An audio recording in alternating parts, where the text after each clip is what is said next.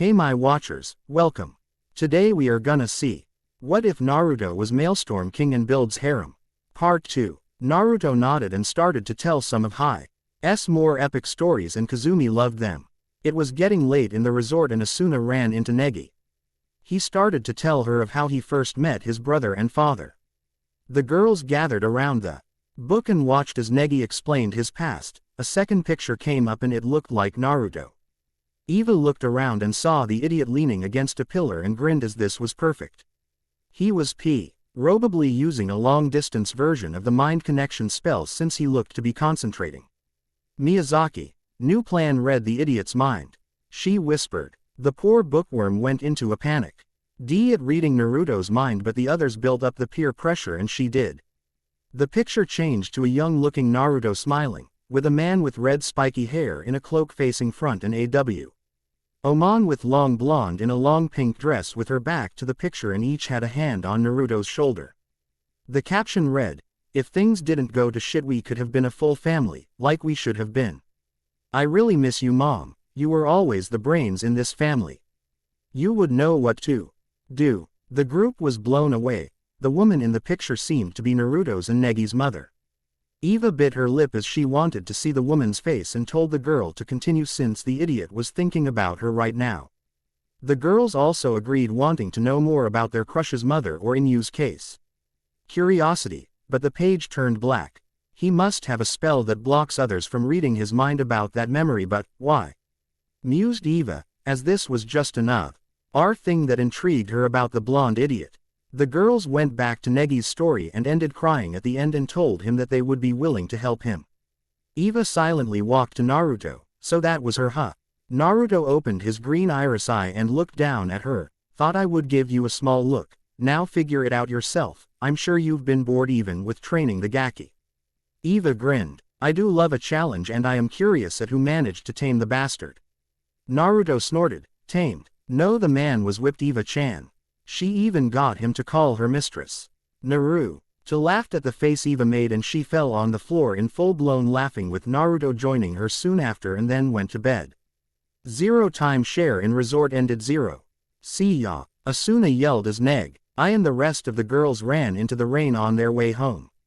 Naruto had let the girls go early saying it was a good day to rest, but the rain seemed to still be coming down heavy. I thought they'd never leave. Eva sighed. Stop whining. Just admit you like them around since you're bored most of the time.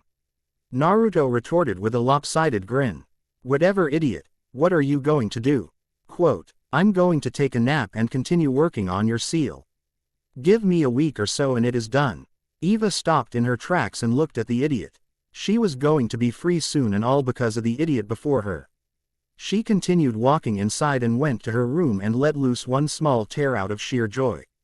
0 in the Chizuru cave 0. Who the heck is this boy? Ayaka demanded. She was irritated at the ebony-haired boy sitting across from her and next to Natsumi. He introduced himself to me by headbutting me in the stomach. Now Ayaka, calm down, said Chizuru. Don't you? Now, me. Now who is this kid and why is he? Yell Ayaka. Why, he is Natsumi-chan's younger brother, Katarao Murakami-kun, of course. Said Chizuru. Wah. Both Natsumi and Katarao asked at Chizuru said. Your brother, right? Chizuru said looking at the two with scary vibes coming off of her. Bridge brother, right? Natsumi answered giving a mock salute. Katarao nodded dumbly. Oh, in that case, please excuse me. Apologized Ayaka. So what brings him to? Well, you see Ayaka, the truth is, back at Natsumi-chan's place, there's such a situation, you wouldn't believe it. And poor Katarao-kun, why? Natsumi-chan's the only one he can come to. Chizuru lied with fake tears, while Natsumi had an annoyed look on her face. Well, if that's how it is, Ayaka said a little unsurely. So is this the old lady who is in charge of the joint, or? Katarao asked Chizuru and Natsumi, while pointing at Ayaka. Ayaka had face faulted and while the other two sweat dropped. Oh old. I'll have you know I'm 14. Why you? Ayaka shouted as she recovered. 14. No way. In dog years, maybe. This was met with Ayaka smacking Katarao on the head. She then pinched his cheeks and began to spread his face. Lu, look who's talking. You trash mouth, squinty-eyed, pointy-headed punk. Were you reared in a barn, or just the outhouse? A tick mark grew on Kotara's forehead and he reached out, doing the same thing to Ayaka. Wak de Guandma, Hosha Guandma, oh you no gu. Natsumi stopped them by separating them and holding Kotaro. But Ainsho, look, he's just a kid. Natsumi defended Kotaro. Like that's supposed to endear me to him, why he is night and day compared to the angelic Negi-sensei. Will you shut your yapping already? Kotaro shouted. Look, just get him out, will you? This is a girls only dorm after all. And with that Ayaka went into her room. I've never seen Ayaka so. Chizuru stated with a finger on her chin. You shouldn't have called her old, Kotaro.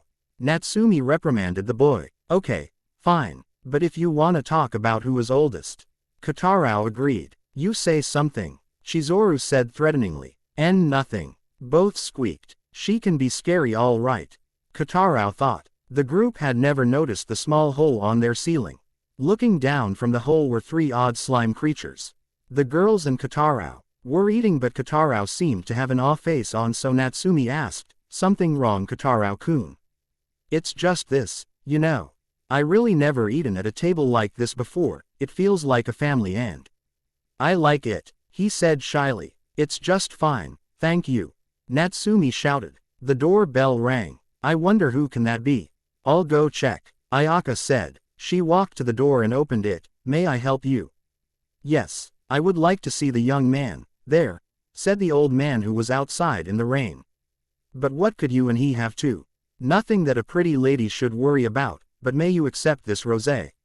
The old man smiled kindly and placed a yellow rose to Ayaka's face. A small trail of dust flowed into her nose. Oh, my, Ayaka said before she fell asleep onto the floor. The man then broke in and he walked into the room and spotted Kotaro. Well, if it isn't Werewolf Boy. I trust you've been well.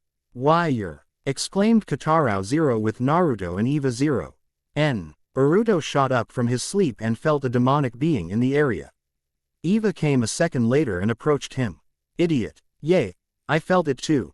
I feel it near Negi, said Naruto as he got ready to rush off, but Eva stopped him.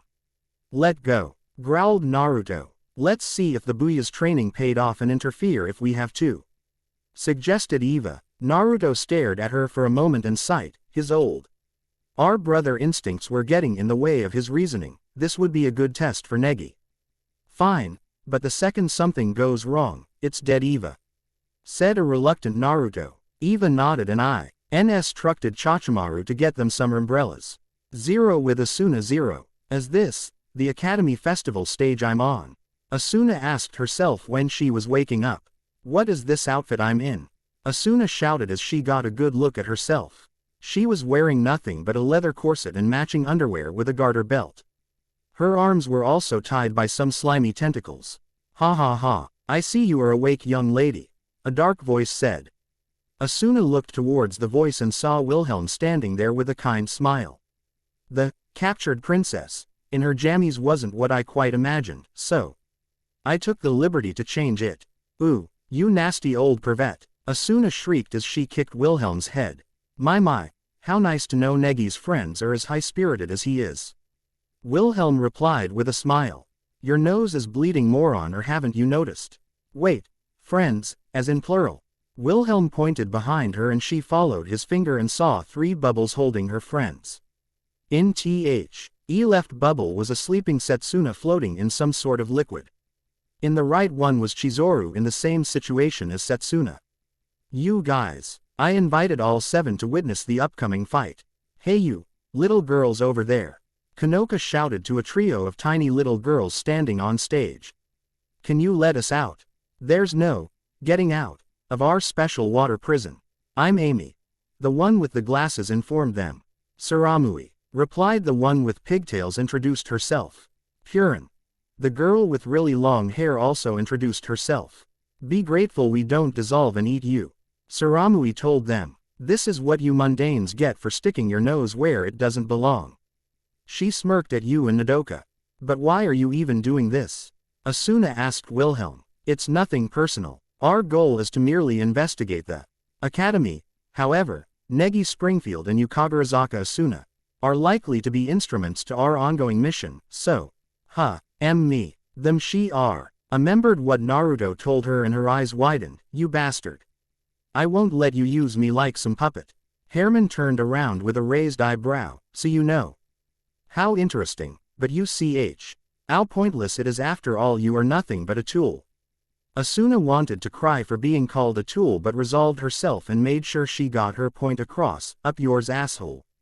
Naruto told me my power is a blessing. Like hell I'll let you use it as a curse. Harem went rigged at Naruto's name and growled, ah yes, young Naruto-kun. Truly a frightening child he is. Did you know he and I fought once? No. So what is this? Revenge cause Naruto kicked your butt. Wilhelm laughed and opened his jacket and shirt and showed a scar on his left lung that seemed to be the size of a fist. Do you see this scar? Naruto-kun gave this to me and it is a consent reminder how a boy the age of 11 beat me. He used some lightning technique that I have never heard of. It sounded like 1,000 birds chirping. He said as he closed his shirt and jacket. Just wait you old perv, he'll do it again. Whispered Asuna to herself as she focused on finding her magic cancel so she could get out of this. It seems they've come. He then looked at Asuna. The connection between Negi-kun and myself are personal. Wah. Wilhelm was watching Negi chant and saw a barrage of wind arrows coming towards him. Very nice. He put his hands up in front of him and cancelled out the attack. Asuna flinched when Wilhelm did that. He deflected Katarao shouted as he landed. Magical barrier. No. It seems something cancelled them out. Negi replied. The two then landed at the top of the audience. Old man. We're here. Said Katarao. Let them go please. Said Negi. Negi. Asuna shouted. Asuna-san. What perverted things are they doing to you? He asked embarrassed. It's not what it seems. The other girls then cheered that arrived. Hey, isn't that the boy from Kyoto? Asked you. Katarao-kun. Nodoka gasped surprised. Who are you, anyway? Why are you doing this? Negi demanded. I apologize for the rough methods, but I just felt that, without the hostages, you wouldn't face me with your full strength. Your full capabilities are what interest me. Actually, if you are able to defeat me, I will return the girls. That is the only condition. What else is there to say? Is that all we got to do? That's too easy, said a confident Katarao. I have no time for this, my students need me, thought Negi. Right, I'm going in. Katarao-kun, you stay back. Negi ordered his friend as he put his staff on his back. What? Katarao shouted. You can't do this, why don't you be the one to stay back? Oh yeah, you're one to talk, that old man beat you. Said Negi Zero with Naruto and Eva in a tree zero. The two sweat dropped at the so-called rescue team. Idiots. The both of them. Remind me to teach Negi some teamwork exercises, Eva-chan. Eva nodded at the Nodio. And since the two boys seemed to be fighting each other instead of the enemy right in front of them. Zero back to child violence zero. So energetic, that's good. Still, I think you'd be better off taking me as one. Wilhelm offered his advice. He then snapped his fingers. Negi and Katarao were surprised when they saw Saramui and Amy behind each of them respectively, while Purin held their legs. Amy and Saramui both kicked, sending the two down the rows. Rolling on the floor they recovered as the three girls attacked again. I thought you didn't hit girls, Katarao-kun? Asked Negi. Girls? No. Amoeba girls on the other hand. I got no problem with. Said Katarao as he punched Amy, sending her into Purin. Cantus Bellix. Negi shouted as he covered himself in magic. Saramui came up and foe. UGHT Negi, and as they clashed Negi saw an opening, double open palm strike. Said Negi he thrusted the slime girl. Not bad, she exclaimed with a smirk. Whoa, Negi, what was that? Katarao asked with a smile. Oh, just a spell that helps provide magic during combat.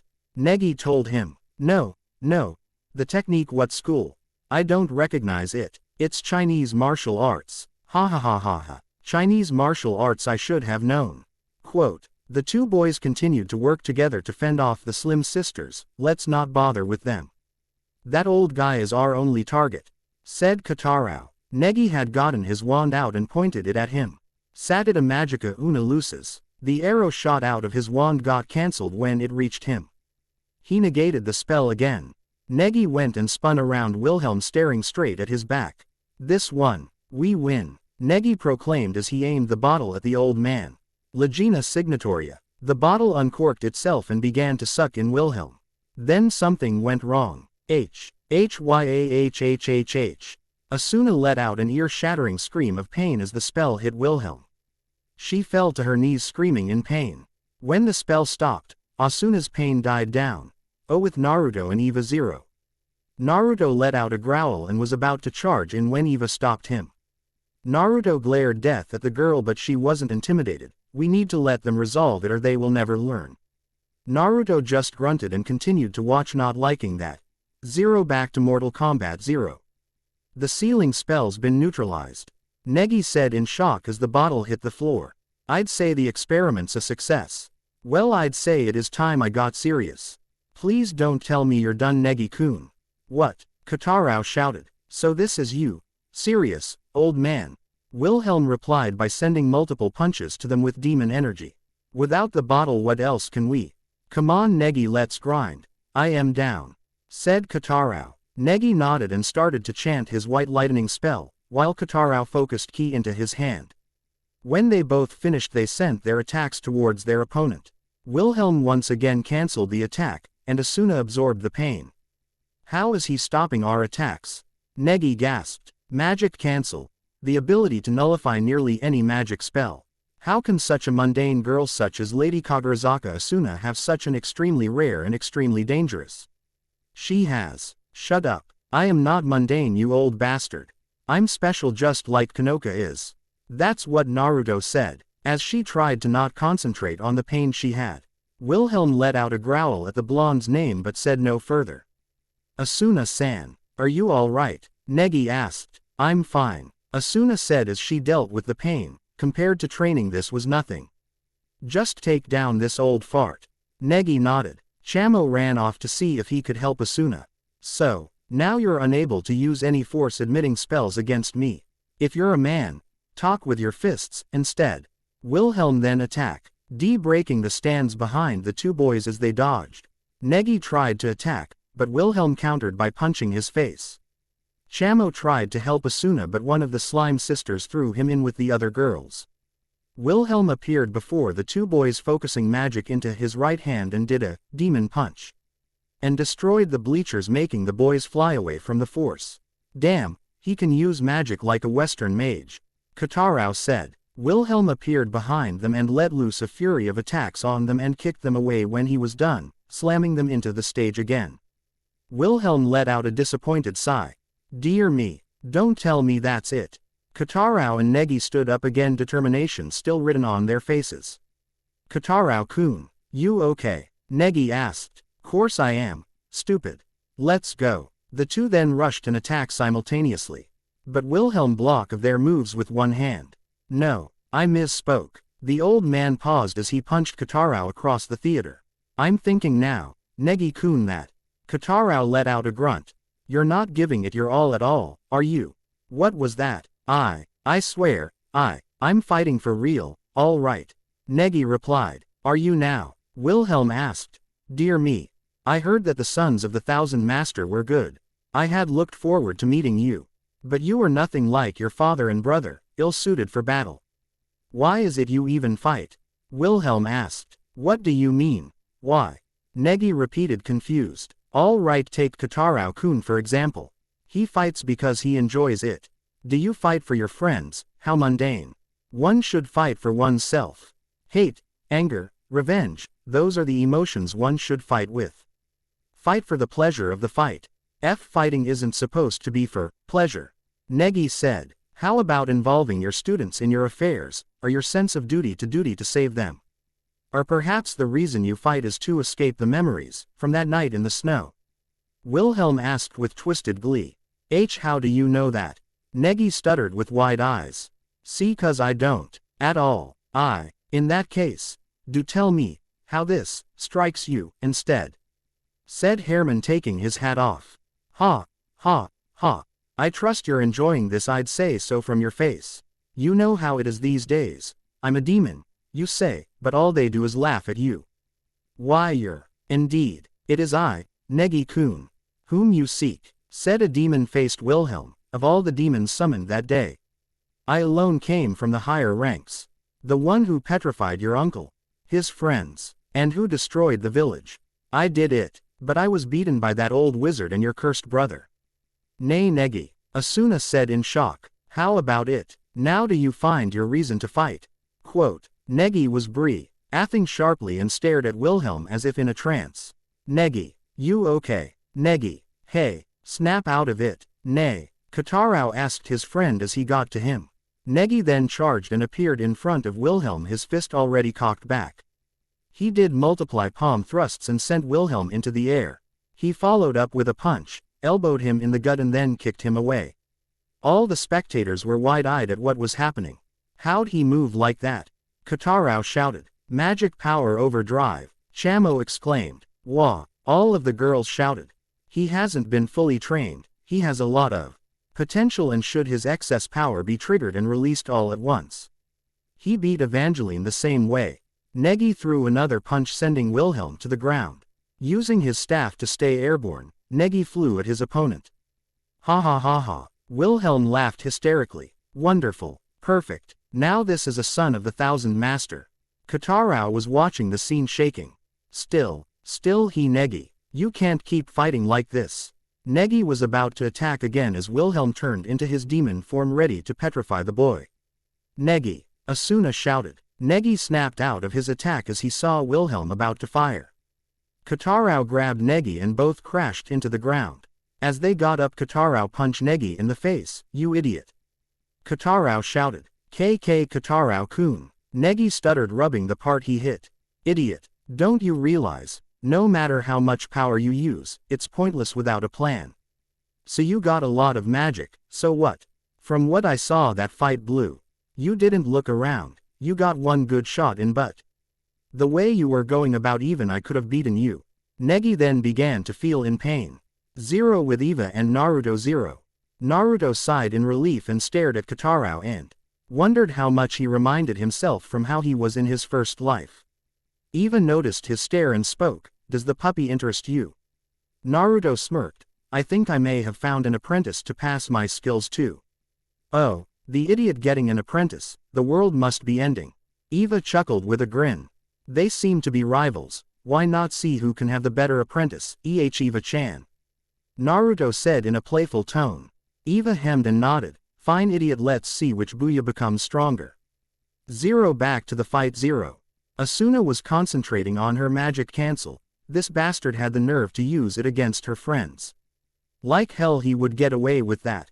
She found finally it and sent it to her slimy bindings and they dissipated. She pulled that damn necklace off, and suddenly Pactios activated even with not having the cards with her, and her outfit changed to her white one she got during Kyoto.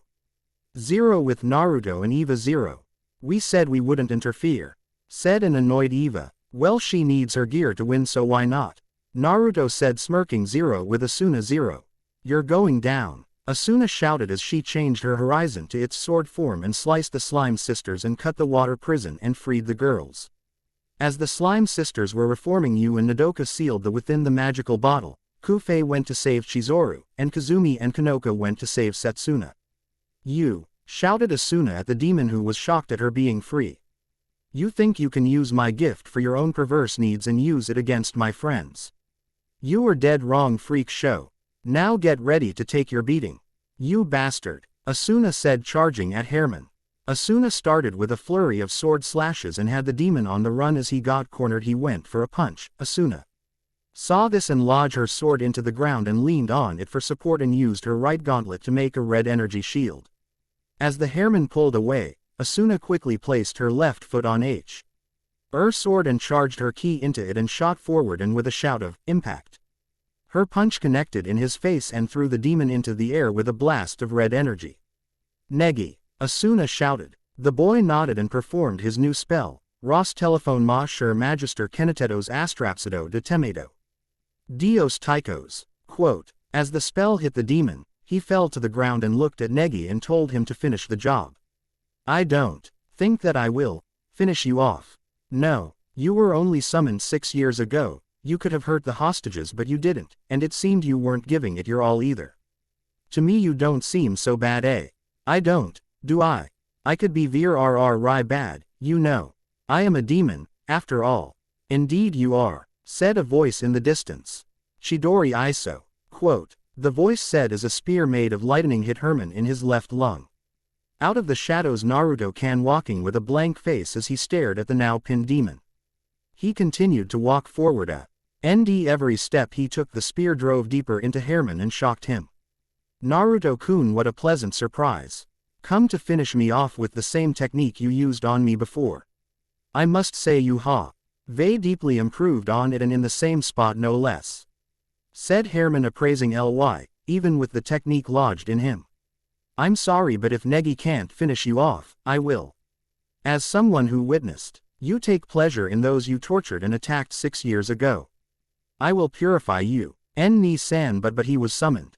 Said Negi. Naruto turned around to face Negi. Negi, could you face Anya and tell her that you meet the one responsible for her greatest pain and say you let him go? Naruto said in a quiet tone. Negi froze at that. Anya's mother was petrified that day and she could have as well if his brother hadn't saved her. His brother had done everything to make the girl happy and feel the love she lost with her mother, even moved her into their home with Nakan and him so she wouldn't be alone and trained her to defend herself like he did with him. She was Naruto's little sister in all but blood. Negi realized that he may be at peace with it but to Anya it was the worst day of her life as much as his. A loose tear fell from his eye at how he could forget about that fact. It was one of his reasons he wanted revenge but his brother had beaten that line of thinking out of him. When he told him a story at how a boy sought revenge and how he ended up with nothing but hate and darkness at the end of his path. Ha ha ha ha ha. You were indeed correct Naruto-kun, but before you purify me that the young Kono over there has the very power to save those who I petrified that day. Said Herman. Peef, you idiot, do you think I didn't know that? Kono-chan has the ability to be the greatest healer to ever exist and I plan on having her reach that level. Said Naruto as if he was stating the obvious. Konoka blushed at the praise she was getting. Naruto leaned down and whispered into Herman's ear, who sent you? The demon chuckled softly and coughed up some blood. Since you have me Naruto-kun I suppose it wouldn't be so bad as to tell you. The ones who sent me the first time. This is for using my princess as a tool and hurting my little sister. Naruto whispered back. The man broke out into laughter and Naruto slapped a high-level purifying charm on him and he turned to stone and shattered into dust. The irony. The next day. Negi was sitting on the railing in front of the world tree. Wilhelm managed to get purified from his brother and he was training Konoka to save all those who were petrified from that day. Since then, Negi sat down thinking of what to do next. Negi, shouted Naruto as Negi turned to see his brother with Kotarou beside him talking about the fight. Yo, he greeted. Listen, I was released from prison due to this incident. I've spoken to the warden already. Kotarou told him. However, since I'm one of the higher-ups here in the academy I was told to look after him. Sorry for not helping sooner Negi but I needed to see what you guys could do on your own. Naruto said with a sad look. It's okay Ni-san. Because of I got to see how strong I really am as well as make my decision. Oh, and what is that? Naruto asked curiously. I'm going to be a combat mage like Tu-san and Ni-san. Oh really now? Naruto asked with a grin along with Kotarou. It felt right fighting like that, especially when helping out my friends. That's right, 'cause guys should fight with their fists. Kotarou exclaimed pumping up his hands. Neg, you remember the story I told you about revenge? Naruto said in a serious tone. Negi turned serious too and faced his brother. Yes Ni-san, I will not follow that path and end with nothing but hate and darkness. I have Oni-chan, you, Anya, Kotarou-kun, and all the girls to be with and protect since they are my precious people. Naruto smiled and ruffled his hair and turned to Kotarou. Ya know Kotarou, you're Negi's rival right? Yay, and I have no doubt you'll get strong but, with Negi having a master and all he might leave you in the dust. Wah, no way Oni-san I'll train till I drop every day. said Kotarou as he crossed his arms in defiance. "Yay, but you'll get a hell of a lot stronger with a master teaching you," said Naruto with a smirk, letting the pieces fall into place. "But who am I going to find to teach me?" said Kotarou deep in thought as he agreed a master teaching him would be better. Kotarou-kun would need someone skilled with Eastern magic, ninjutsu, and hand-to-hand combat, mused Negi. "What about Kaide-san? She's a ninja," suggested Negi. "Yay, but she said she was only stronger than you right now. Soon you'll be stronger than her." Who else?" said Kotarou. Naruto was getting a tick mark on his head and bonked them on the head. "Baka's you got one asking right here." Seriously?" the dog boy shouted. "Wah, Ni-san, you said you couldn't train me since you had to train the girls," said Negi as he glared childishly at his brother. "Yay, but I see something in Kotarou that only a few can truly bring out. Besides, me and Eva-chan have a bet on who can have the better apprentice, and since he is your rival and all, best take him under my wing and teach him," as he eyed Kotarou, wondering how strong he could truly get. "Cool, I got the yellow flash teaching me," the Hanyu said in excitement. He only insulted Naruto during his fight with Negi to rile him up. He knew Naruto was strong, especially from all the gladiator fights he had done in the magical world. "Alright Negi, now that I got a master, let's see who becomes strongest." Negi nodded with excitement. While he would love to have his brother train him, he knew that for some reason Kotarou caught his brother's eye and he would never really question his decision. And now he had a friend to suffer with him from the training of a master. From behind a building, Konoka, Asuna, and Setsuna were looking at the trio mess around. "Well, Naruto-kun saves the day again," Konoka said. "Zero at the airport. Zero. A beautiful girl with dark tanned skin and long blonde hair in a white sundress walks to a cab with a small suitcase. She smirked and looked into the sky and held up her Pactio card. Hope you're ready, Sparky, cause this princess is getting her night back." 1. The medicinal god is referred to Apollo. Asclepius, Apollo's son, was a practitioner of medicine in ancient Greek mythology. The artifact's design came from Lutetia Alpine's boost device called Asclepius in lyrical Nanoa Strikers. 0. Animal Planet, Negima style. 0. Hello and welcome to Animal Plant. Today we will be observing the Konoka, a bubbly and kind species that is actual devious and scheming for things it wants. Today we see her stalking her prey. Slowly the Konoka circles her prey as he appears to be feeding. As she stalked closer, she day as her prey turned and searched for any threats. Her prey was known as the Naruto. As the Naruto continued to feed, the Konoka unleashed her trap. She then tackled the now tied Naruto. What's this? It seems the Naruto was prey for a mating ritual. See, as the Konoka seems to be going to first base on her prey and he helpless stays there. What's that in the distance? It seems to be a wild Asuna and it is on the war path. Run away. I'm not paid enough to sacrifice my life for this network. The image blacks out. 0. Thank you for the comments. Now I know you're all like, where is Naruto? But there are a few chapters where it will be Negi oriented just for the plot, but I will make it funny or as serious and awesome as I can. I will be having a poll soon on what to do for my third story. A few more teasers will be shown and I hope you guys and girls can help me out. No flames. Peace off. 0. Screamed a girl as she fell from the sky. She roughly landed on her butt in the middle of a forest. Oh wow. Damn it, Kami-sama, when you send me to a new world, can't you just land me on the ground? No, you have to do it from the air. Stupid deity. Being a jerk. And why do I feel like I'm 10? This was Naruko Uzumaki, Kami-sama's night and go-to person to solve her mortal problems without lifting a finger, cause she is lazy. Okay, where am I now? She said as she looked around. Vol. She turned to hear a squeak of some kind and saw a fox, a red, orange fox creature with 6 curly tails. Oh Kami-sama, what are you having me do this time? She said as she palmed her face. What is your decree, Ahima-sama? Hey guys, thank you for the comments. Enjoy the chapter. Naruto Harem. Asuna Theodora Evangeline Konoka Setsuna Kazumi Ako.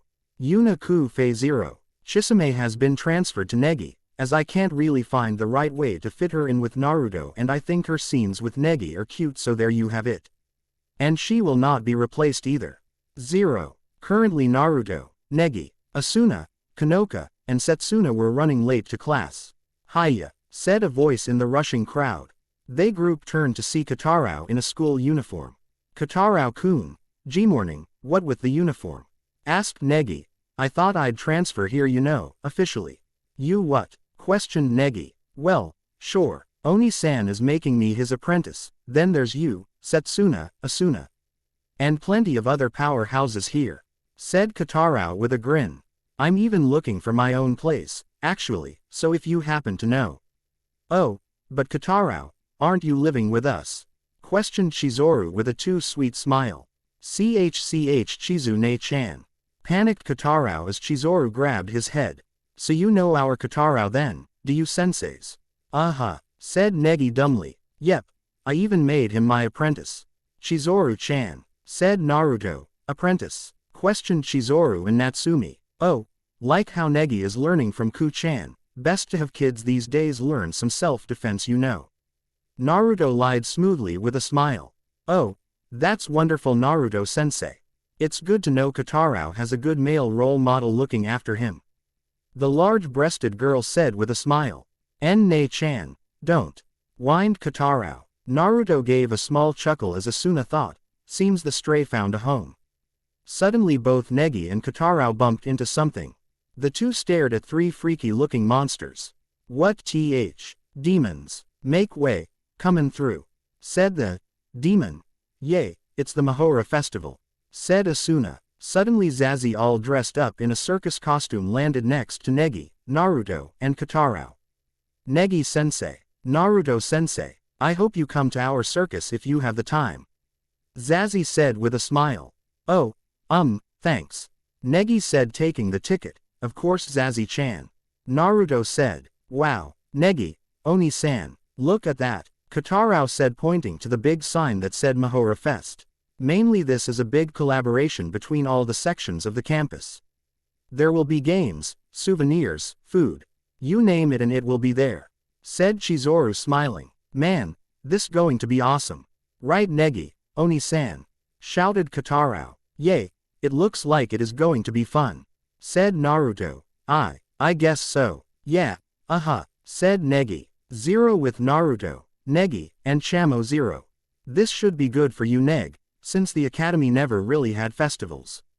"Yay, Naruto Aniki's right," said Chamo. "I wonder what our class will be doing," questioned Negi. "Who knows, but knowing our class it will be extreme," said Naruto as they entered the classroom that got a sight to behold. "Why, hello there, come on in. Welcome to the Merry Maids of 3A Cafe," said Ayaka. "Wah," exclaimed Negi with a shocked face. Naruto whistled. "Girls, I think you just blew the competition out of the water," he said with a smirk. Not really affected by their outstanding cuteness. "We've decided to do a maid cafe," said Ayaka. "The school doesn't mind if we fundraise," said Yuna as she pumped her fist. "I myself am not sure what a maid cafe is, but I have assembled maid outfits for all of us," said Ayaka. "Negi-kun, Naruto-kun, why don't you be our first customers?" "Here you go, Negi-kun," said Shina as she poured Negi some soda. Thank you." "Here, Naruto-kun, I got some for you too," said Kazumi as she poured the blonde some soda. "Thanks." Naruto turned his head and saw Shina asking Negi to pull a bottle opener from her cleavage and how Madoka charged him some ridicule's price. "All right, Naruto-kun, time to pay up," exclaimed Yuna. "But Yuna-chan, I don't have any money on me. There must be some other way for me to pay," Naruto said as his face was in Yuna's and she was blushing up a storm as his hot breath tickled her nose. She stepped back to clear her head. Some of the other girls changed into some more cute outfits. "Well girls, I really have to say each of you look cute and hot all at the same time," Naruto said, giving a beautiful smile to them all, which made those after the blonde go weak in the knees and even those not after him. "Well Sparky, you seem to be having fun," said a voice in a playful tone. Naruto turned around and rubbed his eyes. He was his friend and Pactio partner Theodora Basilia Helatus de Vesperiszemia, third princess of the Hellas Empire in a white sundress grinning impishly. He stared at her and then looked at what she was wearing and his eyes widened. He pointed his figure at her. You're not the real Theo-chan. Theo face faulted at that. Wah. You baka, of course it's me. No way in hell. The Theo-chan I know is the biggest tomboy out there and only wears dresses when she has to. Theo ran up to him and gave him a headlock. Who's a tomboy, you idiot blonde? She shouted. Naruto got out and stuck his face into hers till their noses were touching. You, ya crazy tomboy. Naruto shouted back. The two stayed like that till they broke out into laughter. Hey Theo-chan. Hey Sparky. They both said kindly to each other, and the girls were pissed at this girl since she was acting so close to their hottie of a sensei. Theo turned around the room to scope out any threats to her partner and froze when she saw her. The girl who managed to steal her partner's heart first. She knew who she was, Asuna Vesperina Theodonasia and Theofushia. From her partner she knew all about her past and her power, since she and Naruto trusted one another to no end, well except one little secret from her. In Theodora's mind, Asuna was the only real threat to her for the blonde boy's affection. Hey Naruto, who is she? Asuna said, sounding a bit harsh as she glared at the beautiful dark-tanned skin blonde. Well, little girl, I'm Naruto's partner, she said with a smirk. Asuna's eye twitched at the little comment, since the older girl seemed to be staring at her chest. She was already on her shit list for that one. The magical known people gasped at the term partner, and the unmagical no. WN people gasped in pure horror, thinking their hottie sensei was already hitched. Well Sparky, are you going to keep me waiting, or are you going to introduce me? She said as she crossed her arms. Yay, keep your dress on. Or don't, since you hate them so much. I mean, I am perfectly okay with that, said a grinning Naruto. Peef, you're just like that pervert dad of yours. I don't know how your mom put up with him, she sighed. That was another shot to those after the blonde male. This girl seemed to know his parents and was friendly with them. They needed some kind of edge. Class, me, Ed, my childhood friend Theodora Basilia Helatus de Vesperisthemia. Theo-chan, this is my class, and the Nagi clone in the back is my little brother. Theo turned to see Negi. Wow, he really is the aka Baka's clone. Hope isn't as, how to say this, stupid, Naruto said plainly. Yep, that's the one. She nodded. Nah, he's smart. Probably got mom's genes in the brain department. Though Ero-sensei would say he has the luck of the gods with all the eki things that happen to him. Theo shivered at the thought of Negi meeting Jack. The other's sweat dropped at how casual the two were talking about Negi's eki magnetism. Naruto-kun, I needed to talk to you about, said Takamichi as he entered the classroom and he spotted Theodora. Theodora-sama, a pleasure to see you again. He with a deep bow. This proved to put even more of an edge on the girls. It seemed this girl was royalty or something. Hey Michi, both Naruto and Theo said at the same time. What are you doing here? Questioned Takamichi, as the royal princess of the Hellas Empire coming here unannounced was a big deal. Theo shrugged. I felt like it, and besides I need to get this baka home. She finished as she pointed at Naruto. That was the straw that broke the camel's back. This chick was going down. No way they're losing their smexy hot hottie mchot sensei. Naruto's eyes got widened. Oh yay, I was only supposed to stay till Negi got settled, my bad. Naruto said sheepishly. Theo got a tick mark on her head. You're bad. You weren't around to scare my suitors away. I had to do it myself and it was getting tiring. That's the only reason you keep me around. To scare people for you, he said as he pouted. Well, you do it so well, so yay. She grinned. Naruto cried anime tears and went to hug Asuna, and she blushed at this as the blonde fake cried on her shoulder. This caused to irritate Theo. Asu-chan, only your tomboyishness can match that of the evil Theodoras. Quickly vanquish her, he said as he stood behind Asuna pointing at Theo. Asuna growled and bonked Naruto on the head. Who you calling a tomboy, blonde? Well, maybe she isn't so bad, thought Theo, seeing the two interacted with a grin. Takamichi saw Theo staring and backed away. He knew when a storm was coming and wasn't going to stay. Never mind Naruto-kun, I'll do it myself, good luck, he said as he ran. out the room crying for his friend's survival. Michi, Michi, you traitor, yelled Naruto. Naruto quickly turned around. I need to see what he needed. I'll leave it you neg, may you die as you lived, and whatever the rest is. As Naruto ran out the room, the temperature dropped to 0 as Theo and the girls had a standoff. They stared until Asuna spoke up. So, you're Theodora. Theo grinned. Yep, what? Naruto talks about me. Asuna smirked. Nope, not one bit. Theo growled but cooled down. No way some brat would get the better of her. Well, I have heard about you and your little head problem. Theo said, tapping her head mockingly. Asuna's eyes went wide at that. She knew about her sealed memories, but he told you. A bit of panic in her voice. Theo stepped closer to her and whispered in her ear. We are partners, friends since we were kids. We tell each other everything and don't go thinking just because you got him first, it means he's yours. Asuna blushed at that. She got Naruto first. What do you mean? She whispered back. Theo stepped back and grinned. She doesn't remember. Perfect. You'll just have to remember, I guess. There was a bit of taunting in her tone. Probably referring to the memory seal. Asuna growled and was ready to attack until Naruto entered the room. Naruto saw Theo and Asuna glaring at each other and sighed. He knew this would happen. Baka. The two shouted and punched him on the head. Owie. Kono-chan, please kiss it and make it feel better. Naruto said, referring to the lump on his head. Konoka giggled at his antics and did so with pleasure since it irritated Theodora. Alright girls, I'm going to catch up with Theo-chan here. I leave the rest to you Negi, see ya.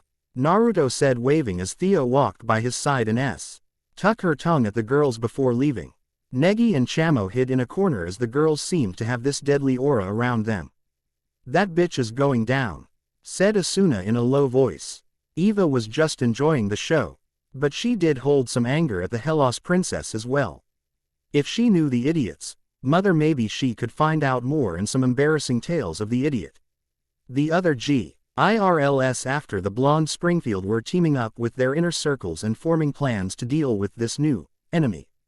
0 with Konoka and Setsuna 0. Konoka was currently wearing a military uniform and had one of her fans out. She was pacing back and forth in front of Setsuna, who sat idly while she awaited her lady's command. Sei-chan, your mission is to investigate this Theodora and try to find any weaknesses she has. So we may strike her down and keep Naruto-kun for ourselves. But Ojo-sama, don't you mean for you? Questioned Setsuna with a blush. Setsuna started to sputter. Ojo-sama. I don't. I mean why? Konoka sighed and patted her friend-servant on the shoulder. I know how you love strong men, Sei-chan. Just admit it, it's easier that way. Setsuna turned scarlet and muttered something.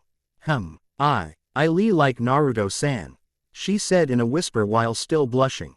Konoka glomped her friend with glee. Now she just needed Asuna to admit it and the four can be together. See, much better. Now do you accept this mission? Hi, Ojo-sama. 0 with Yuna, Akko, and Akira 0. Dang that blonde hussy, getting all up and close with Naruto-kun. How can I beat a childhood friend? Yuna said, walking around their room. Akko's confidence was going down at the hope of getting the blonde sensei. She had just recently found out that Yuna likes Naruto also, but she has yet to talk to her about it. Only Akira knew her crush on the blonde and she was watching Yuna also pacing around the room. Akira gave a quick nudge at Akko telling her to speak up. Yuna, you like Naruto-sensei, right? Yuna turned to her timid friend. Yay. Akko started to fidget. I also like Naruto-sensei, she said in a quiet voice and closed her eyes. Yuna stared at her friend and sighed. This was big. As when two friends like the same boy was the kind of thing that could kill a friendship, and Yuna was never one to kill a friendship, but she really liked Naruto and she Lee couldn't blame Akko for liking him too. This sucked. Okay, before this new threat we need to talk about this, Yuna said calmly. Agreed, Akira said, not wanting her friends to fight over their sensei. So what do we do? Asked Yuna. The three sat silently thinking about this, until Yuna got an idea and grinned. Share, she simple said with a naughty smile. Share, Akko and Akira blurted out. Yay, I mean we're friends, right? Why not share an awesome guy like Naruto-kun? Yuna stayed as if it was a fact. But, that is so perverted. Said Akira blushing. How so? You tell me a way that both Akko and me can be happy and keep our friendship. Besides, I have always been a little curious. Said Yuna with a grin.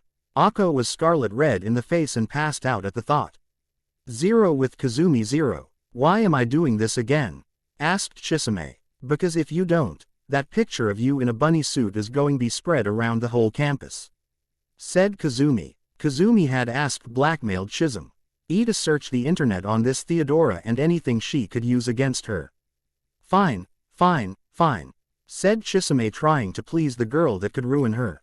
That's what I thought, Kazumi said, as she rubbed her camera thinking of ways to humiliate the blonde girl in front of Naruto. She gave an evil laugh, one that would make Eva proud. Zero training time for Katarao. Zero. Katarao had always thought he had a lot of energy. He thought he could take a beating, but this training was ridicules. In the mornings he had to run around a desert, while reading a book on high leve L charms and while dodging magic arrows from his master. Plus the 100-pound weight seals on each leg did not help with the dodging.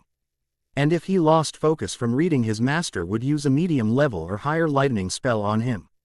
In the afternoons they spared and he would teach him weak points on the body and where to aim certain attacks, ranging from killing blows to how to incapacitate quickly and silently.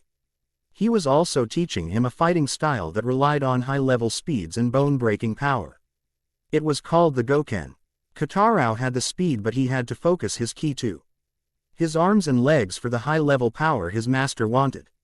At night he would train in ki control, and he would have to say that this was insane. He had to cut, not smash, not punch, not turn to dust, but cut a 10 by 10 foot block of stone with his hand and use ki to do it. It was impossible, he thought, but when his master did it in front of him he was awestruck, especially when he made a statue of himself out of the block. His master had said this was how he learned to fine-tune his ki till it was as sharp as a blade, and had finished saying by the time that Katarao could do this on instinct he would be very powerful.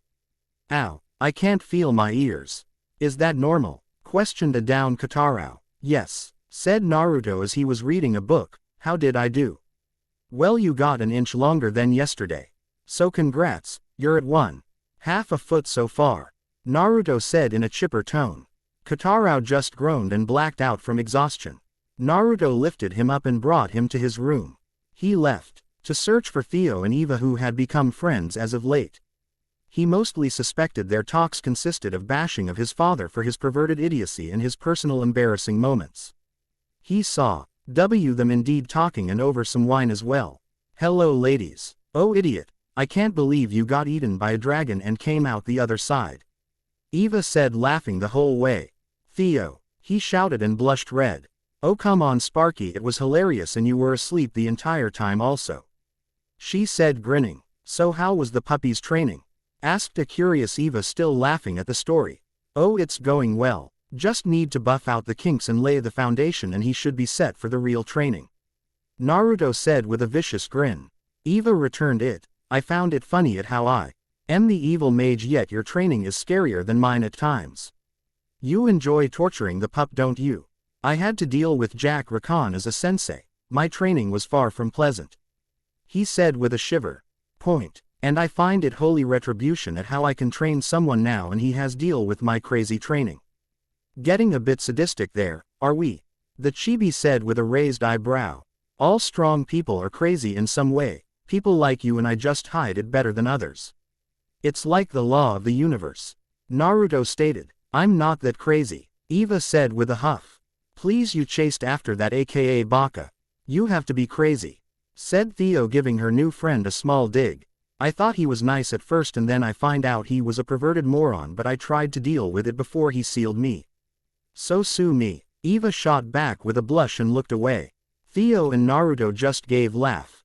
Asuna. She was standing in front of Takahata on what seemed to be the last day of the festival. I care about you, and I always have. She shouted. Well, you really didn't need to tell me, Asu-chan, 'cause I know you do and I care for you, now and forever.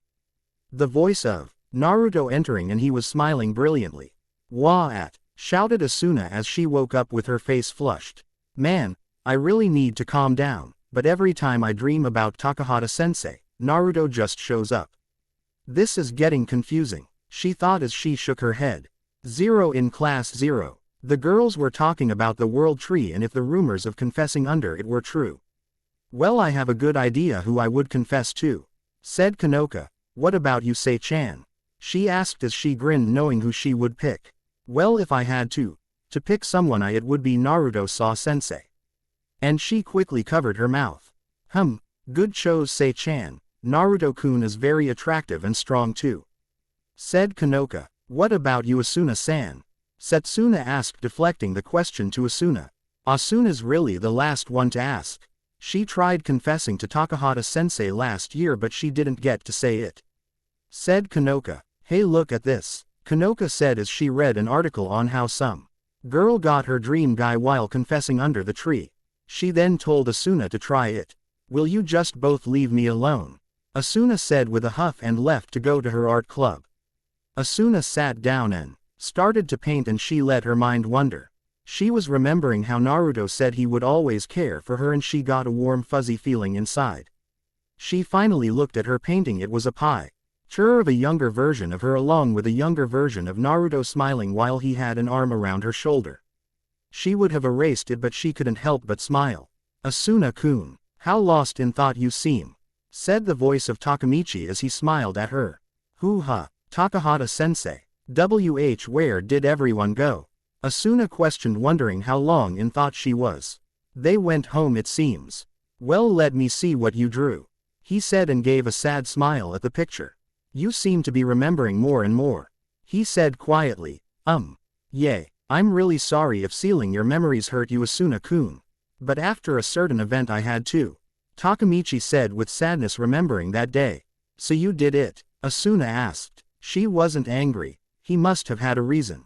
Yes. I'm wondering, was I close to Naruto?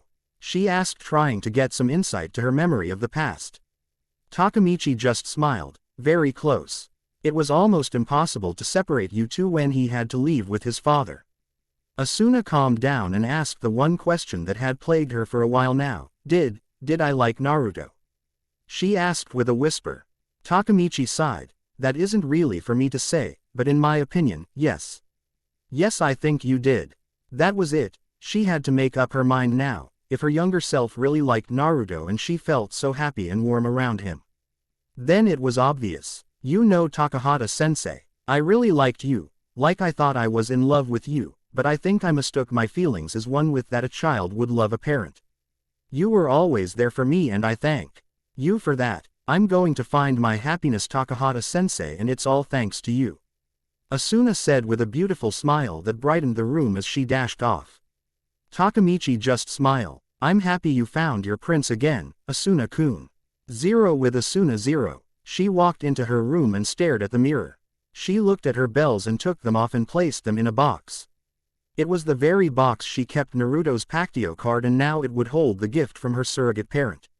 She took the long white ribbon that was used to wrap her gift Naruto had given her and cut it in half and made 2 bows that now held up her pigtails just as her bells had. Well, time to find some happiness, she said as she left the room and searched for Kanoka, Setsuna, Negi, Chamo, and Naru-kun. 0 with Naruto 0. Naruto was currently reading in his and Setsuna's room. The current occupants were Negi, Chamo, Setsuna, Kanoka and Theodora. Setsuna was sharpening her sword. Kanoka was reading a spell book. Theo, Negi, and Chamo were talking about the magical world and some of Nagi's and Naruto's adventures. Just then Asuna busted into the room smiling like no tomorrow. Naruto, you and me are going on a date and I want no ifs, ands, or buts, got that? She said as she grinned in his face and poking him in the chest. Naruto went wide-eyed at the demand. Theo just stared, wondering where this came from. Setsuna and Kanoka gasped, but Kanoka was thinking at how this was all going according to her plan. Negi's jaw dropped and Chamo just grinned, just what he would expect from his eldest brother. The ladies literally demand dates from him, he was just that good. Well, I guess I can agree with such a request. Hope you like fun though, cause there is going to be a lot of it. Naruto said with grin matching hers. This is going to be interesting, thought Theo. 0 The next day 0. Hey Akko, said Maki. The sports four were together and started talking in W. Air commenting on the guitar on Akko's back, but then she started to trip over. She suddenly felt that something caught her and turned around and saw Naruto. Man, we really need to stop meeting like this, Akko-chan, said Naruto, smiling in his usual way. Akko blushed prettily. Then thank you, Naruto-sensei, she said as she bowed and almost tripped over again due to her guitar. We'll see ya girls, I got a meeting to catch, Naruto said, waving. Naruto continued walking, ignoring the whispers of how hot he looked and such. Naruto was wearing black jeans, a white long-sleeve shirt, black and white checkered shoes, and had a gray hoodie on. He spotted Asuna leaning against the wall of a coffee shop, and she was wearing a black tank top with a white zip-up vest over it, along with a blue skirt and white belt. And to finish it off, she had high heels on. 0 Play World Is Mine, by Miku Hatsune 0. It really took his breath away. Well, Asu-chan, you are looking beautiful, Naruto said with a kind smile. Asuna blushed looking at him and heard his compliment as she turned her head away. Why yay, and you really clean up nice too. Well, Ahima-sama, where to first? He questioned teasingly. Why, you're the guy, I thought you knew where to go already, she said, trying to dodge the responsibility of planning out the day. Ah, I do, but as a gentleman it is only right to ask the lady and if she wants to go anywhere specific first, Naruto said with that charming smile of his. Asuna blushed again, told him to go where he planned to go. 0 A little bit away 0. Kanoka, Setsuna, Theodora, Negi, and Chamo were watching the date progress. Wow, Naruto-kun really knows how to treat a girl, Kanoka said, and Setsuna nodded. Well, of course, his mom beat the gentleman into him, thought Theodora. Take notes, Negi and Iki, 'cause this is a great chance to see a master at work, Chamo said proudly as he observed Naruto. Hate to burst your bubble, Chamo, but Naruto really doesn't have all that much experience with dating. Well, except for me, Theo proclaimed proudly. Kanoka and Setsuna glared at her. But knowing Sparky, he is going to make it special, that's for sure, Theo said, but she was worried if he would end the date like he ended them with her, a kiss on the lips. 0 Back with the couple 0. What flavor do you want, Asu-chan? Naruto asked as he was getting them ice cream. Ah, vanilla. All right, 2 vanillas please. Naruto handed the treat to Asuna and they continued walking around as people set up stall for the festival. Asuna kept sending glances at Naruto as he ate his ice cream. She had noticed he had gotten some on his nose and sighed. Man, without a woman's touch, you guys are nothing but slobs, Asuna said as she took out her handkerchief and wiped his nose. Naruto scratched the back of his head and laughed. Yay, I agree, but without us guys around, you wouldn't have as much fun, Naruto said as he finished his ice cream and snatched Asuna's and started licking it. Hey, that's mine. Oh, and how are you going to get it back? Naruto questioned with a grin. Asuna growled but a second later smirked. She walked up to Naruto, placed and around his neck and looked like she was about to pull him in for a kiss, and Naruto was leaning into it, but she snatched her ice cream back and backed away, giving a teasing smile. Naruto blinked and then pointed at her. You do not tease. I'm the one who teases, he said as he was stating a fact. Asuna just grinned and licked her ice cream. Well, if you can't take it then don't steal my ice cream. Naruto gawked at her. She was acting way bolder than she usually was, but he got a smirk and decided to get one last tease in. Hope you like that indirect kiss, Asu-chan. She blushed. Mike read and dropped her ice cream on the ground. She growled and chased the blonde around till they got to some of the prize booths that were open. There were numerous types of games, but the two settled for a target gallery. How about a bet, Asu-chan? Okay, what's the bet? I win, you give me a kiss, Naruto proclaimed boldly. Wah. But what if I win? She asked with a blush. Simple, I give you a kiss. But either way we kiss. Quote, yep, and start, Naruto said as he hit his first target. Asuna, being the competitive type, quickly switched from panicking to not wanting to lose mode. He and Asuna won and made Naruto carry a big lion plushie, half the size of him. So, when do you want that kiss? Asked Naruto, grinning that infectious grin. When I want it, Asuna said with a hoo. and crossed her arms and turned her head so Naruto couldn't see her blush. They were walking to the world tree and sat under it. Asuna was hugging her lion plushie closely and sat next to Naruto. And watched as the wind whisked around them and saw it fly around Naruto and whipped his hair around and just made him look really dreamy. They watched as the sun was setting and Naruto grinned at her and moved closer. Asuna's face was heating up the closer he got. The glow from the sunset just amplified her beauty in his opinion and he kissed her. Asuna didn't fight it and just leaned into the kiss and enjoyed the warmth and love coming from it. Naruto separated their lips and smiled at her. I thought that I got to say when I wanted the kiss. Asuna questioned but her voice was squeaky. I know, that was just the kiss for the date. Naruto said and the two sat there as the sun went down. 0. Bingo people, that is how it is done. Hope you guys enjoy. RR. No flames. Peace off. The festival is underway. Bedded by Turkey Sama. 0. In a dark room, Asuna was tied up and blindfolded. Would you like to play a game? Asked a deep menacing voice. Oh Kami, I know this movie. Asuna shouted in her mind with fright. Just kidding, said a cheerful voice that sounded like Kanoka and as her blindfold was removed she did see said girl in front of her. Kanoka, why am I tied up?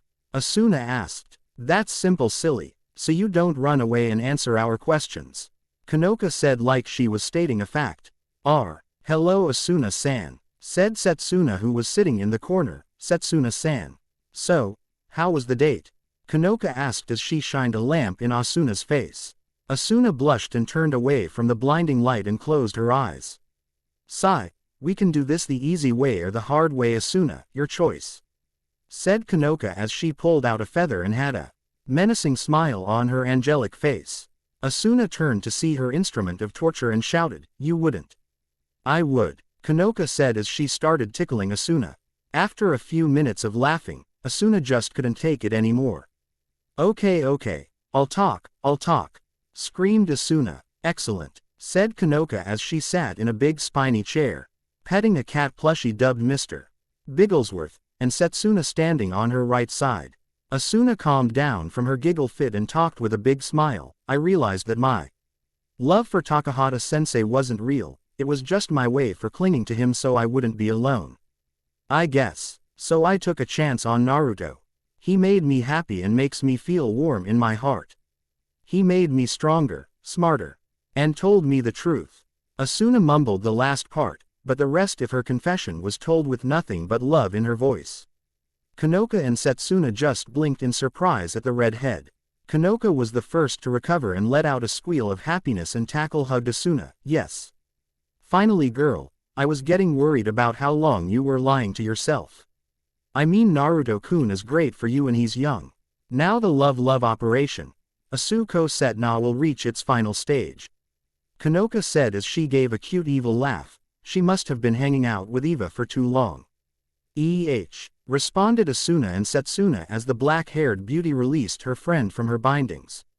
Kanoka just looked at them with a boring look and sighed. It seemed she would have to be the brains in this harem. Must I explain this slowly to you too? We each like Naruto-kun, so the best way to keep our friendship and get our favorite blonde is to share. Honestly say and I have been dropping hints for a while now. We can't just do that. Asuna exclaimed. She kind of wanted Naruto to herself, but if she would lose her closest friends, damn hormones and conflicting feelings. Too bad. We will do this and have kinky foursomes. This I swear, Kanoka exclaimed as she pointed her finger in the air.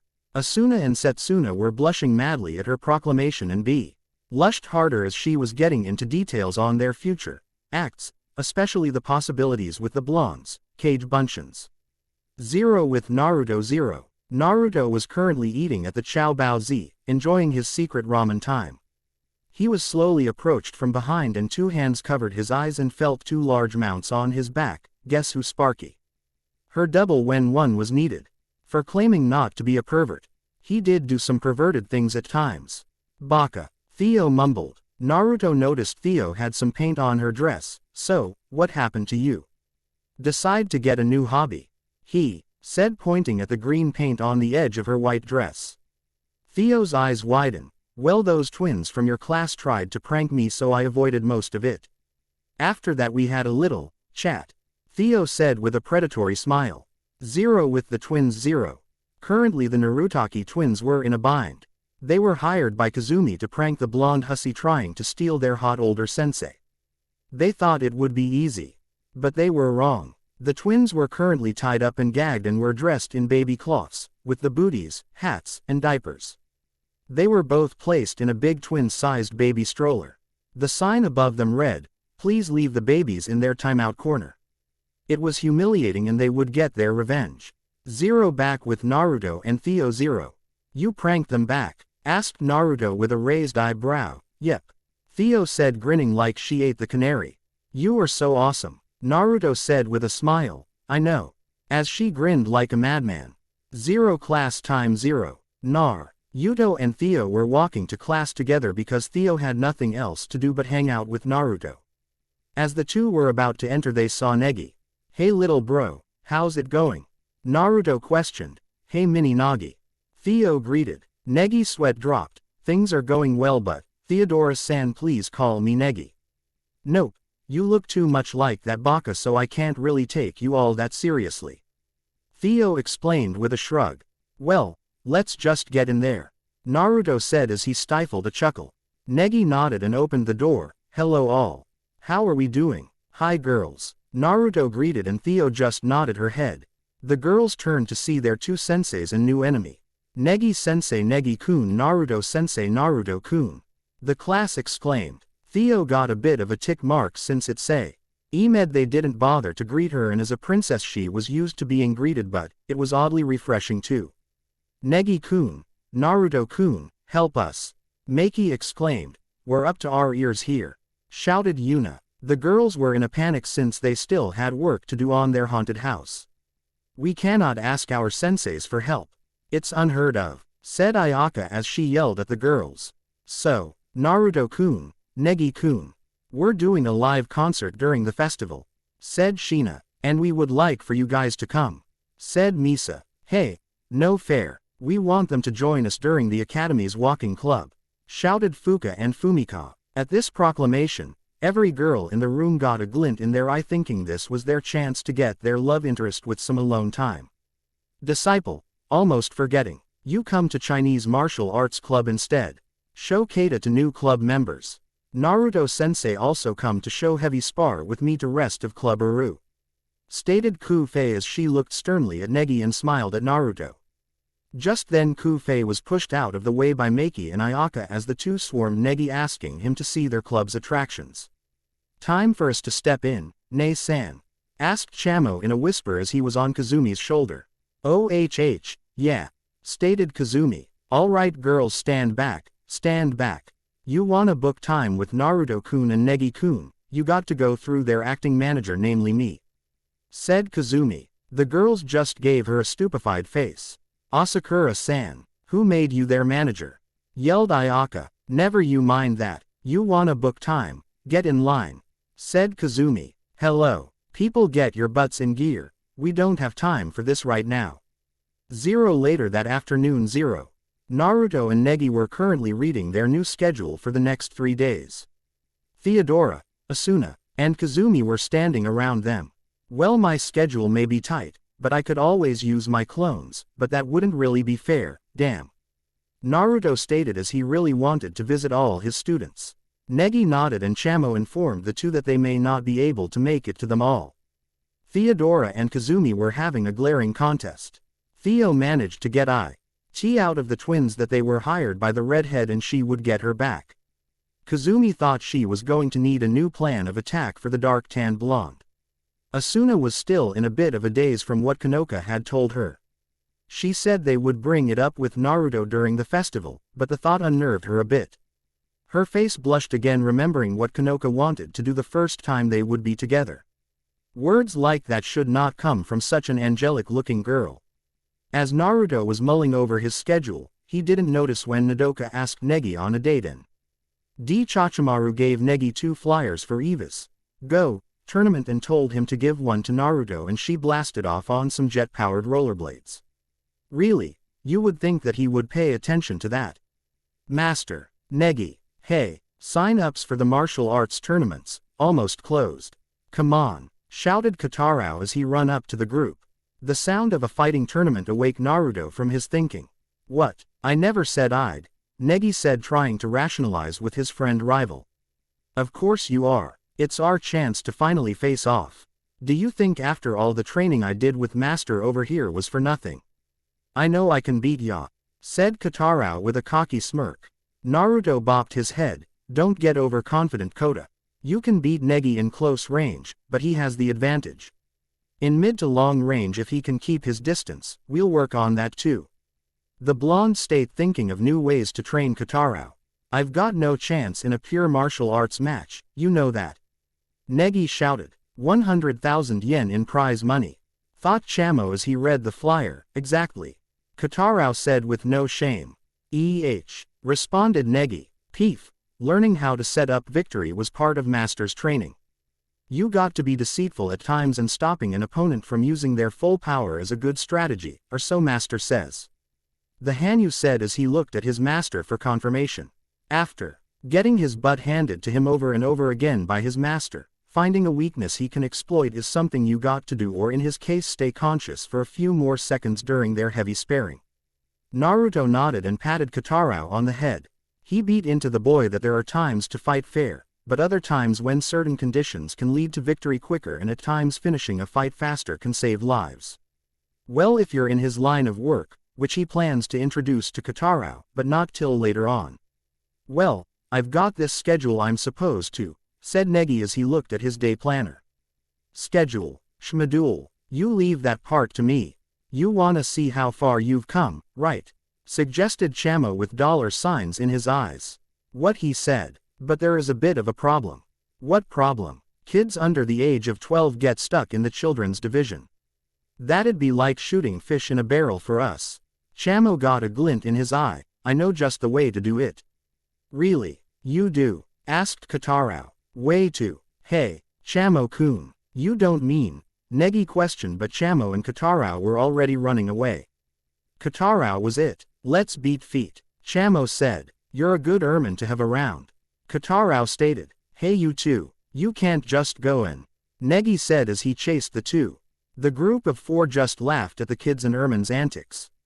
Hey, Naruto-sensei, shouted Akko in the distance, but when she saw Naruto with his lady friend, she frowned a bit and was feeling a bit self-conscious.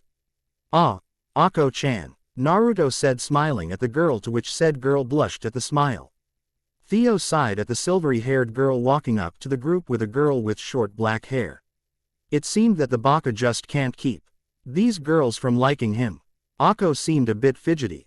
Naruto-sensei, I was wondering if you wanted to come to the upcoming conk. She was cut off from the sound of two teenagers walking up to the group.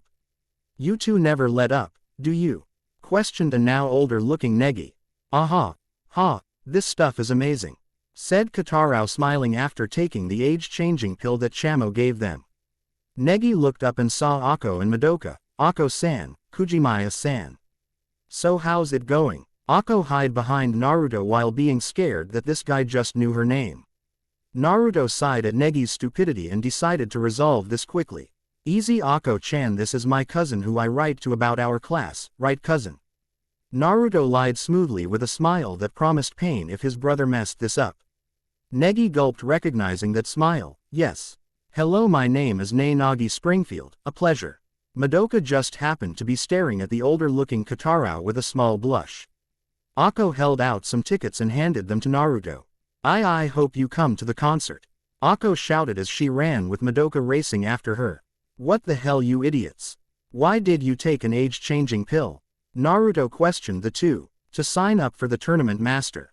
Kotarou answered straight away. Naruto sighed. Fine, go sign up and take one of my clones too, so I can fight too. Both paled at the thought of fighting him. They heard some mumbling in the distance. The same thing year after year. Help us set up Eva-chan. Sheesh. Eva turned to see the bastard that had sealed her and his first son. She quickly rubbed her eyes. Sweet Kami. Am I having that dream again? Nagi, you bastard, what are you? Eva shouted. Ah, Evangeline-san. Quote. It's you. For a moment there I thought. Relax, Eva, it's just the clone. Theo said with a chuckle, seeing at how flustered her new friend had gotten. After a detailed explanation at the new appearance. "So to sign up for a martial arts tournament, huh? Yep, now that he's like this. But the idiot is still better. The idiot is mostly likely to enter too. Right then, I'll be entering also. A master needs to see how far their disciple has improved," Eva said, grinning. The two younger boys paled even more now. Naruto and Evangeline are going to be in this tournament, they're doomed. Eva gave a chuckle at the boys' faces and turned to Naruto. "Idiot, most likely you are entering as well. If you lose, you have to spend the entire 3 days of the festival with me," the chibi boldly declared. Theo glared at the girl along with Asuna and Kazumi. Theo knew she had a crush on Nagi, but to move it on Naruto, damn that flirtatious baka. "Peef, you make it sound like I'm going to lose. You know, unless you can use your powers, that I'm the strongest person on this campus," Naruto boldly claimed, "unless his Uncle Al used his Pactio, that is." Eva chuckled. It seemed the idiot did carry his father's arrogance, but they both could back it up. "True, as expected of my knight," Theo said. "Knight?" questioned everyone but Naruto and Eva. "Yay, Sparky here is my royal knight when he's in the magical world." Asuna and Kazumi went wide-eyed. That was how she got so close to their love interest. She always had him around her. "Hey, has anyone seen Konoka and Setsuna-san?" Asuna asked while keeping in mind what she just heard. The group just shook their heads negatively. "Zero somewhere else, zero," reports Sei-chan. "Hi, from going through the enemy's luggage, all I could truly find was that she had very adult tastes in undergarments, Ojo-sama." "How very adult tastes?" "Black lace with frills, Ojo-sama." "I see. Very well, Sei-chan. Quick, to the lingerie store," said Konoka as she dragged Setsuna away, who had a stupefied face.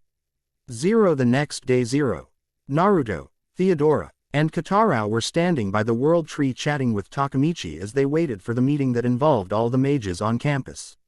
Naruto and Katarao saw Negi and Etsuna run up to the meeting spot, and Negi seemed to be in awe at the number of mages on campus.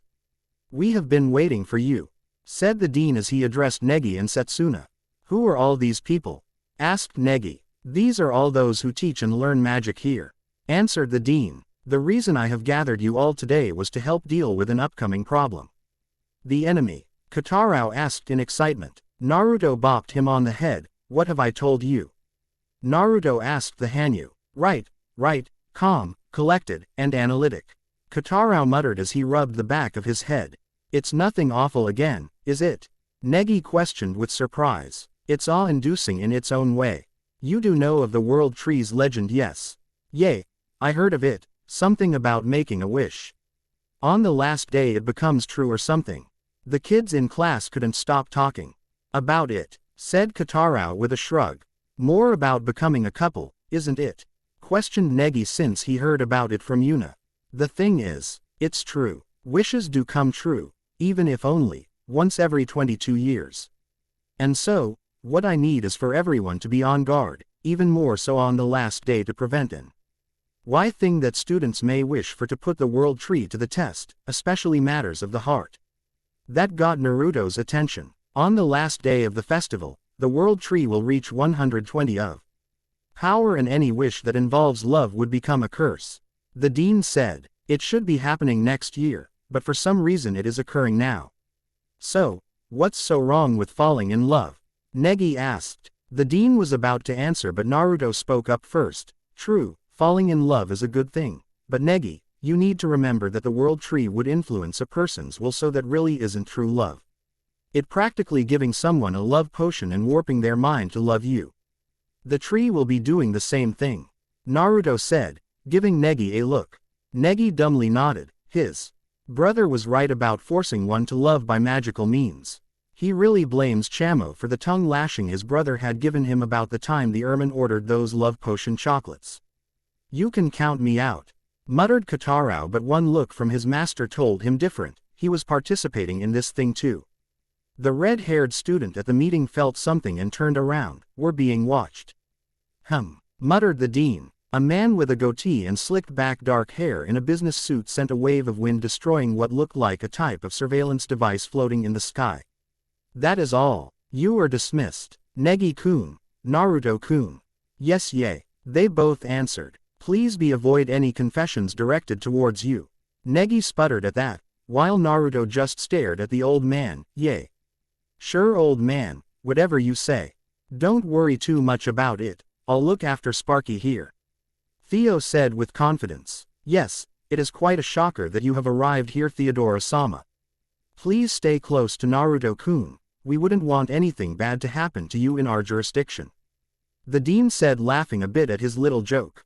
Theo nodded and the group of 5 left while chatting about how the World Tree's legend was actually true and how it would interfere with Naruto's and Negi's schedules. They continued walking till someone bumped into Naruto. Hey, are you alright? Naruto asked as he helped pick who seemed to be a girl up.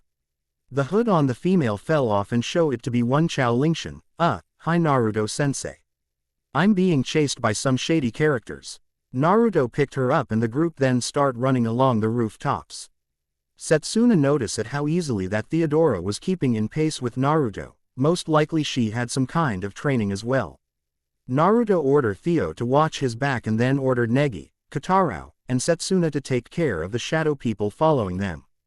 Chao-chan, explain, Naruto said sternly. Chao cringed in fear at the tone, remembering it all too well when she did something wrong when she was younger. I'm being chased by some evil mages.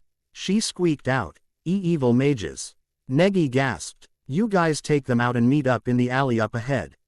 Naruto ordered as he and Theo dashed ahead, leave the 3 to do their job. Naruto landed softly on the ground and allowed Chao to stand on her own as she leaned on a wall for some support. Phew, thanks for the save, guys.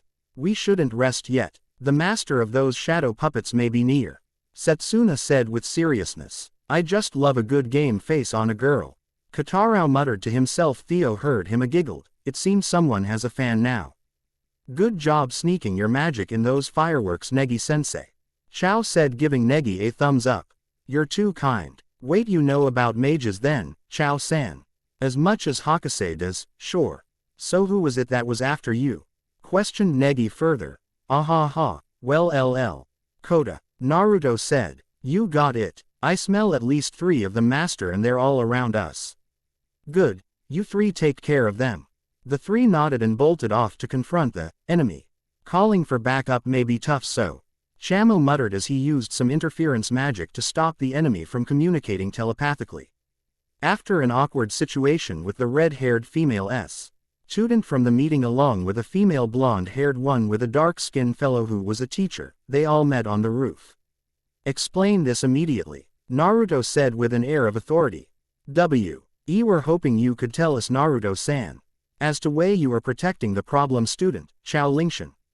Because she is my student and therefore, if I see someone chasing her I will take action. Naruto stated with narrowed eyes. Ah, I see, you are her teacher, but have you been told about her? No, what should I be informed about? Naruto asked. I see, well then if you don't know then, Chao Lingshan comes with us. Spoke the man as he adjusted his glasses. Naruto laughed at the man, making said man raise an eyebrow. What makes you think you can order me? If I remember correctly, and I do, the dean has given me the highest level of authority just under his own, like Takamichi has, so if I wish for Chao-chan to stay, she stays. Naruto said with a smirk. Kotarou laughed at how his master just owned the guy, and Chao smiled. The man began to sweat a bit at the declaration. She has disrupted the school's rules and threatened our society. This happens to be the 3rd time she was caught. We will need to wipe her memory, he said as he approached Chao. Said girl was hiding behind Naruto's back with a scared look in her eyes. Naruto set loose a burst of magic that stopped the man in his tracks and glared at him coldly. I believe I just told you that she is staying. But she has even been known to aid the criminal Evangeline upon occasion. She is not to be taken lightly. The man declared, and Naruto's look became even colder. Eva became a criminal by necessity, not by choice, but in order to live. Do not just pass judgment on those you know nothing about by the words of those you follow. Agreed. Evangeline-san happens to have become a friend of mine in the few days I have come here. To vouch for my knight's student as well, she is under my protection from this moment forth.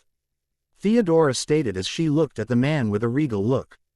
The man was sweating even more. I see, I will just have to trust you then, Naruto-san, as well as you, Theodora-sama. Good day, he said as he and the two students with him left the scene. Wow, Naruto-sensei, you really got him good. I'm sure that Negibozu would have said something too, but he was just in awe of your awesomeness. Chao said, nodding her head. Negi and Katarao nodded their heads feverishly. I hear you two also have a time schedule problem. Let me help you out with that as a thank you. Chao saw it grinning as she handed the two what seemed to be pocket watches. The science of Chao Lingshan is at your command. Naruto looked at that grin she had and it looked awfully familiar. 0. Done. Now as to why my work had come late. It is because my uncle godfather's second father had just passed away. TTTT. I was numb about it for a while and I just need an escape, and Mass Effect 3 just so happened Obi there for me finished it in 3 days of non-stop playing. Now don't be all depressed on me, I'm feeling better and I'm up and at 'em. Now I have a new poll out and I want you to vote. Go now, did you do it? Good. Anyway, the festival is now starting and we are going to bring in the crazy fun and awesome fights I got set up for the tourney. RR. No flames. Peace off. Who wants a kiss? 0. Naruto sighed. He looked at the watch that Chao had given him and Negi. He could feel the magic around it and would have to study it further at a later time and stashed it in his pocket and clipped it to his jeans. Naruto and Theo were currently walking through the festival enjoying the sights. Naruto was wearing his black turtleneck and was wearing his staff charm around his neck and had a pair of dark blue jeans and his boots. Theo was wearing a sleeveless blue blouse that went to her mid-thigh, a pair of denim shorts and some flip-flops that strapped to her feet. Theo, though, had a pout on her face as she walked next to Naruto. Naruto sighed. What's wrong? Nothing. Theo-chan, I know you better than anyone, come on, what's up? Theo said nothing for a minute and the N grabbed his hand and pulled him into an alley. Theo, what are you doing? He didn't get to finish as Theo captured his mouth with hers with a fierce kiss. Wow, what brought this on? Naruto asked as he broke from the kiss. Grr, you kissed her and so I'm getting some action too. Theo said as she continued kissing her love interest. Naruto broke away again. Theo, you know that I care for you and Asuna too. Theo just planted gentle kisses on his jawline. I know, you can't really choose between us, but I need you. You're my best friend and I love you, you baka. The O said in a whisper and continued her work of passion on her friend crush. Theo, Naruto muttered, I want you, just to myself, but we both know that isn't going to happen. Not with all these girls crushing on you. Theo thought bitterly. So what now? Naruto asked. He honestly liked Theo, just as he liked Asuna, but that wouldn't be fair to choose between them, not when he cared so much for them both. I'll talk to that girl. Okay, I know that you're too kind-hearted to choose between us, but I'm making my own terms, you got that, Sparky? Theo said with a Cheshire grin with a bit of a blush on her face as she gave one last searing kiss. Theo just laughed at his face and grabbed his hand as the two started walking around the festival again as he was still in his daze. The World Tree Observation Team sent out an alert. Theo-chan, let's go, Naruto said as he snapped back to his usual self.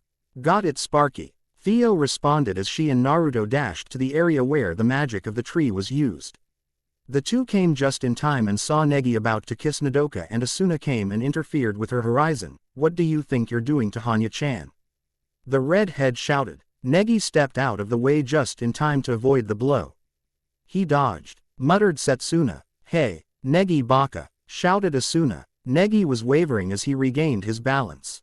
He then turned to face them and let out a bizarre laugh. Negi, what's wrong with you? Asked Asuna. It's like he's being controlled, or is this part of the World Tree's magic too? But it's only day 1. There's no way it should be this powerful. Wait, did he just cast his Cantus Bellix? Said Setsuna. Look at Negi Aniki's eyes. He's zombified, shouted Chamo, who was riding on Setsuna's shoulder. Ju-chan, you got to tell us what you asked from Negi Aniki, said Chamo to Nodoka. Nodoka blushed deeply. I can't tell you that. She muttered. Ju-chan, this is important. Setsuna-san, can you please step to the side? Asked Zombie Negi as he stood right between them. Setsuna went wide-eyed. Sensei, snap out of it. Come on, Aniki, are you opposing me? If that is how you want it.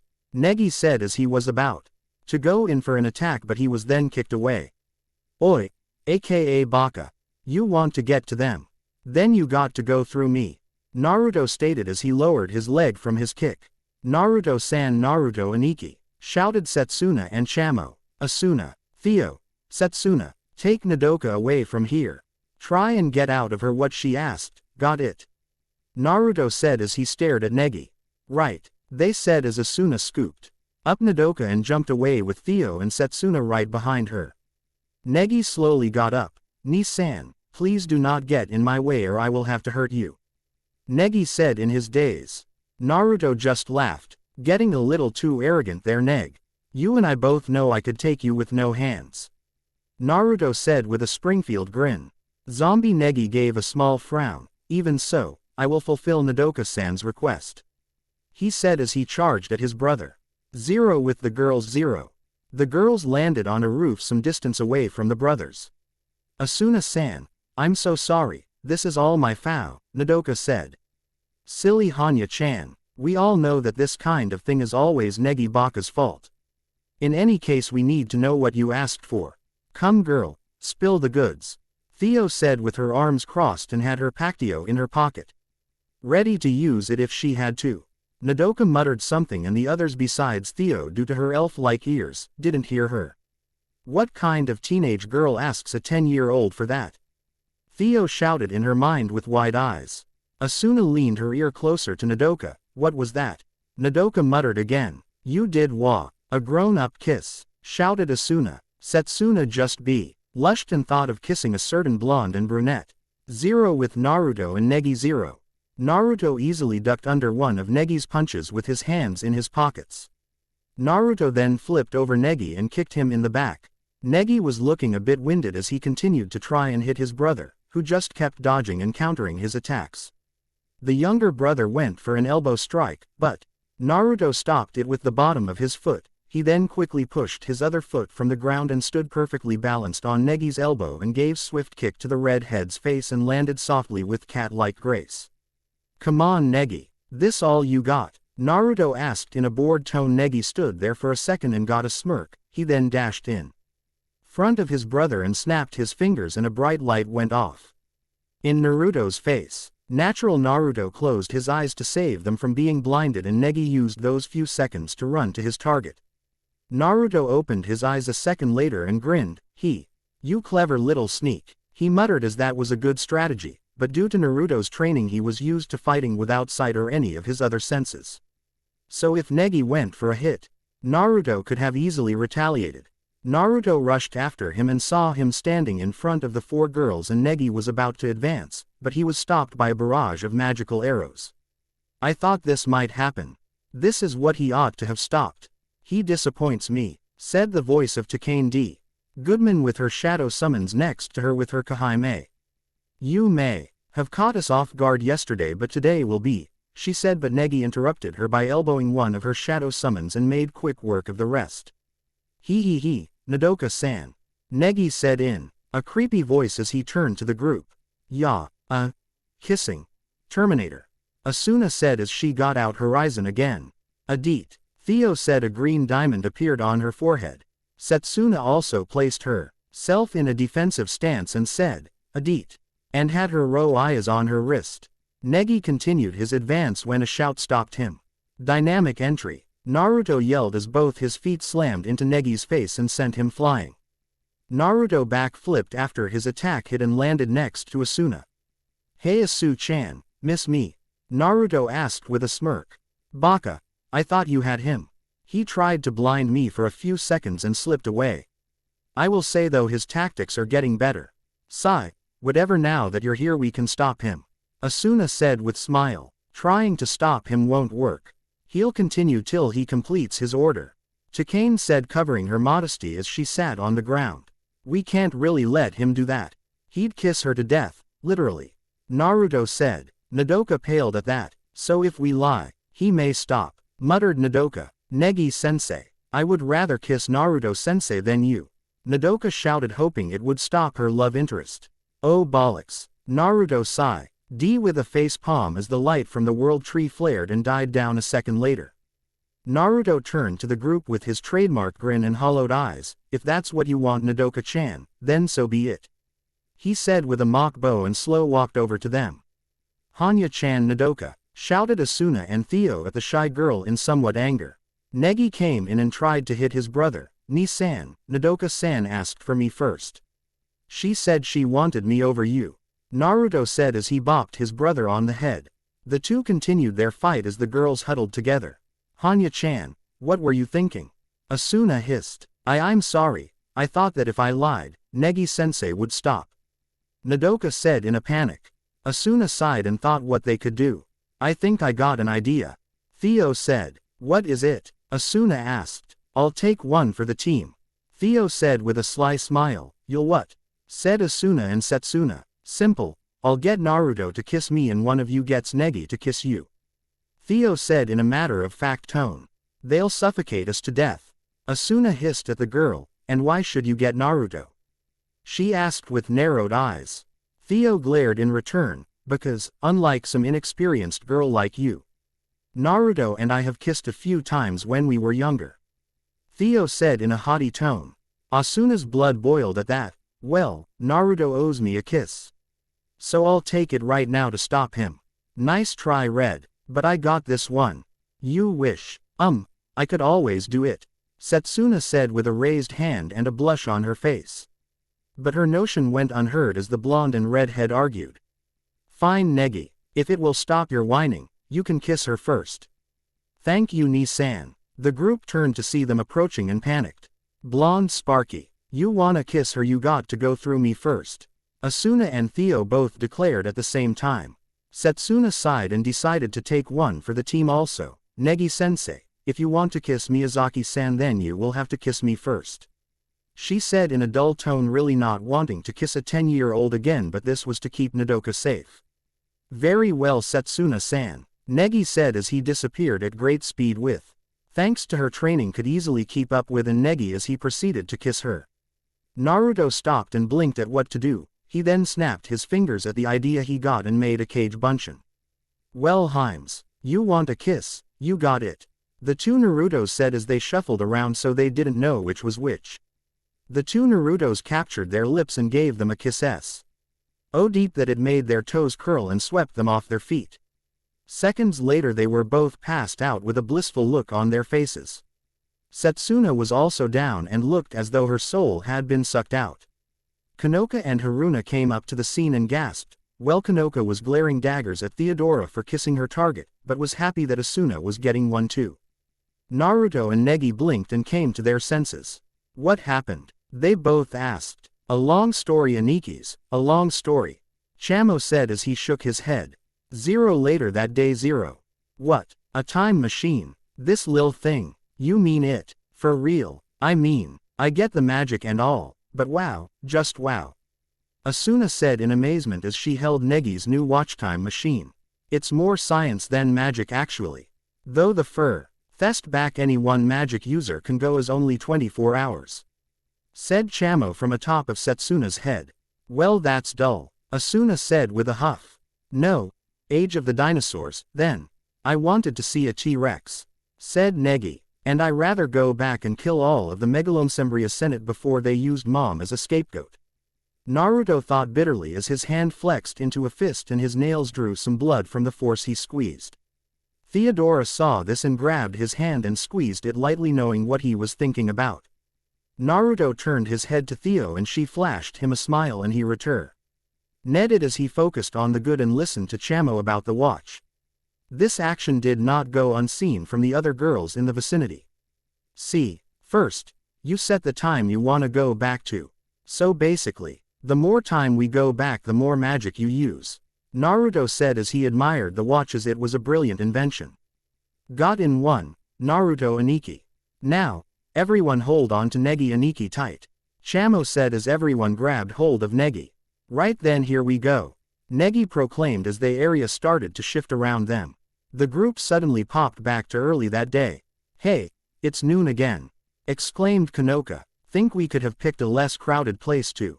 muttered Setsuna as all the people around them gasped at their sudden appearance. I said it once and I'll say it again, magic is awesome. Asuna said. Well, me and Sparky here got stuff to do, so, see ya. Announced Theo as she made a mad dash away from the group with Naruto in tow by his collar. The three GIRLs just glared at her retreating form as she dragged their love interest away. Zero with our blonde duo Zero. Naruto and Theo once again started to walk around the festival, hitting the spots they missed during their first run-through of the day. You were thinking about that again? Theo stated with a glare. Naruto sighed. Can you blame me? They used Mom as a scapegoat so they could rule when she was out there fighting and they sat on their asses. No, not really. Just don't do anything too reckless, okay Sparky? Me reckless? Who do you think I am? Naruto Springfield, a trouble magnet of the highest quality. Ouch. Come on Sparky, we got stuff to do.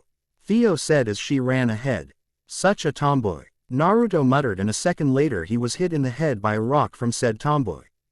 Damn, why do tomboys have such good aim? Naruto thought as another rock hit his head. I didn't say anything. You thought it. How'd she know? Muttered Naruto in shock. Zero Tournament Grounds 0. Naruto and Theo were walking to the Tatsumiya Temple where the Mahora fighting tournament till they heard a certain perverted giggle. My, you two seem to fit together perfectly. Arika-sama would be so happy to see you two like this. Naruto and Theo turned around to see a man in a cloak with the hood up, Uncle Al pervert. Ouch, Theodora-sama, that was rude, and Naruto-kun, please call me Kunal Sanders for this event.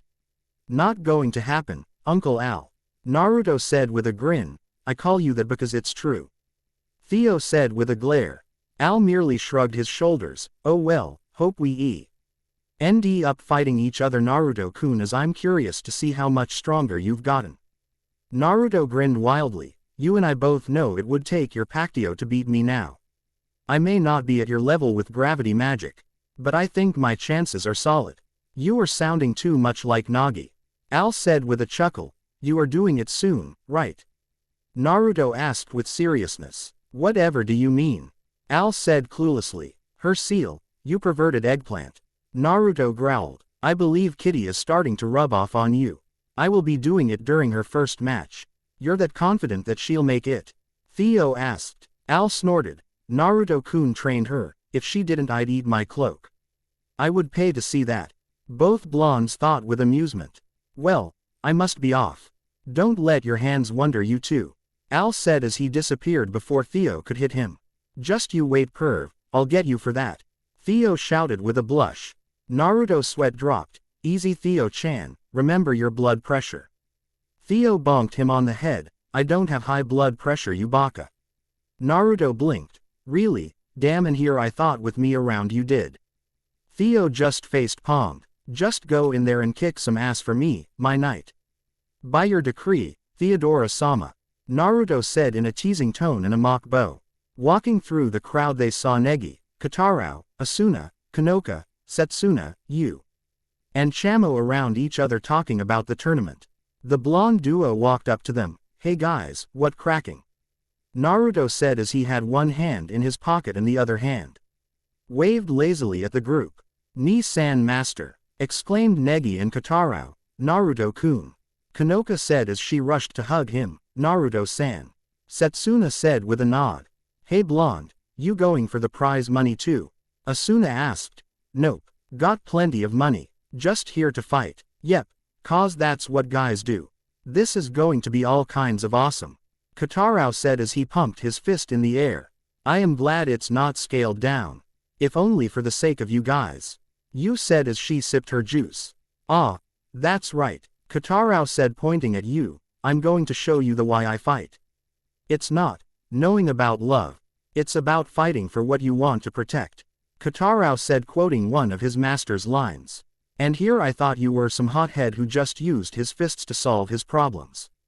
Yu shot back. What's going on? Naruto muttered to Negi. Kotarou-kun and Yu-san were arguing earlier about reasons to fight.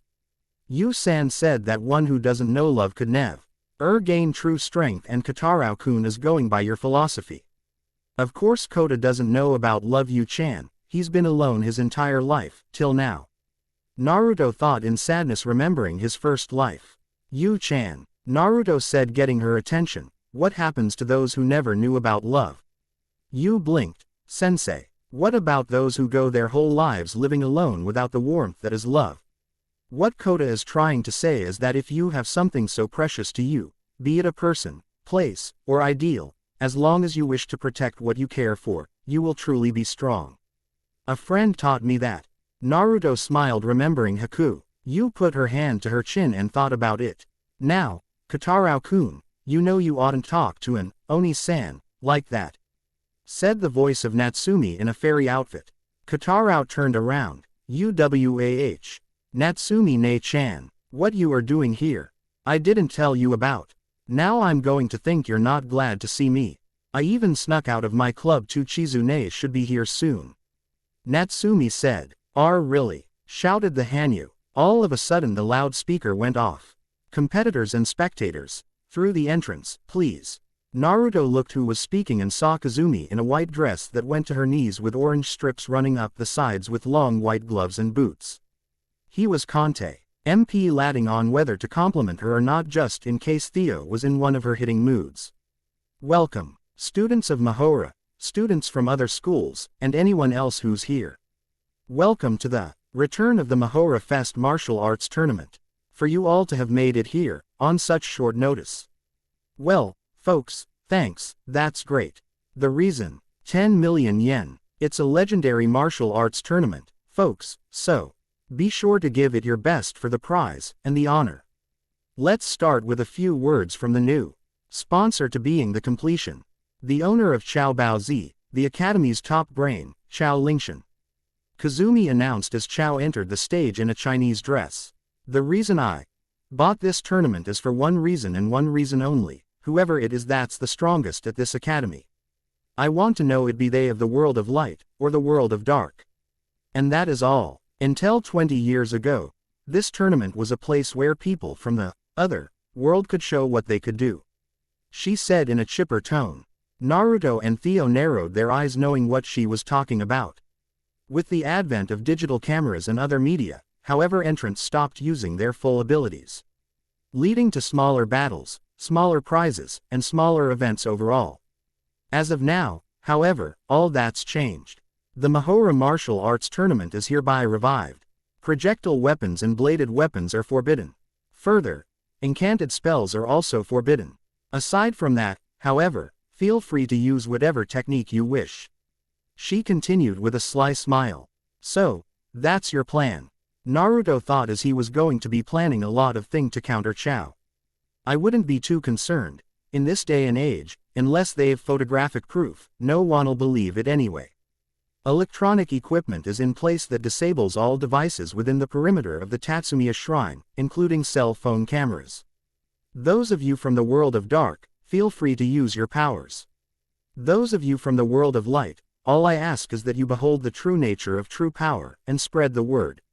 That is all, Chao said. Well, seems things are getting interesting, said the voice of Mana. Naruto and the gang turned to see the twins, Mana, Kaide, and Kufei. Kaide and Mana started conversing with Negi, as the twins started playing with Kotarao's ears. Kufei just so happened to walk near Naruto. Nyo ho ho, hope you is ready sensei, me pay you back from last spar, Uru. Ku said as she had her hands hidden in her sleeves. Really now, how well has your key training going? That secret sensei, me can't tell you all I can do or you figure out way to beat me, Uru.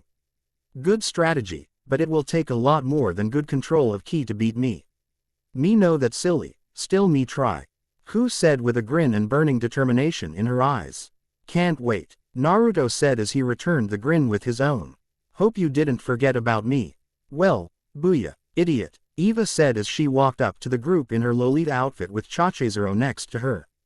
Master, Negi shouted in a panic. Idiot, I hope you didn't forget our promise. Eva said with a bit of pink dusting her cheeks. Sure, how could I? Naruto said with a smile. Eva huffed and folded her arms. Good. Hello, having fun, said a gruff male voice. Hey, Takamichi, Negi exclaimed. Perhaps if you're entering, Negi-kun, so will I. Takamichi said with a smile. Wow Michi, way to make me feel insignificant.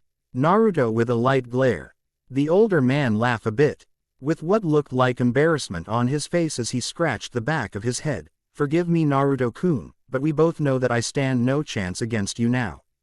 Maybe, but that doesn't mean we can't fight a bit just like old times.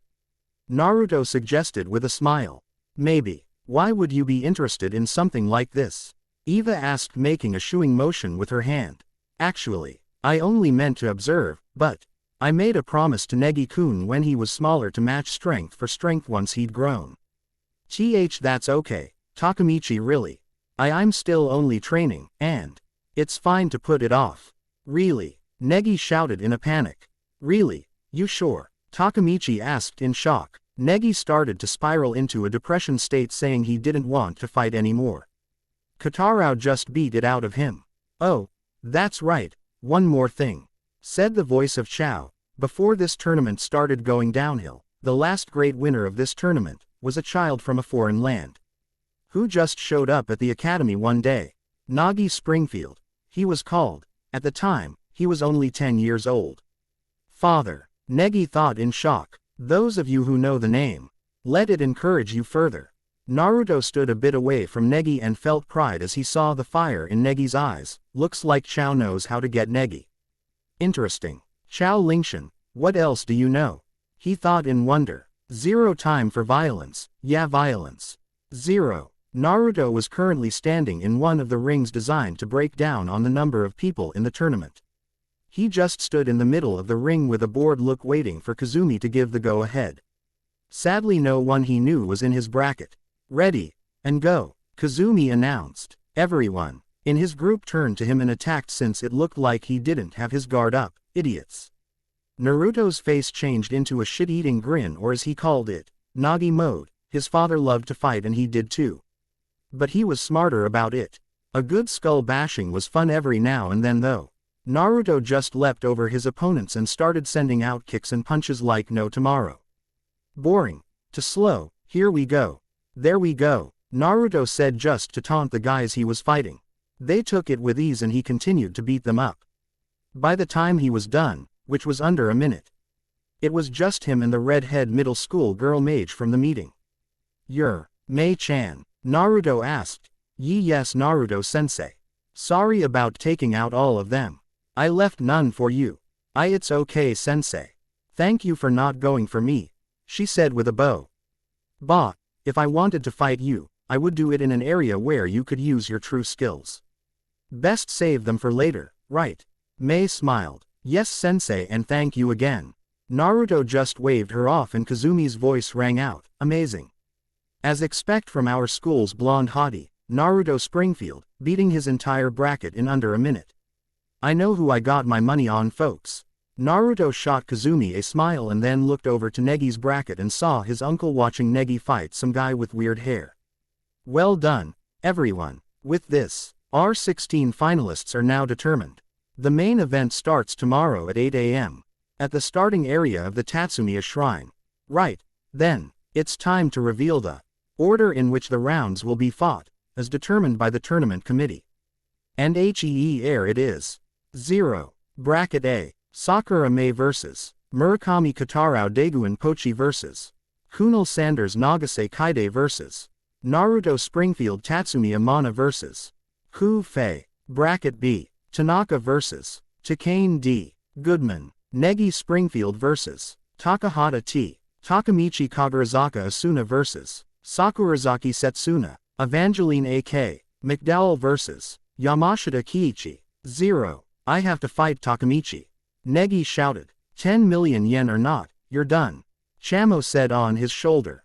Naruto cracked his neck a bit and turned to Kaide. Hope you're ready, Kaide-chan. Because I'm winning this, Naruto said with a predator glint in his eye. Kaide just nodded her head, knowing this would be the toughest fight in her life. There's not much time, but you wanna go practice? Katarao asked, wanting to help his rival friend out. Yay, I'm going to need it, Negi said with tears cornering his eyes. 0. There we go, people. I would like to say that Spring break has finally come to me and I am out of my depressed funk, for now anyways. A whole week where I can write a lot more now and not just for my own entertainment but for yours. Now that Ijima has ended I feel a bit of a hole in my chest, but as my beta has pointed out to me, there were a few plot holes missing in the end, mainly what happened to Negi's mother Arika. Well, in my story we are going to see. I would also like to say that this story has hit the 100,000 words mark, the highest level you can search for in the fanfiction site. So yeah, no flames, peace off. And do my damn poll already. Seriously, only 71 people even bothered. When I asked for you guys to do a poll last time, I got 178 votes in like 10 minutes. And try to pick the one I really want to do too, can't tell you, but try and guess. Let's get ready to rumble. 0. Naruto stood there in the competitor's booth, waiting to watch the first fight of the tournament. While waiting, his mind was going as many contingency plans as possible to stop Chao.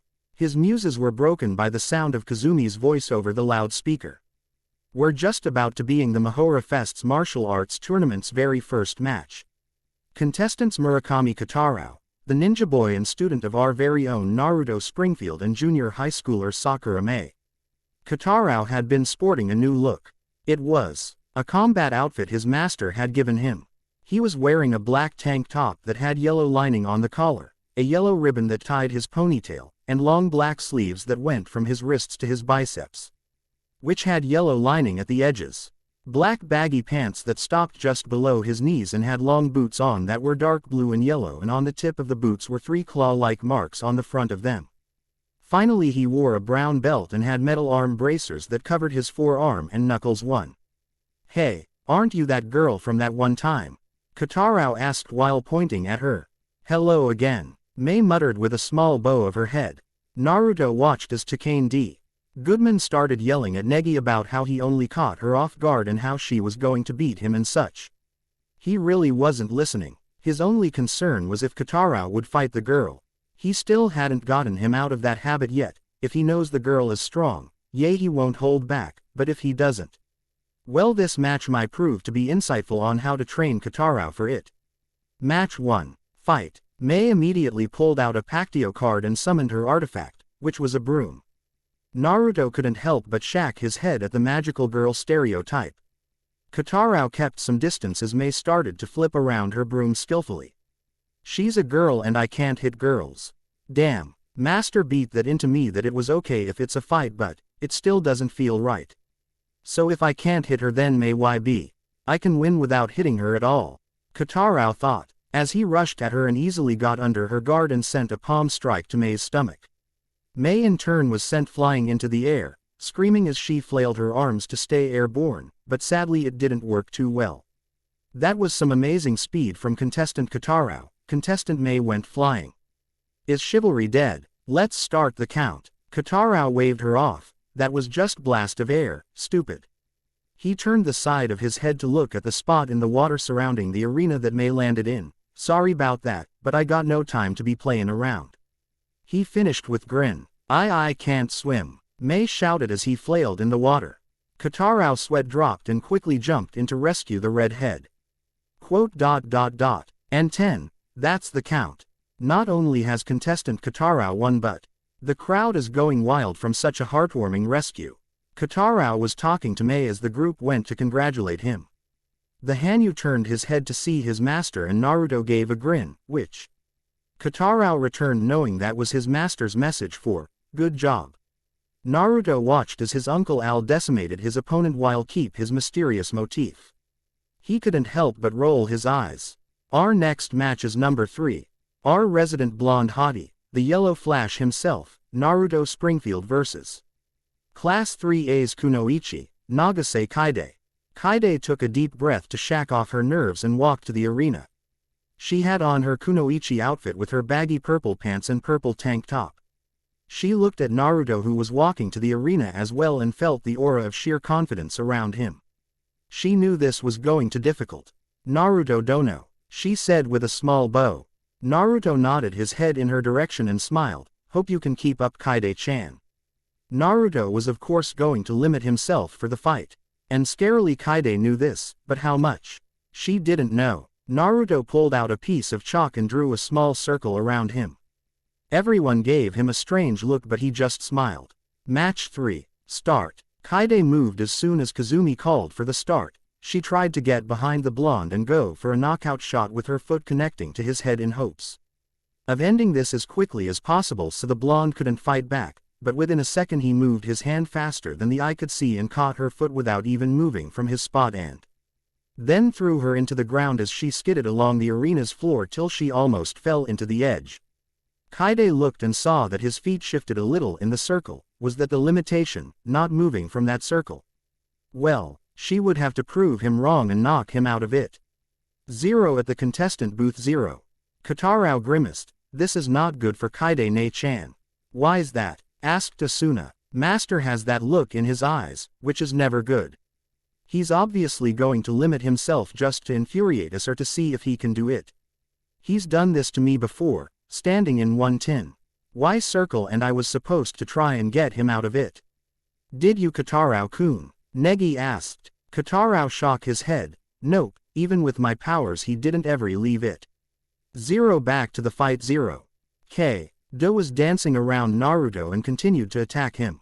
Still, he countered everything she threw at him and he didn't even move. Kaide panted and spoke. Well, Naruto dono, it seems like I'll have tea. Oh, pull out all the stops to get you out of that circle. Naruto hummed at her. Yep, cause this is your test. Prove to me you have what it takes to move me from this spot. Then I will. She show. Ted as she formed 3 cage buncheons and each of them in her, positioned themselves around Naruto. Kaide Ninpu 4-body clone hazy cross. Kaide said as she and her clones charged ki in their NDS and charged at him from all 4 directions at great speed. Upon impact, Naruto moved swiftly in the tiny space he had and took out each clone and sent a palm thrust into Kaide's gut and sent her flying across the arena once again. She quickly recovered while holding her gut in pain. She turned her head to Kazumi, who had gasped and pointed at Naruto's feet. It seems whatever limitation testant Naruto had given himself had been pushed. Lo and behold, it was true. The back of his right foot was out of the circle by 1 centimeter. Naruto grinned at Kaide. Well, Kaide-chan, it seems you pass, so here is your reward. A taste of some of my true strength. Kaide immediately got on guard, but that didn't help her as Naruto easily got under it and kicked her in the ribs and she once again was skidding along the arena floor. She coughed violently as Naruto was behind her now as he grabbed her collar and threw her in the air. Naruto vanished from the ground and was on top of her and threw a magically enhanced lightning fist into her gut and she was sent soaring into the ground. Everyone was shocked by the display of power. Kazumi quickly got out of her awe, and contestant Kaide is down. Time to start the count. 1, 2, 3, 4. Naruto walked up to Kaide's prone form and looked at her. Oh, he had ideas on how to get her stronger, she just had to wait a bit. Would also have to pass her test also. But either way those two would get stronger. And 10. The winner is contestant Naruto. Naruto picked Kaide up fireman style and brought her to the infirmary. It was going to be a bit till she woke up after all, so he went to see Kufei's match. In this corner, we have last year's Ultima Hora champion, Kufei. And in the other corner, we have the Tatsumiya Shrine's only daughter, Tatsumiya Mana. Match 4. Fight. As soon as those words rang, Ku hit straight in the forehead and was sent sailing with a skid across the arena floor. The only ing that could be seen was a 500 yen coin bouncing around the spot she was previously at. Mana was using a technique known as Rockinson, the flicking of a coin at high speed. Kazumi starts the count, and just reaches 9 as Ku spins and jumps to her feet in a crouch. Mana flicks her wrists and piles of coins neatly stacked together gather in her hands and sends them fly at Kufei. The blonde-haired Chinese girl dodges each shot quickly and gracefully, but she seemed unable to get close to her opponent.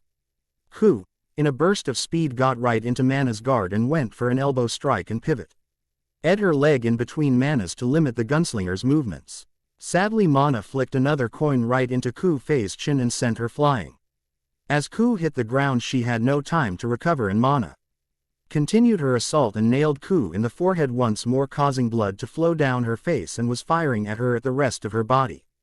Ku laid there on the ground and started into the competitor's booth. "Ku Shisho, you can do this," shouted Negi encouragingly, but Ku's focus wasn't on him but on Naruto. She didn't want to lose in front of him. If she won, they could fight once Aga in and she could show what she had learned. As Mana launched one last volley at Ku, the Chinese girl jumped up and used her cloth belt and whipped it around, blocking the shots aimed at her and flung it at Mana. Catching the Shrine Maiden's hand and neck, Ku went on the offensive in hopes of winning, and Mana shot another coin and ripped the cloth binding her, and each were dodging each other's attacks. Mana hit Ku right in her right forearm, and even Naruto gave a small wince as that one sounded like it broke something. Ku caught Mana's arm once more and pulled her in for her finally attack. Ku's palm landed right on Mana's stomach, and Mana's shot hit Ku's in her stomach. Ku fell to her knees with her palm still in place and launched a blast of ki into Mana.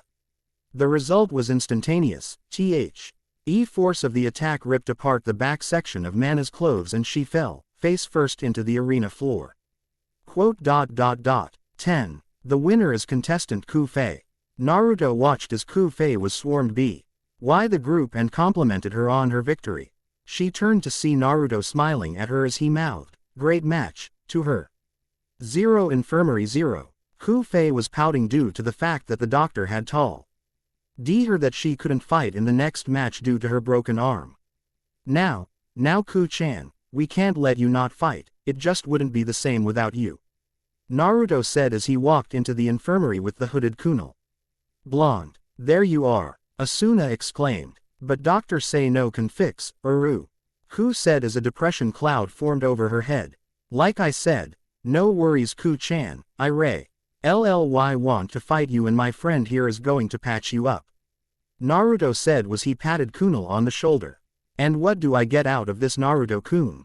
Kunal asked. Naruto grinned and pulled out an envelope from his cloak.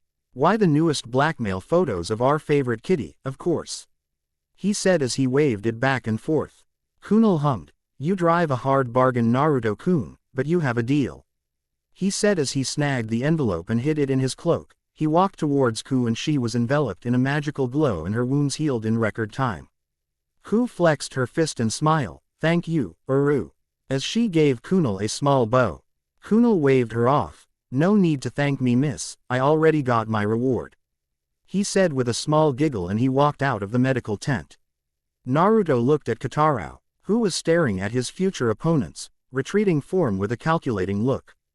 Ku pumped her fist in the air. "This great, me fight with sensei now, Uru." "How do you know that, man Ni-san?" Negi questioned. Naruto shrugged. "I know a lot of people, Negi. When you do the stuff I do, you just meet people," he said as he too left the medical tent.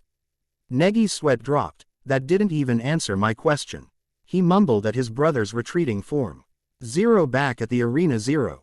Naruto jumped on the rooftop to see both Theodora and his uncle Al sitting down and watching the match of Takane D.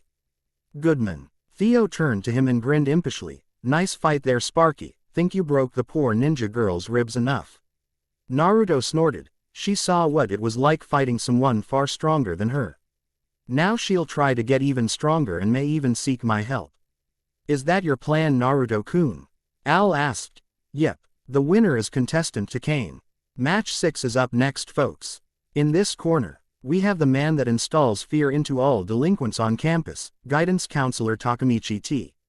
Takahata. And in the other corner, we have the child teacher, the INFA. Most younger brother of Naruto Springfield, Negi Springfield. And fight." As soon as Kazumi announced the start, Negi shundoed behind Takahata and went to strike, just as Takahata went for a punch to the face, and Negi shundoed again as he went for an overhand chop which Takahata blocked. Negi then followed up with an elbow strike and hit Takahata in the stomach, which the child mage followed up with a magically enhanced lightning fist and sent Takahata skidding a few feet. The fight continued and Naruto had a frown growing on his face. Negi using such terrible tactics, ones that would get him killed in the future if he used them, and he was now on the defensive for the rest of the fight. It seems as Takamichi was getting serious. Takamichi slow raised his hands, magic in his left and ki in his right. He was familiar with this. He had sparred with Takemichi a number of times as he used this power, Kenka. The next thing Negi knew, the spot next to him exploded, and it looked like a cannon had hit the arena floor. The next few minutes were just that of Negi dodging in pure fear of the power Takemichi was wielding. Then finally, Takemichi hit Negi. The impact of the hit practically knocked him out. Kazumi rushed the stage and started to panic over Negi and was about to declare Takemichi the winner when Takemichi asked Negi a question, seeing as Negi started to wake up. "You give up, then? You care no more about this?" he asked the boy. Asuna was trembling at what she was seeing and started to shout, "Negi! What are you doing, stupid? Get up already, Negi-sensei! Hang in there!" shouted Nodoka. Naruto started to grin. Negi was starting to stand, a bit shaky, but he was standing.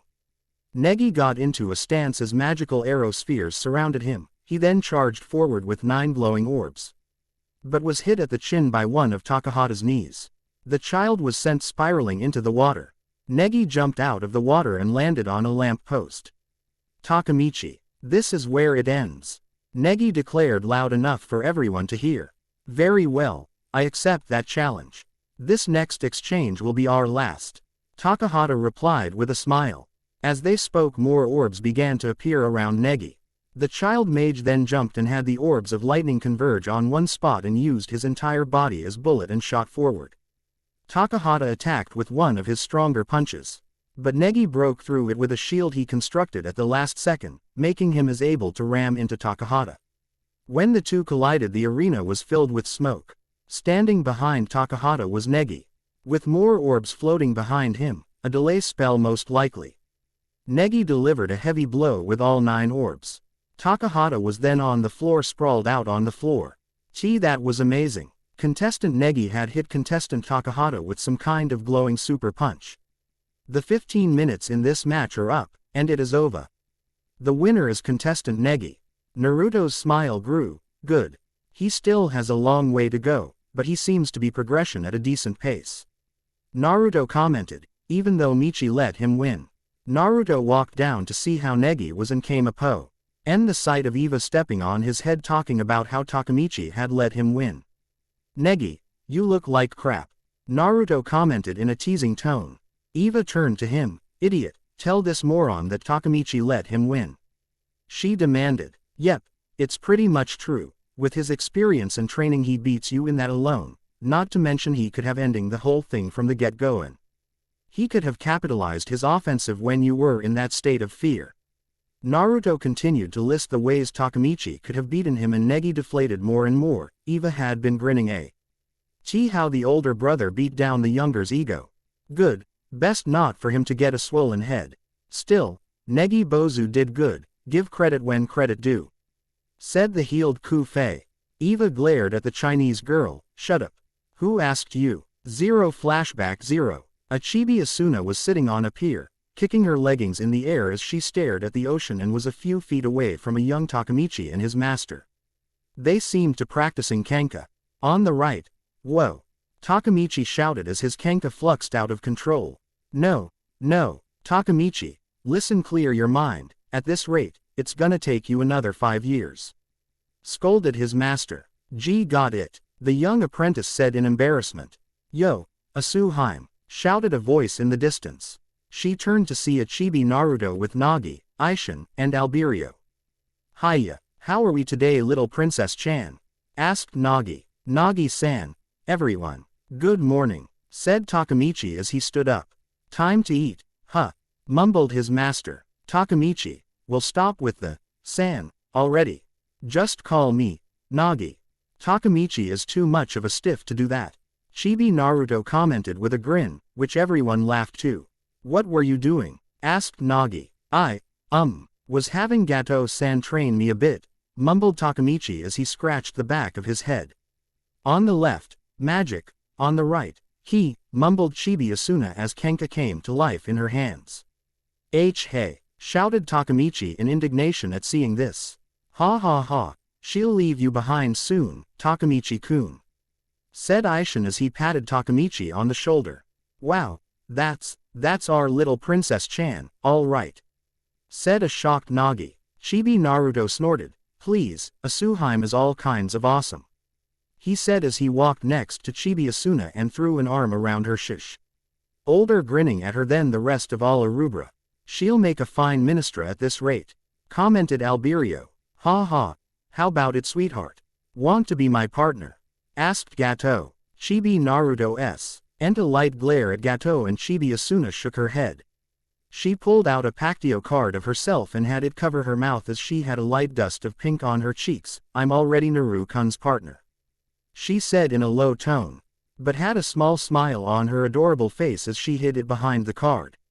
Chibi Naruto threw a victorious grin at Gato. Gato whistled. Seems that Naruto's already becoming a ladies' man. He teased. Chip of the old block. Nagi said with a laugh. Both Chibi Naruto and Chibi Asuna blushed, but Chibi Asuna snuggled closer to Chibi Naruto and hugged him, showing that she chose him. 0 End of Asu Naru Love Fest 0. Asuna smiled at the memory she just had after seeing Takahata's Kenka. She placed her hands in a similar way she did in the flashback, on the left, magic, on the right, ki. She mumbled and Kenka sparked in her hands slightly. She gave a big smile, just another thing she would have to train in and maybe a small edge she can use on Setsuna in their match. She knew Setsuna had her beat in swordplay right now, but this was a test, to show how much she had learned in front of Naruto and show that she could stand with him and not need to be protected. She and Setsuna had gotten changed into some cute maid outfits and were embarrassed at their attire. As they came out of the dressing room they meet up with Eva, Kufei and a now awake Kaide. Kagurazaka seems set on winning Setsuna, even with all that training with the idiot, she thinks she has a chance against you. Show her what's what, stated Eva. Stammered Setsuna. FHN. That mightn't be true, you know, said a voice behind Eva. The chibi vamp turned to see the hooded Kunal standing next to Asuna and extended his hand and ruffled her hair. Asuna pulled back in surprise at the action. It can't be, not you, asked a shocked Eva. FHN, even with you right here before me, I can hardly believe it. For one who was once so like a doll, to have blossomed into such a fine young woman, you seemed blessed with many friends, as well. Gato Kagura Vandenberg seemed to have made the right decision by leaving you with Takamichi-kun, after all. Kunal said. Gato-san, asked as she remembered the name a little bit. FHN, seems you're remembering more and more Asuna-chan, that's good, Naruto-kun will be happy. Remembering more and, you are going to get rid of it? Asuna asked with hope in her voice. Kunal smiled under his hood. I think it's time for little Princess Chan to return to her loyal knight, don't you? He asked in a teasing manner. Asuna gave a beautiful smile. Yeah. Just remember to keep your mind clear. And to focus magic to my left and ki to my right. Asuna said with a grin as she finished for him. FHN. As expected from you, Asuna-chan, no doubt from Naruto-kun's influence. Hey you, what are you doing here? I've been trying to find you for a long time. And just how do you know Kagurazaka? Yelled Evangeline. He disappeared just then. Who was that Eva Dono? Asked Kaide. He's a friend of the idiot's and Booya's father. His name is Al. It's Kunal Sanders here. Please just call me Kunal. Al asked as he reappeared behind the group. Answer my questions, roared Eva. Why, of course I know Asuna-chan, after she is Naruto-kun's first partner, he said in a teasing manner. This just infuriated Eva even more. Good luck, Asuna-chan, I'm rooting for you, he said as he disappeared again. Match 7 is about to start. Contestants, please enter the arena. Asuna and Setsuna entered the arena and each held their weapons for this match. Asuna was using her Steel Horizon and Setsuna was using a broom infused with ki. Match 7. Fight. Clear my mind. Magic in my left and ki in my right. Asuna thought as her face became blank and wisps of white energy surrounded her.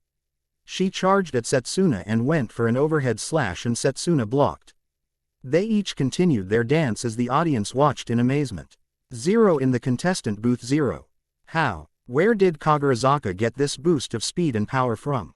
Asked a shocked Eva. FHN. She's just using what she's had all along, commented Kunal as he reappeared next to Eva. Eva then remembered that Al touched Asuna's head, So that's it, you no good. You did something to her, didn't you? Yelled Eva. How about a little wager, Evangeline? What? If it is a bet, what's on the line?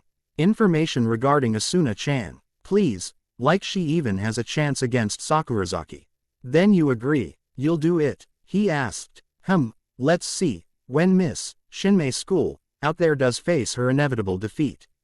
You have to wear this school-issued swimsuit in your next match. Al proclaimed while holding a school swimsuit with the name, Eva, on the label. Now wait a second. The hell? Yelled Eva. Eva heard a snort and turned to see Naruto grinning at her, as the dog. RK Evangel really going to back out of a bet? He said in a teasing manner. Eva's mouth went wide. Naruto. Asuna shouted as she looked in his direction. Naruto turned to see Asuna grinning, not unlike himself or his father. I'm going to show you. I'm going to show you how much stronger I've gotten and how I'm going to be your partner no matter what. She declared. Now there is a bold confession. Kazumi said with a twinge of jealousy. Asuna blushed atomic red, but didn't deny it. Well, Asuna-chan, I think it's time we amp up the power a bit to show Naruto-kun what you can do. Said the voice of Kunal in Asuna's head. Asuna smiled. Yeah, but I'm going to do it on my own if you don't mind. She thought back. FHN, not at all, I eagerly await what you can do, Asuna-chan. Al said as he cut the line. Asuna's kanka flared to an even higher level as she stared at Setsuna in a serious way. Let's do this, Setsuna-san. She said as she charged at the winged swordswoman. Please do. Setsuna answered back. 0 back with Eva, Al, and Naruto 0. Ya, Setsuna, what the hell are you? Defeat Kagarazaka. Now, you got 5 seconds. Strike that, kill her. Eva yelled she would not wear that degrading thing. Especially not in front of the idiot. What say we up the wager, Evangeline? What? Say some information on the Thousand Master. Eva blushed a bit, but looked at Naruto. Well, are you in? Eva growled. Of course I'm in. What do you think? Very well then. Then you must wear cat ears, glasses, and a sailor uniform, but just the top, he. Al said with a creep glint in his eye. Will you stop that? Roared Eva, she contemplating the costs of this match in her head. I can hardly wait, can you? Al asked in his usual teasing way. Who asked you? She yelled. Truly Alberio can get under her skin. Asuna continued to lay down the pressure, as each of her strikes were fast and powerful. Setsuna knew Asuna had gotten better, but this. She was on the defensive most of the time due to Asuna's powerful onslaught. Hurry up and beat her. Defeat is not an option. Don't you lose, you hear me? Don't you dare put me in that situation. Eva yelled at Setsuna. If you do lose all, I will make you suffer an equal, no, make that an even greater embarrassment than me. I will see to it that your precious Ojou-sama, see if I don't. Eva finished the sentence as a dark aura engulfed her and was sweating like crazy. Alberio started chanting, it was time. Just as Setsuna sent a Zankusen air cleaver flash at Asuna, she clinched her head in pain. 0 inside Asuna's mind 0. So, Takamichi, got a light? Asked the gruff voice of Gato. Takamichi did as asked and his master inhaled and exhaled. Damn, that's good. He muttered. It was just him, Takamichi, and Chibi Asuna in a little clearing inside a forest. A little blood was dribbling out of his mouth as he sat against a rock. Now go. Leave this to me, he said, then turned to Chibi Asuna. What's wrong, little lady? Not crying, are you? Only time you did that was when Naruto had to go with Nagi. Good to see, master, muttered a young Takamichi. Takamichi about her memory. Be sure and erase the parts about me. Master, what are you saying? Takamichi shouted. It's nothing the little lady needs to hold on to. No, Naruto-kun's gone, Nagi's gone too, and now you, no. Asuna said as she started to cry and she grabbed Gato's hand. Gato gave a small grunt and patted her head and stared into her eyes. Be happy, little lady, for me. You've the right, you know. Gato-san. No, please don't leave me, Asuna shouted with tears. 0 back at the arena 0. Everything was coming back to her. Her treatment, the way they used her as a weapon, when she was rescued. Falling in love with a spiky blonde-haired boy with her eyes, the happiness of becoming his partner, the pain of him leaving, and the pain of losing a loved one. Her eyes dilated and she blocked Setsuna's attack with her artifact in its sword form. Tears were pouring down her eyes. She forgot about her Naruto-kun, the promise they made. She had to be strong for him, she had to. Whoa, Asuna, that thing isn't allowed, shouted Kazumi over the mic in a panic. I need to be strong. To stand with him, I need to be strong. Asuna roared as she continued to attack Setsuna. Setsuna tried to block her attacks, but Asuna cut her broom in half. She was just dodging the redhead's attacks by an inch. Quickly, Setsuna got into Asuna's guard and performed a spiraling throw and knocked Asuna to the ground. Contestant Asuna is down. The judges say it's real, folks, which means contestant Setsuna wins. Asuna groaned. Setsuna-san. I don't. She mumbled. You all right, Asuna-san? Setsuna asked. Asuna kept apologizing to Setsuna till the avian Hanyu flicked her in the forehead saying it was okay. Naruto turned to see Eva strangling his godfather for admitting that he was only trying to get the Chibipire to lose it. It was time for the 8th match now. Naruto felt so sorry for the guy facing Eva. Match 8. Fight. It didn't even last a second. One coup. NCH in the gut by Eva and that dude was down. Naruto laughed when Eva said she was lost in thought and didn't even bother trying. Eva looked up in the sky and smiled. Nagi is alive somewhere, mostly likely. Somewhere, out there, Nagi lives and that, I guarantee. Alberio had told her. So, you are out there somewhere. It's too bad you aren't here, Nagi. Your oldest is doing what I've been trying for 15 years. And when I'm free, I'm going to find you with your oldest, since he is my ministra. Just you wait, Nagi. She thought, grinning. All right everyone. The first round is over, so now we got the quarterfinals next. 0. Bracket A. Murakami Kitarao vs. Kunal Sanders Naruto Springfield vs. Hu Fei. Bracket B. Takane D. Goodman vs. Negi Springfield Sakurazaki Setsuna vs. Evangeline A.K. McDowell 0. Before the second round begins, there will be a 20-minute intermission. Naruto appeared next to Asuna and the gang and he then disappeared with her. He then reappeared with No. The Roof Theo was watching the tournament at. Asuna looked at Naruto and gave him the biggest hug she could and cried into his chest, I'm sorry, I'm sorry. She kept repeating, shish, it's okay now Asu-chan. You're back and that's all that matters, said Naruto as he hugged back. Theo huffed, is the love fest over yet?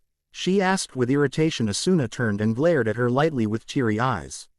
Now, play nice you two, he said as he raised his hands. Whatever, Theo mumbled as she sipped the wine in her hand. You two, no doubt have some talking to do.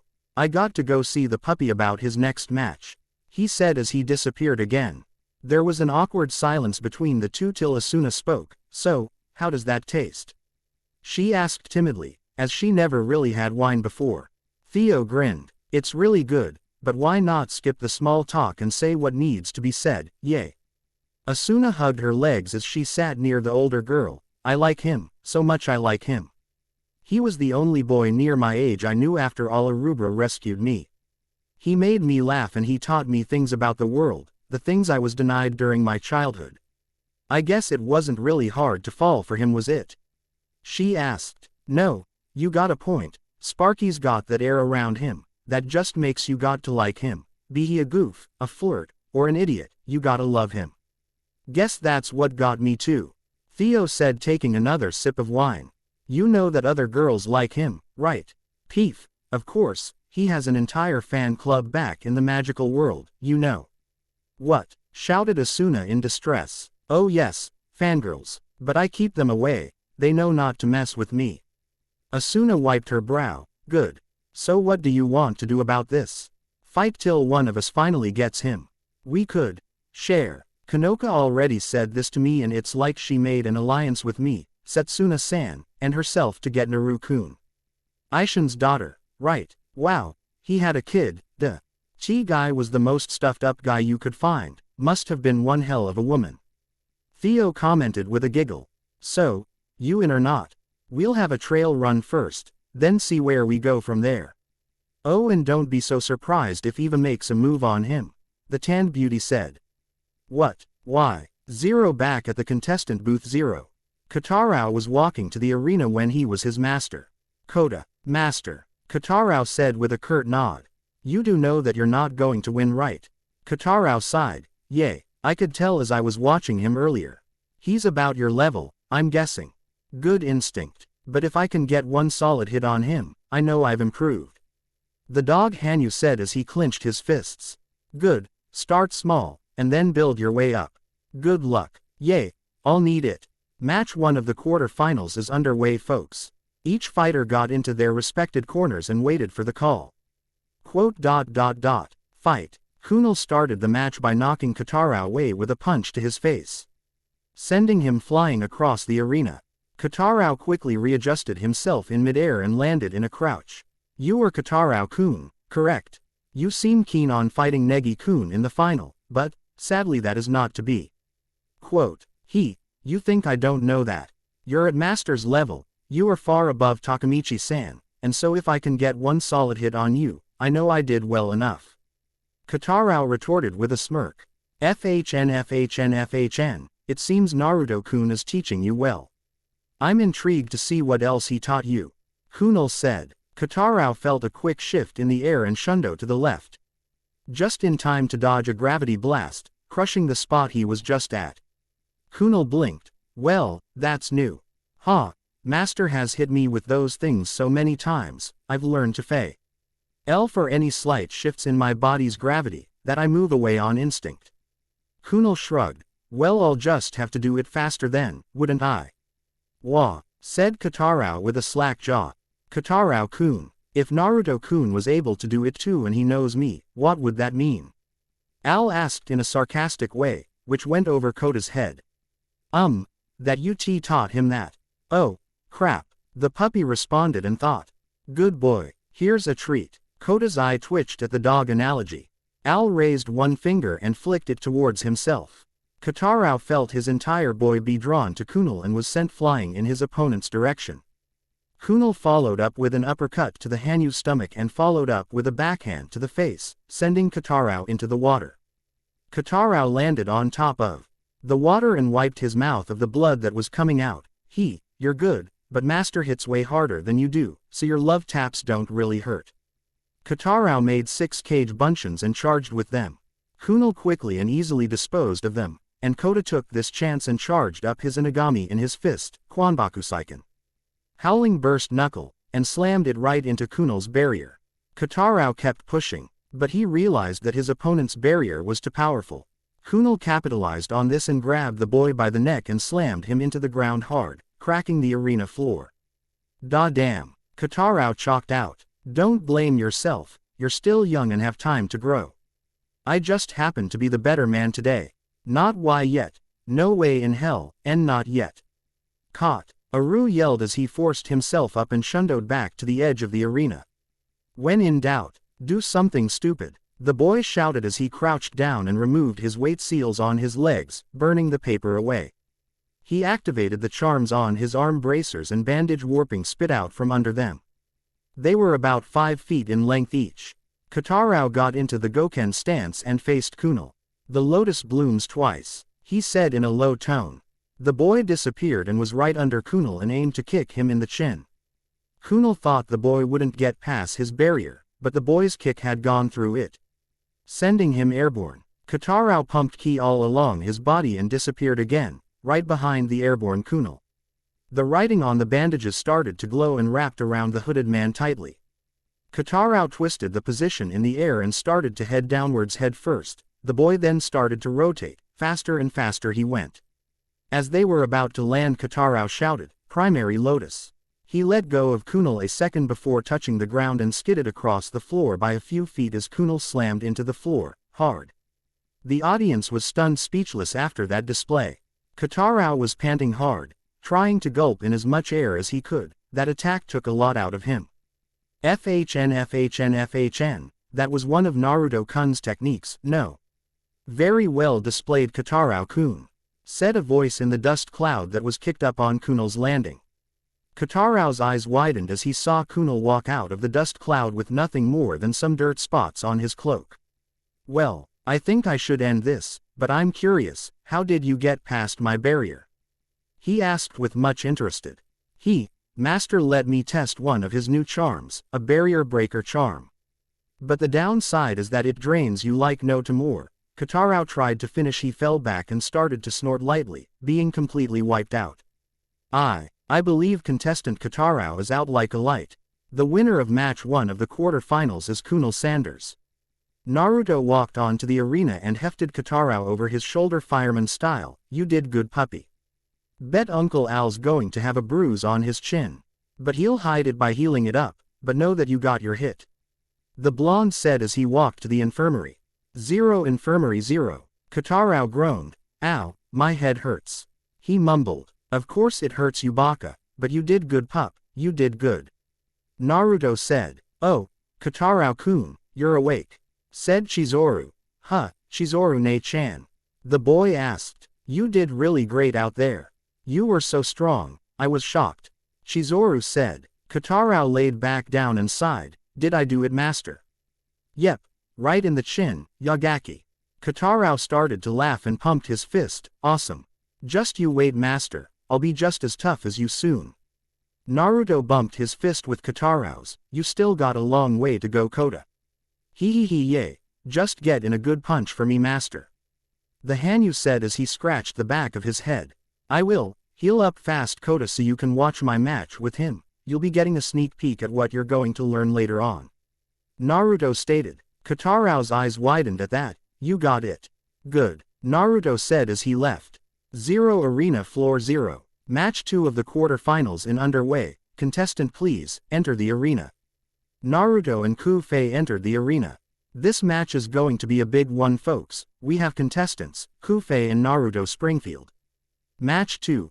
Fight. Naruto settled into the Juken stance and waited for Ku-Fei to come to him.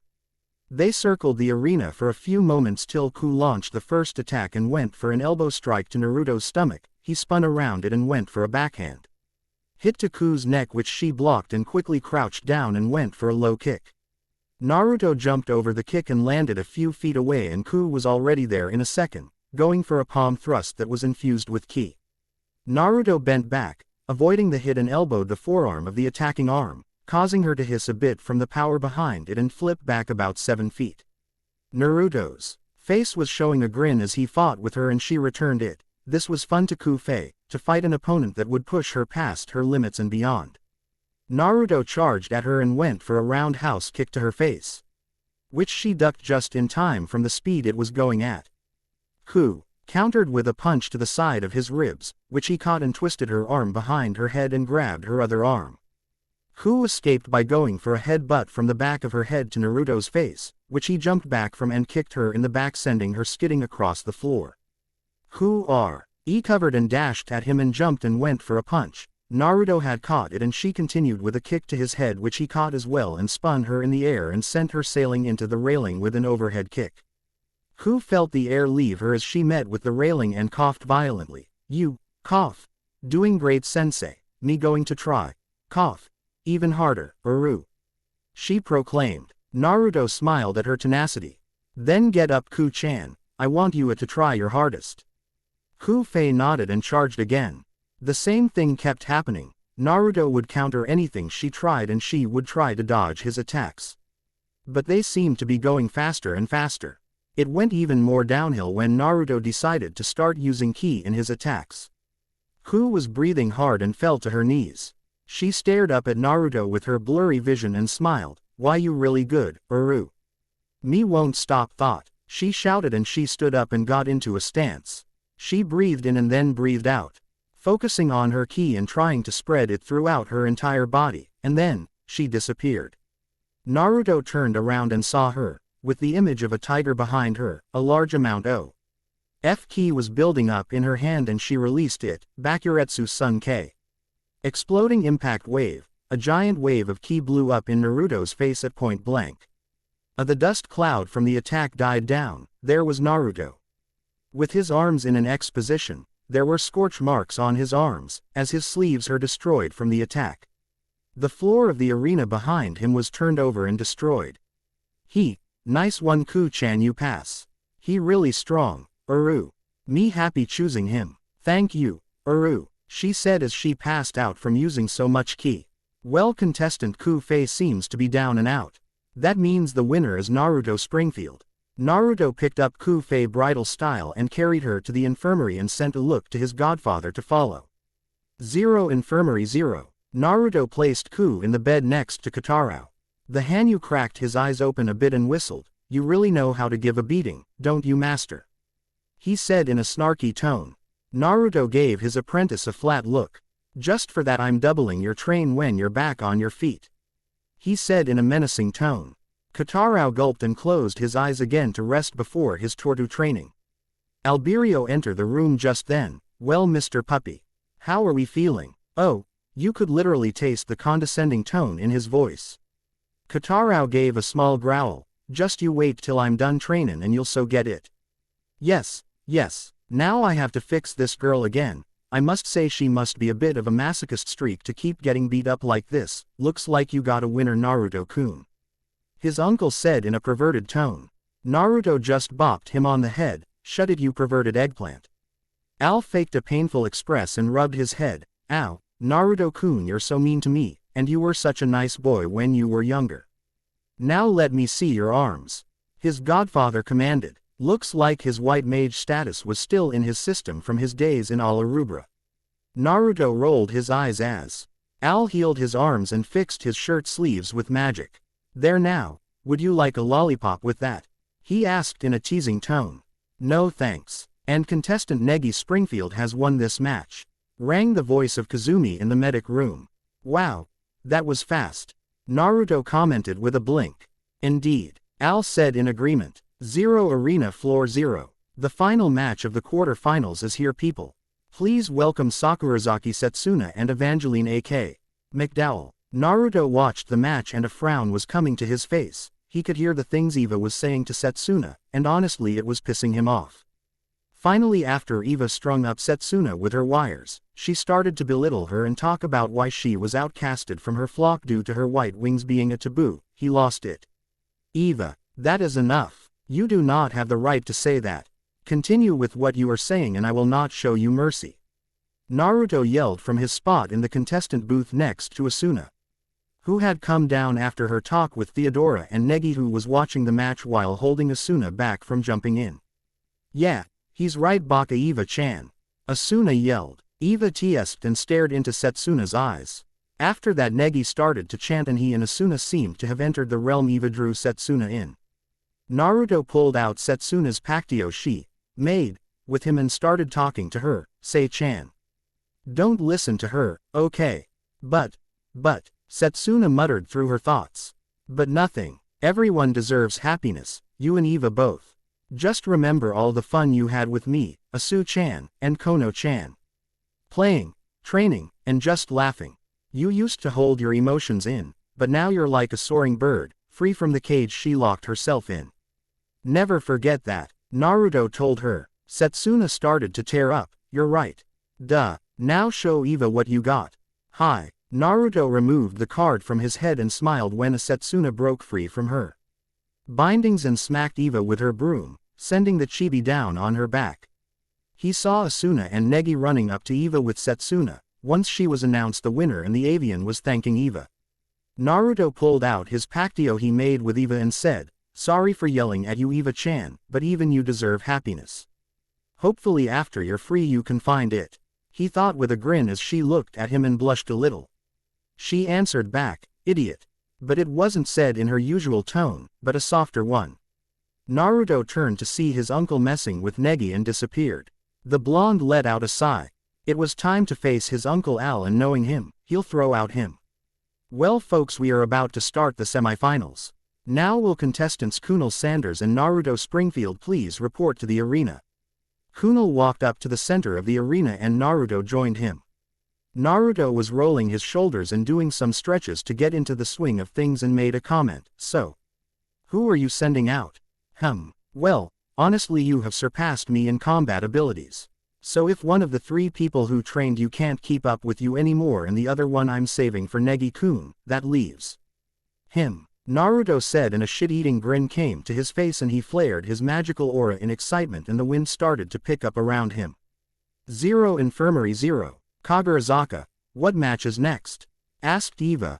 Naruto-kun's with Alberio, why? Eva went eye wide. Just then Theo busted in. Eva, Naruto's fighting the pervert. She shouted. I know. Eva yelled back. What's with you guys? Asuna asked in shock. This going to be the best match in the whole tournament.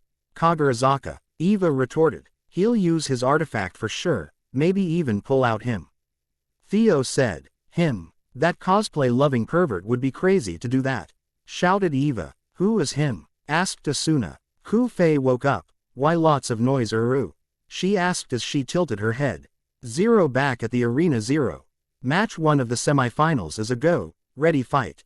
Adit. Al said calmly and started to float in the air and pulled out a bookmark. Soon a large number of books started to spiral around him in a DNA-like pattern. He grabbed the book that was titled, Jack Rakan. He put his bookmark in it and swiped it out. A large column of smoke covered Alberio and started to fade. In his place was tall, muscular, dark-tanned man. He had long wild white with 2 long pieces framing his face.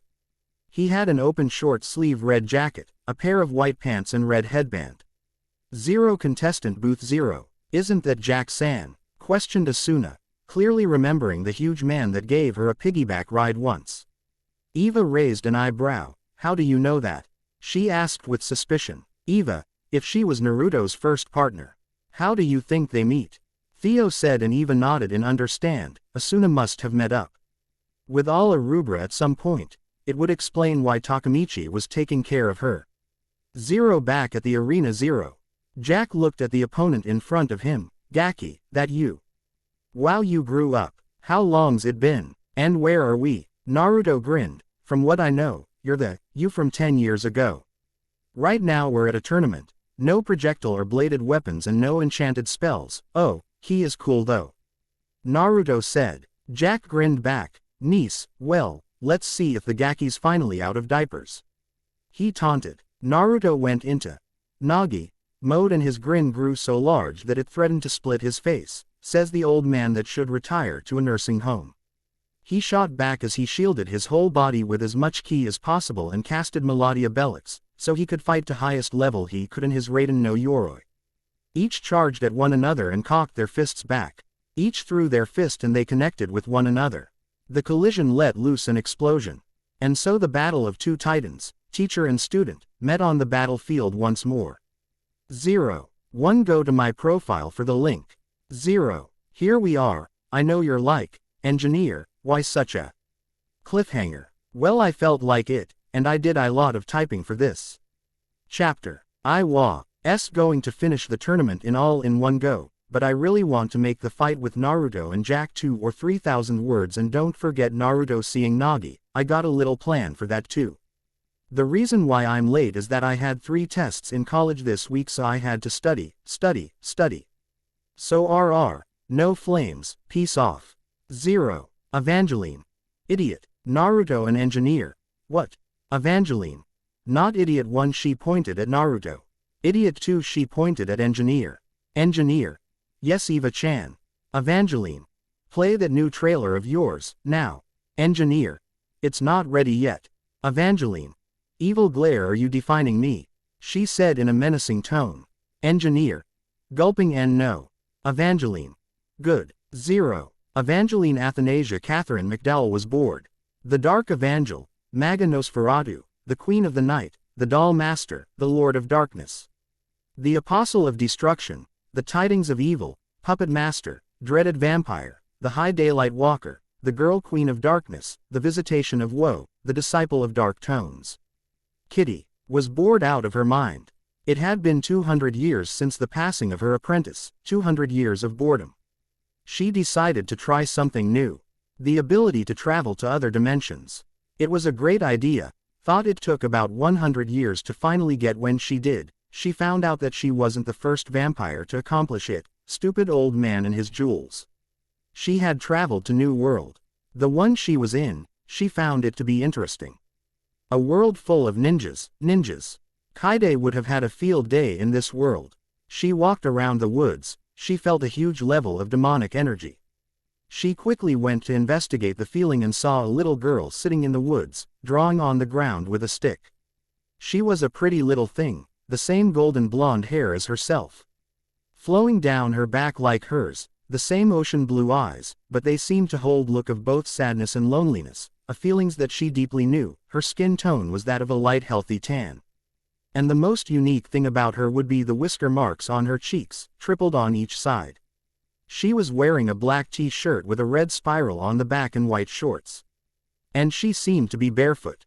She decided to approach the girl and see if she was a Hanyu or something like Setsuna, since she was emitting such strong demonic energy.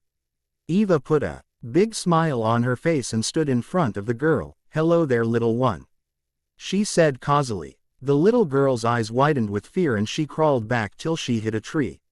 Eva raised an eyebrow. Usually when one greets another it's polite to return the greeting, little one, she said in a light chiding. The younger blonde seemed to be looking at her to see if she was a threat. She had no idea, and she took a deep breath. "Hello," the little girl said in a low tone. Evangeline gave her a smile. "See, was that so hard?" The little girl shook her head. "Well, I should introduce myself. I'm Evangeline A.K. McDowell. What's your name?" Uzumaki Naruto, ne-san," she said timidly and tense as if Eva would attack her. "Whirlpool and Maelstrom, quite a powerful yet beautiful name," Eva responded. Thank you." After looking at the girl, she could tell that she wasn't a Hanyu. It was like a demonic energy was sealed in the child or something. Who would do something so idiotic? It reminded her of what had happened to her. This raised a good point. Was this girl going through what she had to go through and sadly alone with no means to defend herself? It has been a while since she trained someone. And the girl seemed like an interesting egg too, and she could use and hire for the McDowell name. "Well, Ju-chan, would you like a friend?" The girl's eyes brightened at those words and gave the older girl a hug. Evangeline smiled. "Yes, this would be interesting indeed." Naruto. "Wait, why am I a girl?" Evangeline. "I don't see the problem, you seemed like such a pretty girl." Naruto glared at her. "Engineer. Because Eva is going to have a hire to her magic and awesome evilness." Evangeline. "Yes, there is nothing better than corrupting the young and an evil female version of the idiot one would be hilarious." Naruto. "Why am I a chick?" Engineer. "Smiling evilly because I wanted to." Evangeline. "I love it when he's evil, like that." She muttered. "Come idiot too, we have planning to do." Engineer. "Got it, Eva-chan." Naruto. "Get back here you two." Family reunion. 0. Play pleasures of combat Bleach Ost. On loop 0. BOOOOOOOOM. A shockwave followed aft. The fighters' fists collided and blew some of the audience away. As the dust settled, the audience could see the combatants' fists still connected as each pushed all their strength to gain dominance. Naruto quickly sidestepped to get Jack to stumble, but the larger man quickly got his footing back as Naruto went for a kick to Jack's head. Jack quickly put up his arm and blocked the kick with his forearm as another shockwave came from the contact of these two beings of power. Naruto, still in midair, charged ki into his fist and sent it right into Jack's face and released his ki at point blank. Another explosion occurred, and Jack's face was fine since he caught the fist with his other hand. While his forearm was still blocking Naruto's kick, he quickly snaked his arm around the leg and started to spin and slammed Naruto into the ground. Naruto pushed his arms forward and caught the ground before his face could meet it and kicked Jack in the chin, getting the giant to let go of his leg and got some distance and focused. Naruto took a deep breath and called forth his royal magic into his fists. He remembered what his mother had told him of his royal blood and how she used it to beat his father when he was out of line, and not doubt it would hurt Jack too. Naruto dashed towards and threw his fist forward and Jack caught it. Big mistake. In the corner of Jack's eyes one could see a little droplet of tears. He quickly let go and kicked Naruto in the chest, sending the teen flying till he corrected himself in midair. Jack was shaking his hand feverishly to get the pain away. "Oh, you little bastard. Why would you pull that out? Jack yelled. Naruto grinned. What? Can't handle it, Mr. Invincible idiot, he said in a condescending tone. Jack's eye twitched at that. He knew what the kid was using. Damn Arika and her royal magic, she just had to teach the Gaki that too. He really didn't want to go against that either. He had seen what it did to Nagi and it still sent shivers up his spine. 0 contestant booth 0. Yeah, woohoo. Beat that arrow baka to the ground, Sparky. Theo cheered. Come on, idiot. Show him who the true idiot is. Yelledamanded Eva. You can do it. Come on, Naru-kun. Asuna cheered. Kick butt, Uru. Shouted Ku-fei as she pumped her fist. Keep going, Naruto-san. Setsuna cheered. Negi and Katarao watched in silent awe, to think their growth. Our master could fight someone such as Jack Rakan. Kaide had a small smile on her face watching the fight. She could truly find out how powerful Naruto really was in this fight instead of just the glimpse that he gave her during their match. 0 in the audience 0. Woohoo. Naruto-kun, you rock, shouted Kanoka with a giggle as she watched her love interest fight. You can do it, sensei. You thought with a smile. Come on, Naruto-kun, show that muscle head who's boss, yelled Haruna at the top of her lungs. Why are you cheering so loudly? Asked you. Duh, you. If Naruto-kun wins this match, we have him in the finals and Setsuna-san and Negi-kun fighting in the semi-finals. Either way we win all that cash. You sweat dropped. 0 on the roof 0. Class 3A had snuck in to watch their fellow students and teachers' matches. Wow, Naruto-kun is awesome, said Misa. I know, right? Agreed Yuna. You can do it, Naruto-sensei, thought Akko as she hoped for her crush's victory. Akira looked at her friend and smiled. She too was cheering secretly for Naruto to win. Naruto-sensei, show that brute what you can do, yelled Ayaka, as she wanted her future brother-in-law to win. 0 with Chow 0. The C. Hini's girl was smiling like no tomorrow. She loved to watch her Oji-san fight. He told her to always enjoy the fight. You can do. She cheered and waved her big foam finger at the monitor. Tied up Takamichi and Chibi Setsuna's sweat dropped at her. But Takamichi did watch in interest. You truly have come far, Naruto-kun. I'm sure Nagi-san would be proud, he thought with a smile. 0 at the arena 0. Jack had to start to avoid Naruto's hits in fear of being hit by his royal magic. He shundoed behind Naruto and charged his ki and magic to his fist, point-blank full-throttle Rakan impact. He shouted as he sent it point-blank into Naruto's back, creating another explosion and dust kicking up once more. Naruto crashed towards the water and landed on top of it and had a large hole in his cloak and shirt with some scorch marks on his back and blood coming out of his mouth. Naruto faced Jack and started to laugh. Hell yeah. This is what I wanted, to fight you, Ero-sensei, and kick your ass all over the ground. Hope you're ready for this, Naruto shouted as his magic flared in pure excitement. Naruto shundoed and was right in front of Rakan and threw his palm up that held a fireball in it, Flagrantia rubicans.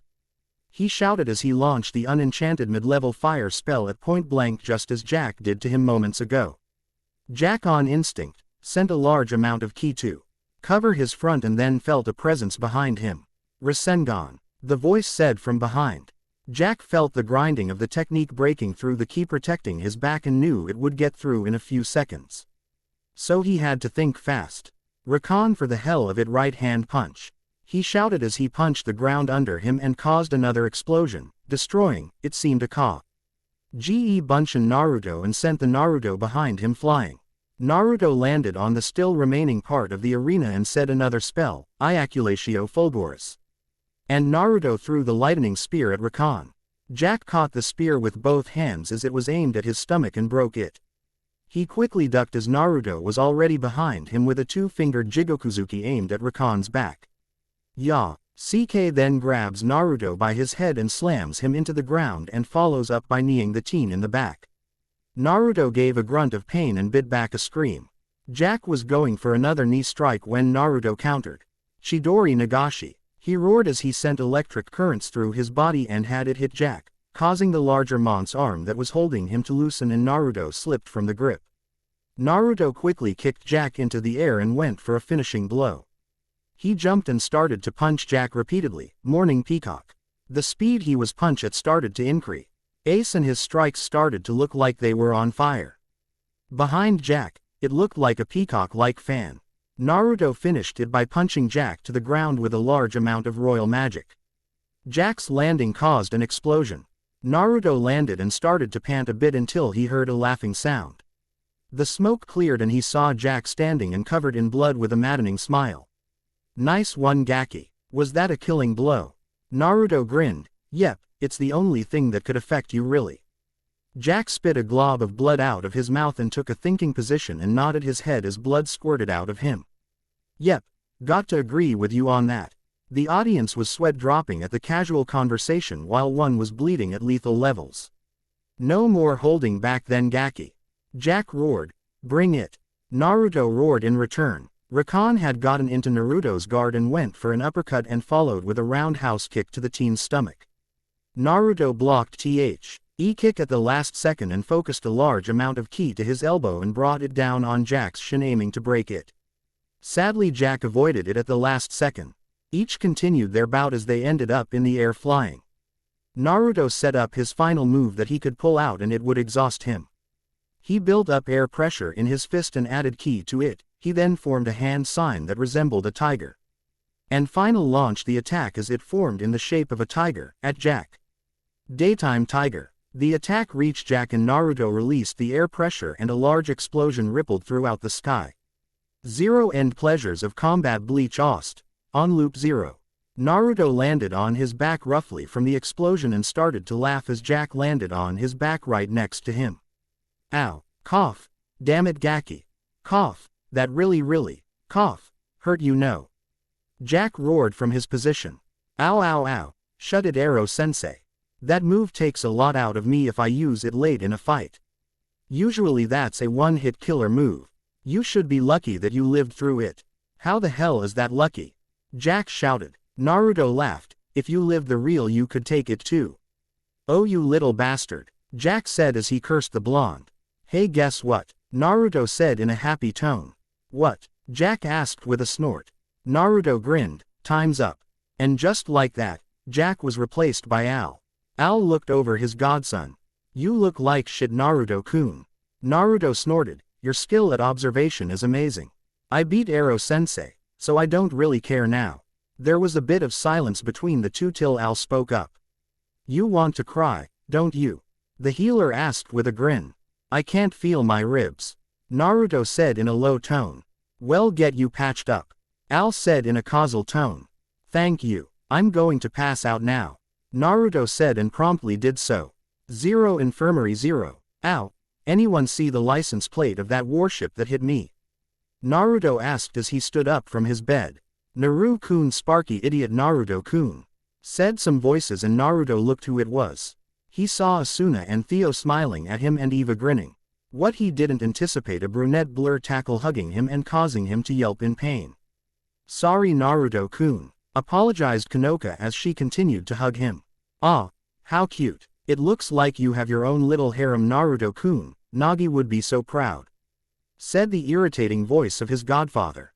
Alberio-san, pervert Al, shouted Asuna, Theo, and Eva. Konoka just grinned at that. Shut it, Naruto said with a blush. And contestant Negi is the winner.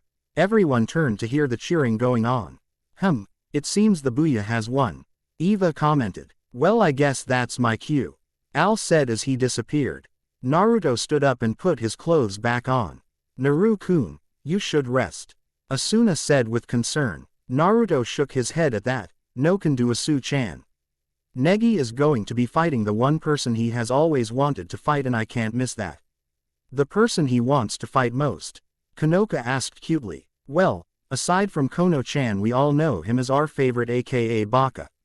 Naruto said. The two blondes and redhead eyes went wide.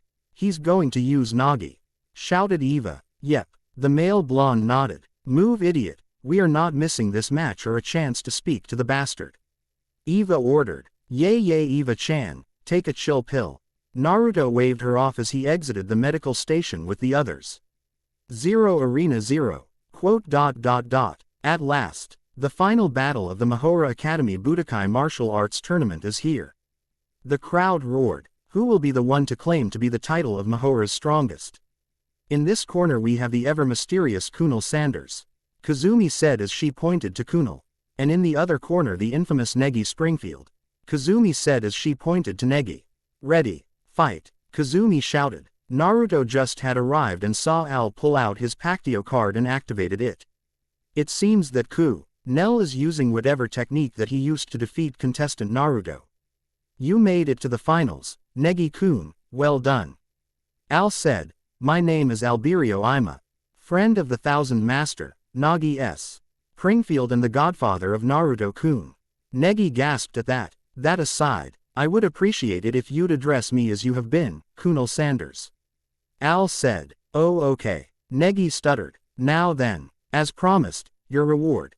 Al said as he grabbed a book from the ever-swirling swarm of them around him. It's with this I can finally fulfill a 10 years promise, made to my friend. He Feeney shed as he put his magical bookmark into the book, snapped it shut and pulled out the bookmark.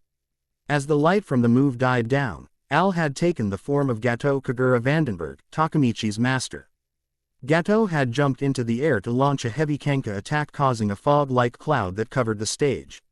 As the cloud dissipated, Naruto smiled. There was his father, surrounded by birds. No doubt one of his godfather's little gimmicks. Nagi turned and faced Negi. Yo. Negi had tears in his eyes. There. Meanwhile Nagi was spitting out feathers from his mouth. What's with all the birds?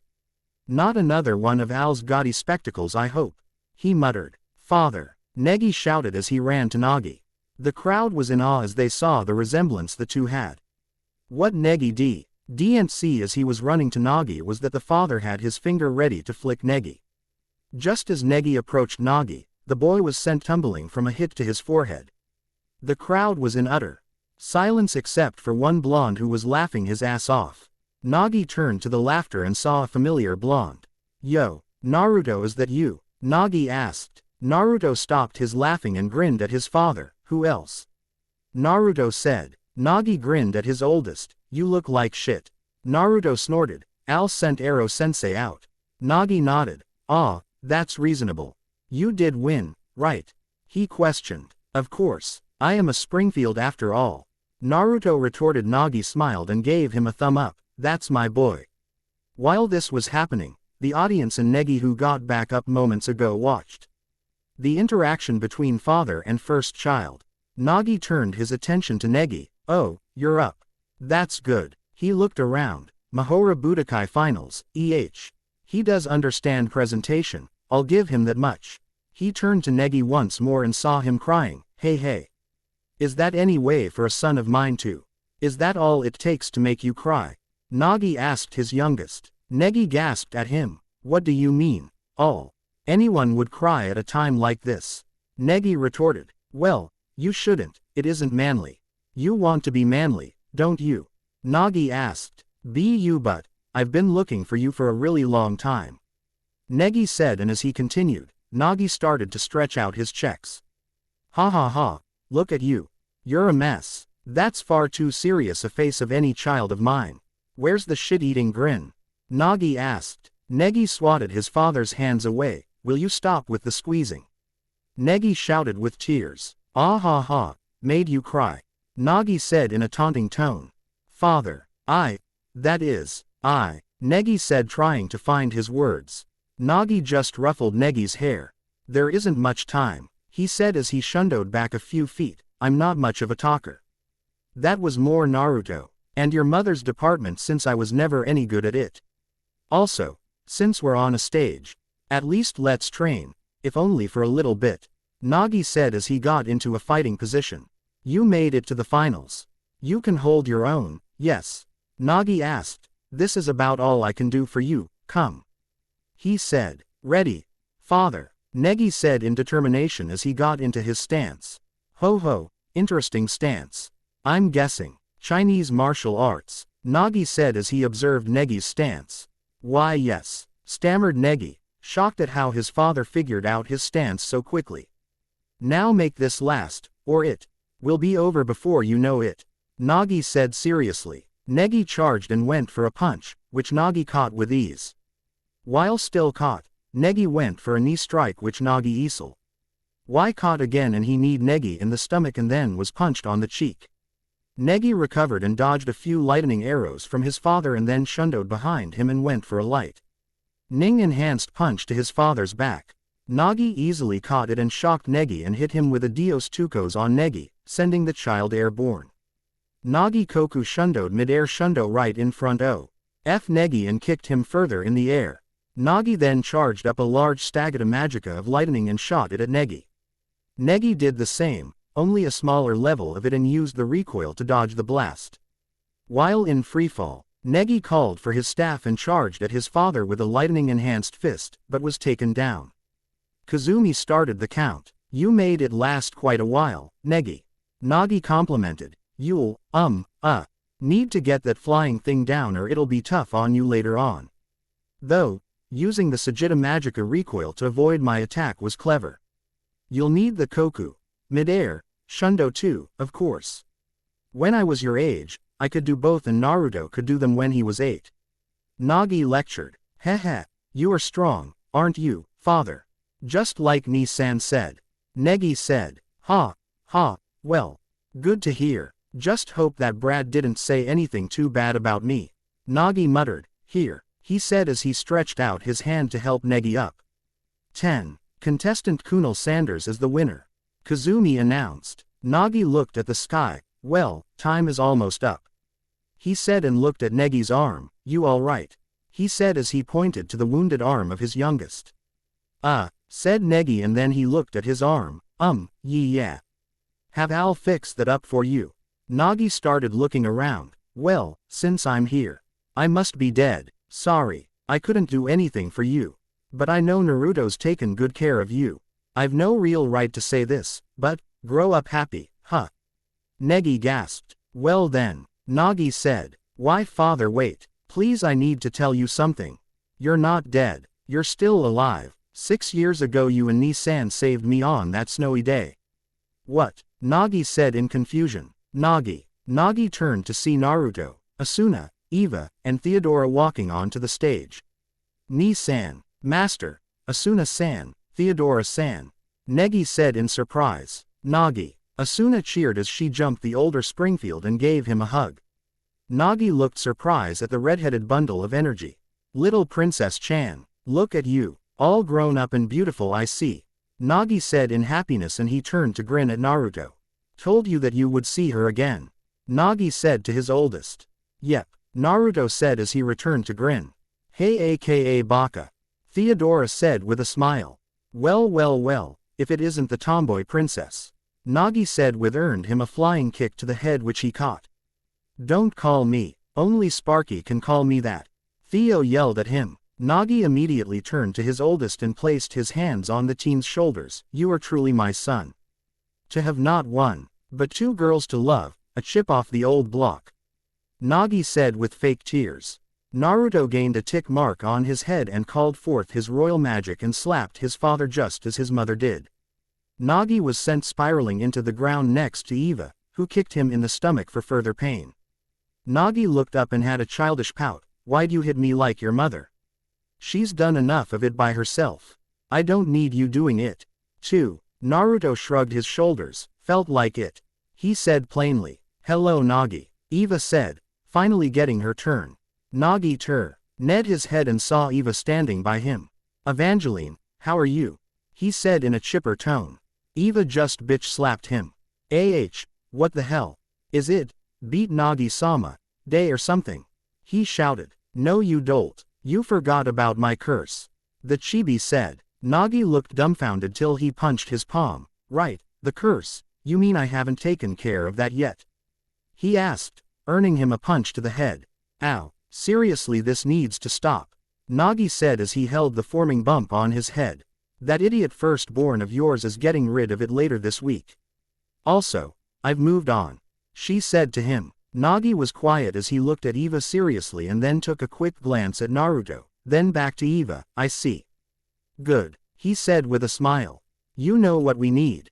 A photo to commemorate this fine event. Naruto said. Hey, Kazumi-chan, we need you to take a photo. He shouted at the redhead. You got it Naruto-kun. The announcer chirped. Eva was moving away, but Naruto grabbed her by her collar and brought her over. Naruto hung his left arm around Asuna and his right arm around Theodora.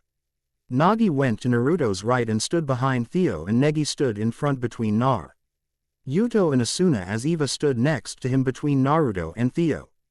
"Say magic," Kazumi said as she got her camera steady. "Magic," they said. Though Eva grumbled it, Kazumi snapped the picture and gave a laugh as Nagi gave Eva bunny ears while grinning, but he wasn't the only one grinning. Naruto and Theodora were also. Negi and Asuna were smiling and Eva had a smirk on her face. She had promised to make copies for each of them. Except Nagi, since he was an illusion. As the group parted, Nagi walked up to Negi and petted his head. "Negi, how you've lived your life up till now, what's happened to you, or what happened to me? After that point being an illusion, I can't say. And yet, that you would idolize your father so young, great, cool, brilliant, etc. Oh, and undefeatable, a hero, really I get that, but you mustn't keep chasing after me, you know." Naruto, Eva, and Theo snorted at that man. "What?" he asked them, grinning before he turned back to Negi. "Listen. You have your own life to live. See you." He turned to Naruto. "You too, Naruto, you seem to have grown up fine." Then turned back to Negi, "And try not to cry so much, huh?" he said as he vanished and was replaced by Al. Naruto turned to see the reporters ready to surround them as his uncle did his disappearing act, after taking his prize money. "Okay, we got to bounce, people. Meet up later," Naruto said as he left with Theo and Asuna. Negi got away on his own with Kazumi's help. 0. Done and done. Sorry for the wait, T-Com had kept me busy. RR, no flames, and peace off. Japanese Cinderella story. 0. Naruto had finally landed on the ground as he flew away with Theo and Asuna. Both girls had been talking to each other the entire ride and seemed to be friendly now. That talk after Asu-chan's fight must have been good. Naruto thought with a smile. "So what do you girls want to do till tonight?" he asked them. They blinked. "What's tonight?" Theo asked. "Akko-chan's concert is tonight. I plan on going," he said with a smile. Asuna blinked at that and Theo remembered the petite silverette giving Naruto a ticket. Crafty one, wasn't she? "Oh yeah," Asuna said, nodding her head in remembrance. "I forgot that she and the cheerleader trio had a band. They're really good too," she said. "How about we just chill out? Nothing too big, after all you just fought that idiot not too long ago," Theo said. Asuna nodded to that. "She's right, Naru-kun. Fighting someone like Jack-san, even if he was a funky magic copy, it must have taken a lot from you," she stated. And she was right. Naruto still couldn't move that well and he needed to recover more, but he wanted to see his father with his brother, so he forced himself to move when he should have been resting in Eva's resort or something. Naruto sighed. "You're right. I'm going back into my room to rest," he said as he cracked his back trying to get the kinks out. Asuna growled and grabbed Naruto's other arm, not wanting to lose. She lacked a bust that could compete with Theodora's, for now. Naruto blushing for having the girls he likes on both arms and Harem back to his and Setsuna's room. As the girls let go of Hi's arms, he walked to his bed and collapsed on it and started snoring. Asuna glared at Theo. "What was that?" she hissed quietly. Theo shrugged. "I enjoy seeing him blush like that," she said with no shame. "I thought we would try to share," Asuna stated with irritation. "Doesn't mean I won't try to earn some individual points," Theo answered with a grin. Asuna huffed at her turn to Naruto as she got an idea. She walked up to his collapsed form and laid next to him on his left side as she buried her face his chest and hugged his arm. She then stuck her tongue at Theo in victory. "Oh hell no. Two can play at that game, little girl." Theo raged in her mind as she did the same and laid on Naruto's right side. They glared at each other as Naruto snored away, completely oblivious to what was happening to him. 0. Akko was rockin' on stage with the rest of her band during their concert. "Awesome. I'm playing so well. I never thought I could play like this," she thought. She turned as she continued playing and looked into the crowd and spotted a familiar tuft of blonde hair. She looked shocked to her crush right there in the audience cheering for her. 0. After the concert, 0. "Yay, we did it. That was amazing. We kicked butt. You were the best, Akko. Misa said. I never thought you could play like that. You're a genius, Sheena added. Hey, you think? Akko asked as she blushed and rubbed the back of her head at the praise. By the way, Akko, he was in the audience. Madoka said with a grin teasingly. Huh, why yeah, Akko said meekly with a blush. With so many people here, you may have a hard time finding him, Madoka said as she crossed her arms in thought. True, Akko said. Who? Asked Sheena. Their door opened and a security guard poked his head in. Excuse me, Akko-sama, you have a guest. He said. Huh, Akko said in confusion. Excuse me, said a voice in a playful tone. Akko's heart started to beat faster when she heard the voice and a blush slowly crept to her face. Naruto walked in with a bouquet of white and red roses. He was wearing a white dress shirt with a gray hoodie over it and black jeans with his white and black checkered sneakers. Yo Akko-chan, Naruto said with his usual grin. Oh, hello, the silverette replied with a stutter. You rocked out there, he said as he handed her the bouquet. Akko accepted the bouquet. Oh and no, I didn't really. She trailed off as she was blushing so hard that steam was coming out of her ears. How about a lovely night stroll, my fair muse? He said with a smile. Huh, Akko said with shock. 0 outside 0. Naruto and Akko were walking till they stopped at a plaza with a fountain in the middle. Wow, Akko muttered in awe at the beauty of the place with the night sky and the street lights reflecting off the fountain water. I didn't know such a beautiful place existed here. She said. Hey, it is beautiful and quiet here, isn't it? He asked stated. But, he said turning to her. I can't tell what makes you more beautiful, the moonlight or the street lights bouncing off your beautiful skin. He said with a handsome smile. Wah what? Akko thought with a blush. Oh no, not me, I even got dumped by a senpai. She trailed off as she fidgeted from his words. Now I know that can't be true, he said arguing as he played with a strand of her sliver locks and twirled it with his fingers, causing Akko to blush at the closeness. Have you heard of this legend? If you confess your love under the world tree, you will be united with your love. Naruto asked as Akko started to push her head into his hand, enjoying his touch, until she registered what he said.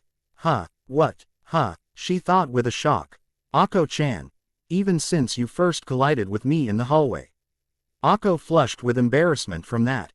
Akko-chan, he muttered as he placed his hands on her face and leaned in to kiss her. Ah, no please, Naruto-sensei, I'm not ready yet, she said as she felt like putty in his hands and started to lean in too. Akko, a shout and a bang said. And Akko woke up from her dream and had a bit of drool on the corner of her mouth. What? Akko shouted awake and looked to see Maki with her hands on the table explaining the slamming noise and saw Yuna sitting next to her with a naughty grin and blush. Huh, a dream, Akko muttered. You were totally knocked out. Maki said. I can't help it, we haven't had much sleep. Akko said back, it was just a dream. She muttered in sadness as she was enjoying that one. Come to think of it, Akko, don't you have a rehearsal for the concert tonight? Yuna pointed out. Huh, oh, that's right, Akko said in realization. Knock 'em dead, Akko. Maki cheered. I'll be cheering for you too. Akira said. Oh, thank. Akko said with a bit of confidence. Oh yeah, isn't he coming tonight? Yuna asked slyly. Akko asked as she tilted her head in confusion. Yuna covered her mouth with her hand and giggled. You know.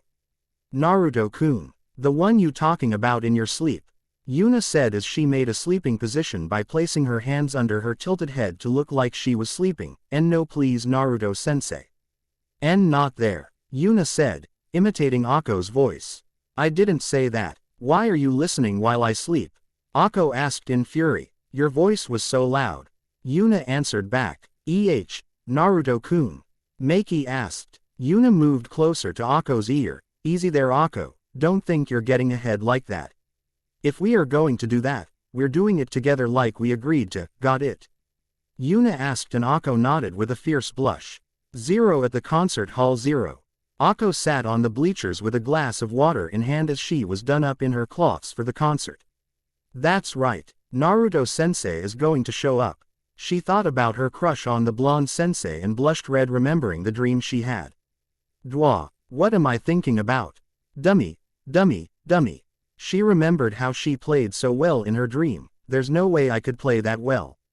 Oh, I'm going to embarrass myself, she thought as her hands trembled. Oh, what if I mess up? Dang, I'm super nervous now.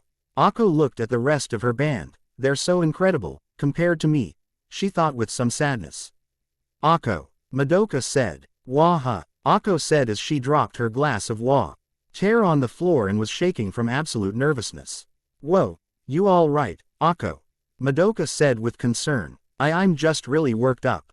And a bit nauseous too, she thought. Don't worry about it, you were just fine during practice, Madoka said as she handed her a bass. Here, play. Relax, and you'll be fine.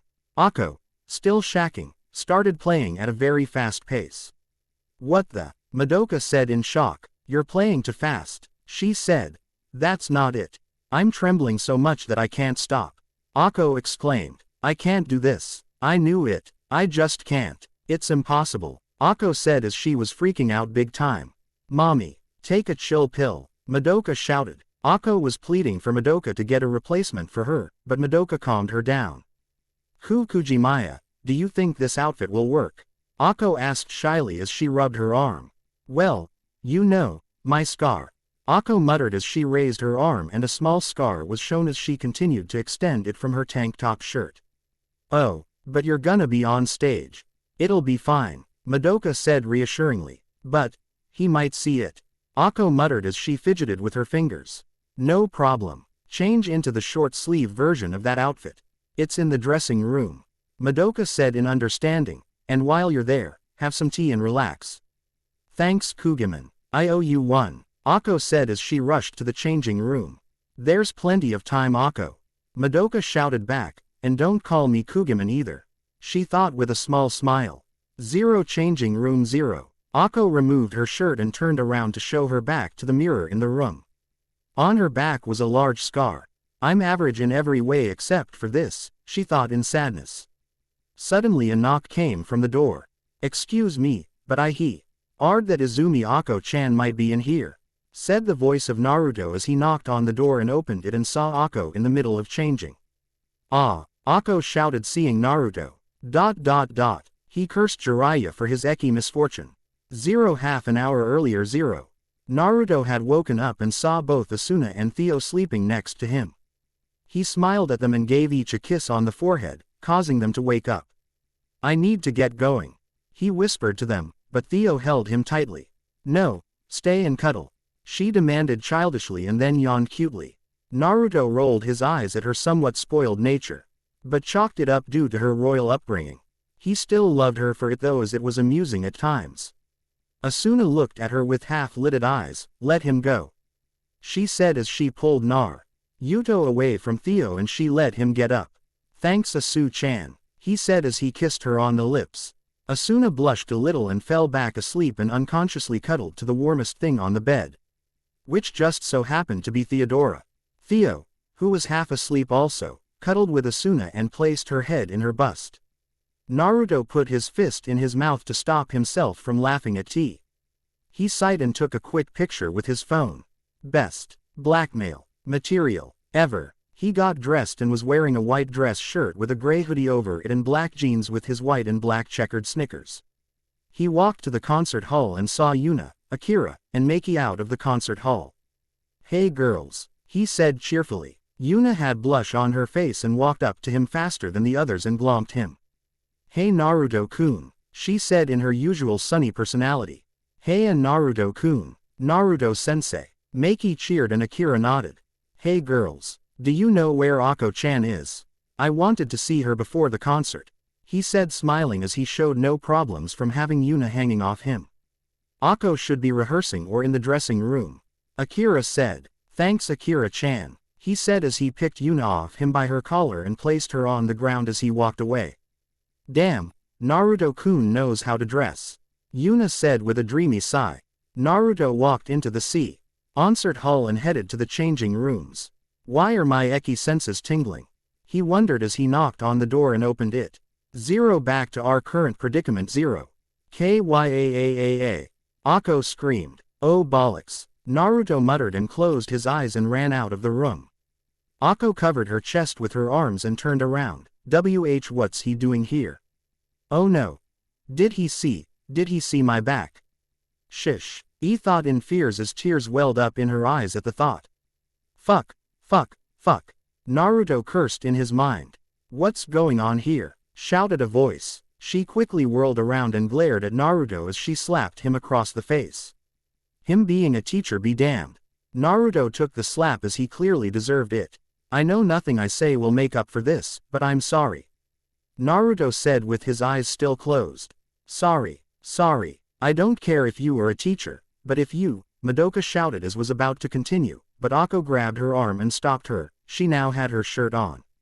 Kujimaya, stop. It's not his fault. Akko, I didn't lock the door. It's my fault. Akko said. Akko began to tear up a bit. Naruto-sensei, I'm sorry. You came to see me and now, she trailed off. Akko, Madoka said in worry. Akko-chan, it's my fault. I should have waited for an answer before opening it. Naruto said as he held his head in shame and cursed his stupidity, and Jiraiya again. Well, excuse me, she shouted as she ran down the hallway. Fuck, Naruto muttered. Madoka-chan, I'll go after her and I really am sorry. He said as he ran after Akko. You better be Naruto-sensei. Madoka thought. 0 with Akko 0. Akko was running outside. This is terrible. I can't believe he saw my ugly scar. She thought in tears. He thinks I'm gross. I'm sure all guys would be repulsed by the scar. She tripped over a rock and fell on her face. She was sobbing and hiccuping at the plaza she had her dream at and realized it was time for the concert. She wanted to go back, but her legs just wouldn't move. She fell to her knees and looked into the fountain as she felt a bit sick. She noticed blood leaking from her forehead and felt dizzy. Being hemophobic and the thought of gaining a scar that would be visible sent her into a panic and fainted. 0 an hour later 0. Akko woke up and saw the clock in the distance showing that she had missed the concert.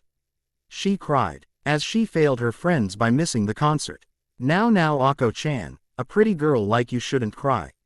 Said the voice of Naruto. Akko heard the voice right above her and saw Naruto smiling at her. She now noticed that she was on a bench and her head was resting in Naruto's lap, which caused her to blush immensely. How about we go back to the concert? He asked with a smile. Akko buried her face in his lap and cried. But it's too late, she whimpered. Naruto gently stroked her hair and spoke kindly to her. Nothing is ever too late, Akko-chan. Tell me, do you believe in magic? He asked playfully. Akko said as she looked up at him with puffy eyes. Do you believe in magic? He asked once more. Akko thought about it and nodded. Naruto smiled as he picked her up and she ached and he sat her on the bench as he walked in front of her and got on one knee and bowed dramatically. Then allow this humble wizard to cast a spell and change the very sands of time to grant you, my beautiful princess. A chance to change that, he said in a very regal-like tone. Akko squeaked with a blush. I need you to close your eyes for me, Akko-chan. Naruto said with a teasing grin. Oh okay, she said as she closed them. She heard Naruto muttered some words and her world turned black. 0. Akko suddenly woke with a start and looked around. It wasn't night time anymore, a dream. Another dream, she questioned, but sighed in relief. What a nightmare. Naruto-sensei saw my scar and I missed the concert. She then thought about how handsome Naruto was being all night like. Even though he called himself a wizard. He said he would cast a spell for me or something. Talk about wishful thinking. Ahahaha. She laughed at the thought. Akko-chan, I thought I did a very good job. Naruto said with a frown as he was sitting next to her. What? Akko shouted in shock seeing Naruto right there. You know that sleeping outside like this and you might catch a cold. Naruto commented. Wait, what did you say about doing a good job? Akko questioned. Naruto tilted his head to the side. What are you talking about, Akko-chan? You just said it, she said. I have no recollection of such a thing. He said with a grin, clearly showing he knew otherwise. But, Akko continued, but Naruto stopped her. How about we go on a date till the concert? Naruto asked, knowing it would get her stop asking. And it did. Akko looked around. What? Where's the camera? She said. Easy Ako-chan, there's no camera. You don't want to go on a date with me? He asked with a pout. Ako shook her head fiercely. She wanted that date. Naruto smiled at her. Good. He said nodding. 0. Naruto was waiting for Ako to change out of her concert uniform and smiled once she got out. Sorry to keep you waiting. She said nervously. She was wearing a white t-shirt with some writing on it over a black shirt and was wearing high heels and a denim skirt. Naruto smiled at her. Trust me. After seeing you in something so cute, it was worth the wait. Ako blushed at the praise and walked up to him. The two then went to do various things within the festival. They rode a roller coaster with Naruto holding Ako's hand due to her nervousness. Naruto then bought her some ice cream, took her horse riding and bought her some lunch, and paid of course. It's as if this is another dream. But I don't think I even care if it is. Ako thought with a smile as she was having such a great time. Wow, what a crowd. Naruto commented. Ako tilted her head. I wonder what's going on. She asked. Naruto said as he read the sign, Fabulous Prize, Best Couple Contest. He said as he turned to Ako with his usual grin, how about we enter? He asked the silverette. What? Ako said in shock. Naruto nudged her. Come on, with you and me, this thing'll be a clean sweep. He said with a wink. Ako blushed and nodded. 0. The prize for the contest was a pair of beautiful matching bracelets. As Naruto and Ako were backstage, Ako was in a panic again as she wasn't used to the spotlight and didn't want to embarrass Naruto. You really need to calm down, Ako-chan. How about after this I give you a good massage? He asked. Ako went into a daze at the idea of Naruto giving her a massage and nodded mindlessly as she was in her daydream. Naruto and Ako walked on stage wearing a white tuxedo and a white wedding dress with flowers and veil add to the ensemble. Ako nervously walked beside him and felt her confidence drop being next to Naruto, who was way out of her league in her opinion, and wanted to leave before she embarrassed him. Naruto saw this and squeezed her shoulder. Come on, Ako-chan, time to make you shine. He whispered to her. She asked and Naruto swept her off her feet and carried her bridal style. This brought them to front running in winning the competition, and the next portion was a swimsuit competition. Naruto was wearing black and white shorts and was shirtless and show his muscles and the few light scars he had on his body from his training and battles. Ako walked next to him in a polka-dotted two-piece that covered her back. In the end they got second place. 0. Sorry we lost, Ako said in sadness. Naruto swung an arm around her shoulder which caused her to blush again and said, so. First is the worst, second is the best, and third is the one with the something or other. But even if we lost awesomely. Oh no, I forgot about rehearsals, Ako said in remembrance. Naruto waved off her worries. Our 80 called Madoka-chan and she said it was okay. Really? Yep. Now how about I hear you play? Naruto asked. They entered an old school building to get some privacy from the crowd. What a second, Ako thought in realization. I'm all alone with Naruto-sensei in a deserted classroom. This is a dream come true. Could this be a dream? But if this is a dream, I don't seem to be waking up. She pulled her cheek to see if she was dreaming. Ow. She muttered. That hurt. If this is real, then I'll never get a chance like this again. Right, this is my best chance. She then contemplated if it, but decided to take the plunge. I need to make the first move to become a leading character, to be the star. She thought in determination. Excuse me, Naruto-sensei. She said. Yeah, he asked as he turned around as he was rearranging some of the desks to give them a bigger space. I know we've only known each other for a little bit and it might be weird coming from me, but I love dried squid. Do you? She asked. Yeah, it's good, he said nodding as he picked up a bass and handed it to Ako. Can't wait to hear you play. He said. Okay, but don't laugh. She said. I wouldn't dream of it, he said with a mock-hurt look. Ako played with a relaxed expression and Naruto clapped at her performance. Ako-chan, Naruto said in a serious tone. Yes, Naruto-sensei, she asked. He sighed. I saw your scar while we were changing for the contest, he said. Ako's eyes widened with fear. No. He saw it. She was about to run away and try to find a deep enough hole to hide in. But Naruto hugged her tightly as she cried. It's alright, it's alright. No matter what kind of scar you have, Ako-chan. You will still be beautiful to me, he whispered in her ear. Why? She asked with tears streaming her face. Because of how beautiful you are on the inside, he said as he rested his chin on her head. But I don't stand out. I'm just a plain side character, she said as she wrestled out of his hold and shouted. Naruto flicked her on the nose. Ow! Naruto-sen's, she started, but Naruto's intense look stopped her. Everyone is their own main character of their own story.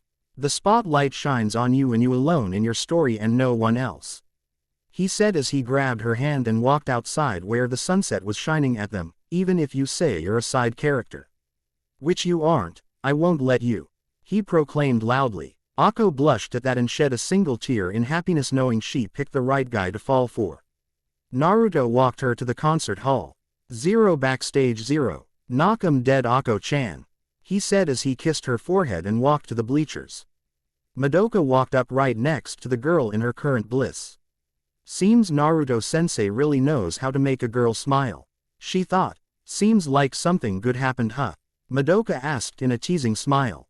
Yeah, Ako muttered with blush as she headed to the stage. 0. Naruto watched as Ako shined on stage with the rest of the band and cheered loudly when they finished. He saw Madoka whisper something to Ako as she handed the mic to her and push her forward. Today, today, I wanted to say something to a person that helped me out a lot.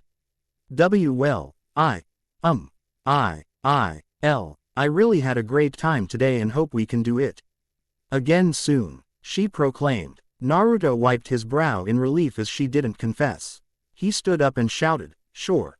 Ako hearing this smiled brighter than any star could ever hope to be. 0 with Asuna and Theodora 0. Asuna mumbled in her sleep, Naru-kun, I want a kiss, she said as she raised her head and was about to kiss Theo. Ha, you ask and you get, Sparky. Theo mumbled back and kissed Asuna deeply on the lips. They both opened their eyes fully and stared in disbelief at what happened. Suddenly a large scream filled the entire dorm. Kya, 0. Done and done. Hope you enjoyed it. Also, I was wondering if I should post some challenges. Tell me. Also, E4E never abandons a story. That is my eternal promise to you, my readers. It just might take some time is all. Remember, RR, no flames. Peace off. RPG applies in real life too. I live. Sandy, you may have taken my power, internet, and heat, but you can't keep this writer down. Also, I give anyone out there who may have lost someone to Sandy a prayer, God bless their souls. I still need a beta. Send me a PM if you're interested, please. 0. Naruto hurried back to his dorm room and noticed Theo and Asuna glaring at each other with large blushes on their faces. Do I even want to know? Naruto asked, making his presence known. Both girls eeped and turned to him. No, they said simultaneo. USLY and turned back to glaring at each other. Naruto ran his hand through his hair. Okay, he said. Anyway, the concert rocked and Ako-chan did great too, he said with a smile that irked the two girls slightly. Yay, that goods and all, but maybe we could have our own little concert, Theo said with an impish grin. Hell, she needed this to get that kiss with Asuna off her mind, even though it was kind of hot. Asuna turned to Theo with shock. How could a princess be so shameless? Theo sashayed over to Naruto and placed her arms around his neck and leaned in close as their noses brushed against each other. What do you say, Sparky? She asked in a husky tone. Naruto's face was red and was slightly speechless. His opening and closing mouth was proof of that. Theo smiled at her Tori over her fellow blonde and went in for a kiss, till she was bumped aside by Asuna. Oops, Asuna said as she covered her mouth with her hand to hide her smile. Did I do that? She said in mock shock and turned to Naruto and kissed him on the cheek, still with us blonde, she asked as she snapped her fingers in the boy's face. Naruto shook his head to clear his mind. Yeah, he said. Theo growled as she stood up. So she wanted to play a little hardball, huh? Well, this princess can play that too. Just you wait, you washboard, Theo thought manically. Just then Naruto's cell phone rang. Hey Ayaka, what's up? Naruto said on the phone. What? Chao's withdrawing. Naruto shouted in surprise, causing Theo and Asuna to jump at his tone. Okay. Yeah, look, I got another call. Meet up with you guys later for it, cool. He said as he answered his other call. Yes. He said in a more professional tone. I see, I'll be there soon. He said, hanging up. You guys go meet up with the class. I have an emergency meeting to attend. He said with a sigh. What's this about Chao withdrawing, Naru-kun? Asuna asked. You'll have to ask Ayaka, I don't know all the details. The blonde said as he flashed away. Something big is going on. Theo commented as they two princess exited the room, and Asuna texted Ayaka to ask for more details. I know, and I don't like it. Asuna muttered. 0 with our hero. 0. Naruto was jumping from rooftop to rooftop looking for that sneaky little Chinese girl, till he saw the world tree start glowing. Okay. Magical tree is glowing when it isn't supposed to. Never a good sign. The blonde muttered and headed towards that direction. He heard fighting going on and landed nearby to see what was up. From what he could tell, Negi was standing off to the side while Kaide and Setsuna were fighting Chao. The blonde sighed. Looks like he was going to intervene. He mentally shrugged. This would be a good time to get some info off Chao anyway. He jumped in and blocked both hits from Setsuna and Kaide while standing in front of Chao. Now girls, no fighting. Naruto said in a light chiding tone. Also, nice ears Set-chan, he teased and say. Suna blushed brightly as she and Kaide broke away. Naruto turned to look at Chao and gave a small pout. I heard you're leaving us, Chao-chan, can you say why? He asked politely. I have a family emergency to attend to, Naruto-sensei. Chao said with a smile. Naruto HM'd at that. I see, but that doesn't excuse you from attacking your ex-sensei and ex-classmates, that's very bad. He said with a feral smile. Chao started to sweat slightly at that smile. She remembered it from her childhood and was not looking forward to the results that followed said smile. Right, we can't beat her. Retreat, Kaide said as she started to jump across the rooftops to get away, and Setsuna followed her. Wah, Negi and Naruto said at the same time. He hadn't even fought the Chinese girl yet. Negi went to follow them, leaving Naruto and Chao together. They turned to look at each other. Wanna follow them? Chao asked with a smile. Naruto shrugged his shoulders, got nothing else to do. He said, and they started to chase the group of 3. As they jumped the rooftops, Naruto decided to start a conversation. So, why are you doing this, Chao-chan? You got to have a reason behind it. He said as he had calculating look in his eyes as he stared at her. Chao shrugged playfully. Who says I have to have a reason, Naruto-kun? She asked with a knowing smile. Because someone wouldn't go through what you're trying to do just for the kicks. You have a reason behind. I may not know it, but I'll figure it out eventually, or you could be a good little girl and tell me. Naruto said with a frightening smile. As expected of Naruto Gigi. Chao thought with a smile, but he still didn't know what she had in store for him. They landed on the rooftop where the 3 had stopped. So, this is the battleground of our final battle, huh? Chao said as she sensed the presence of other people on the roof. I may be outnumbered, but I have reinforcements of my own. She said as she ised her hand to call over Mana and Chachimaru. Hello Negi-sensei, Naruto-sensei. Mana said, who was wearing a cloak. Oh, making a little alliance of your own, Chao-chan. Naruto said as he cupped his chin and grinned. You still know I could wreck you, right? He asked as Negi gasped at his brother. Ni-san, they're our students, we can't hurt them. Negi said hotly. Naruto rolled his eyes at Negi's naivety. Who says I'm going to hurt them? We're only going to spar, right, Chao-chan? He said with a scary smile. Chao smiled back, but was sweating a bit. I could predict Negi Bozu much easier than Naruto-kun. The only ones I have to worry about are him, Takahata-sensei, and the dean. No worries, Negi Bozu, we still have an ace in the hole. Kaide said as she pulled a string and the cardboard walls on the roof began to fall with light shining through them. Everyone covered their eyes from the light. Welcome to Chao Lin's farewell party. All of Class 1A said loudly as streamers went off. Wah, Negi said with his mouth agape. Oh, Chao said in surprise. Naruto whistled. Ayaka sure knows how to get a shindig together quick. He said to himself. All the girls Suro, Un Chao asking her questions about what was going on. Hey Sparky. Theo shouted over the noisy girls and walked over with 2 cups of punch in hand. Hey Theo, he said taking a cup of punch and had a quick sip. Raspberry, so what's little Chinese girl up to? She asked in her princess tone. She's planning to expose magic. If it was me, I would use the world tree to do it. Naruto said as he took another sip. So she would most likely do it on the final day of the festival. Theo said as she watched Ayaka start a speech that sounded more like a eulogy, but Asuna kicked her off stage for being too depressing.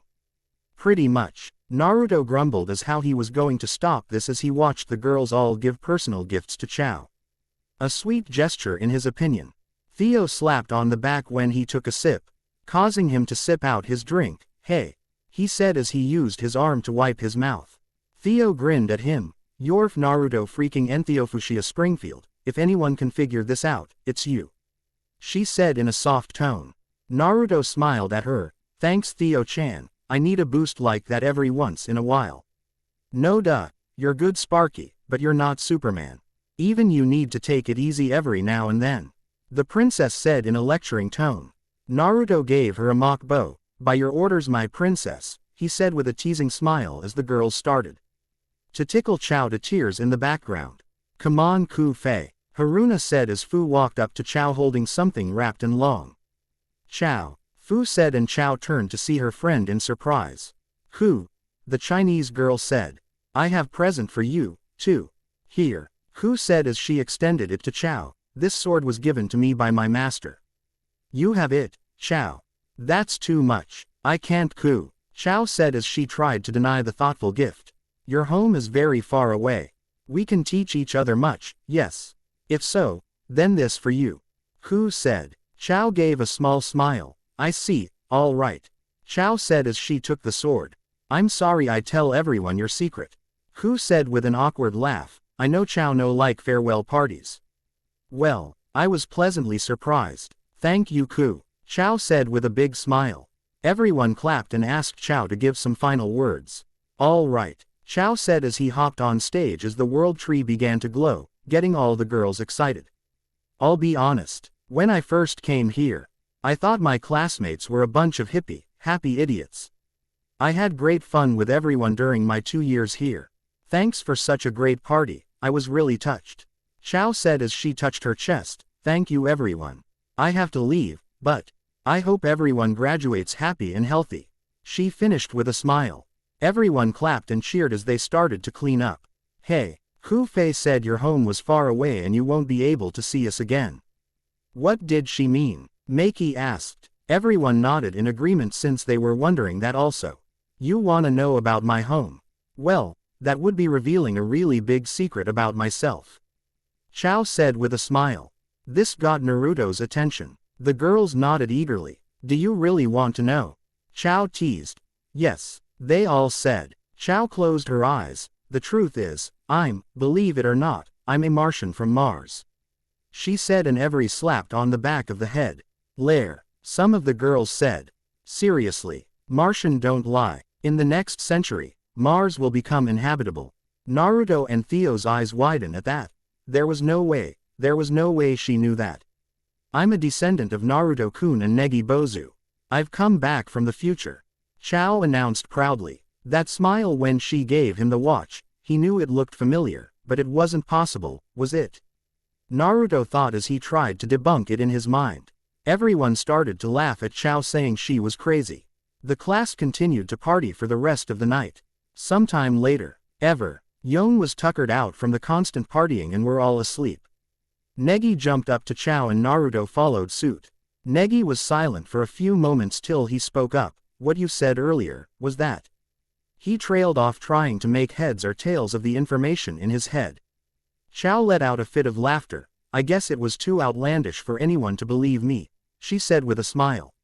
Our mother's first name, what is it? Naruto asked with a glare. If you're really our descendant, you would without a doubt know it. The blonde said. Our mother's name. Negi questioned. His Nissan rarely ever talked about their mother and anytime he asked his Nissan would just give him a sad smile and would say that she loved them very much, but she had to go away.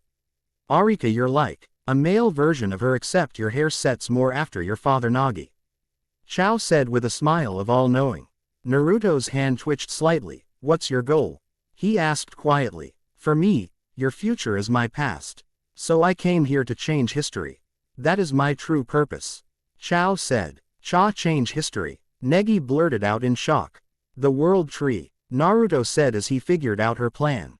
Chao turned and smiled a Springfield smile. Bingo is expected of Naruto Gigi, always so smart. She said with a wink. With the world tree, it's possible to make a long jump through time with its power. She explained. What would you do if you had access to that power, Naruto-kun, Negi Bozu? She asked in a serious tone. Go back 10 years to your father's supposed death, or 6 years when your village was attacked. Or even go further back to make sure your father, mother, and brother were one big happy family. She asked as both Naruto stiffened and Negi gasped. Wouldn't you want to prevent the tragedies of your pasts? She asked further. I don't plan on making any moves during the day. We'll meet again soon. Naruto-kun, Negi Bozu, Chao said as she disappeared. Naruto calm. D down and cursed himself for freezing like that.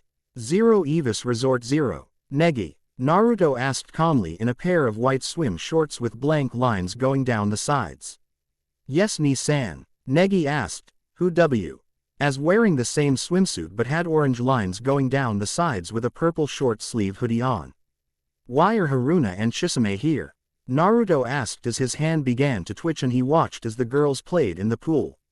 Oh, Negi said. They found out about my magic, you see, and Negi trailed off, slightly embarrassed at being found out again. I see, Naruto said with a nod. Bam. Naruto held his smoking fist in front of his face as Negi was on the ground with a large lump on his head. What the hell, Neg?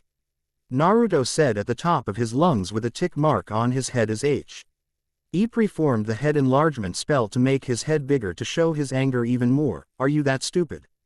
Why do you keep using your magic so recklessly? Naruto asked. He grabbed Negi by his jacket collar and began to shake the kid back and forth. I can explain, Negi said with dizzy eyes. Oh, you better explain or you'll go through training that would make Eva-chan's look like a summer picnic. The blonde boy roared. The girls watched in slight worry and amusement at the brothers. Wow, who knew Naruto-kun could be so scary?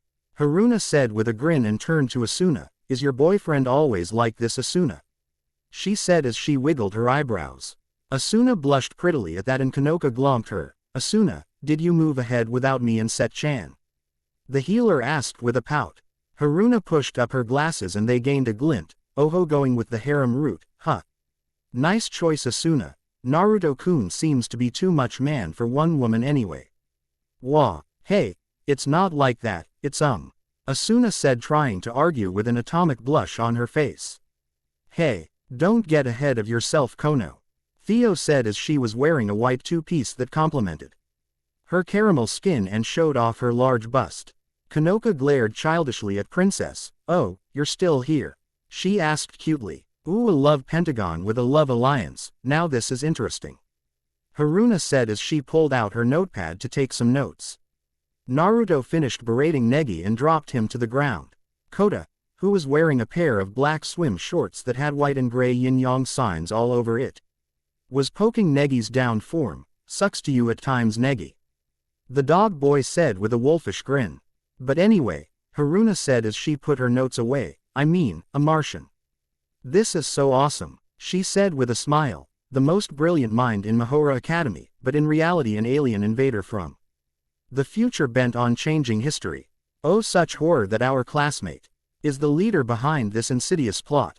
She said dramatically. We must defeat her, she declared as she pointed to the sky. Asuna whacked her on the head with her horizon. Okay, you need to shut it. You're making this more confusing. The redhead said to the mangaka. It didn't seem like Chao-san was lying, at least to me. Negi said as he fingered the time machine in his hand. She wasn't. Naruto grunted out with a sour look. Everyone look at the blonde. She knew our mother's name.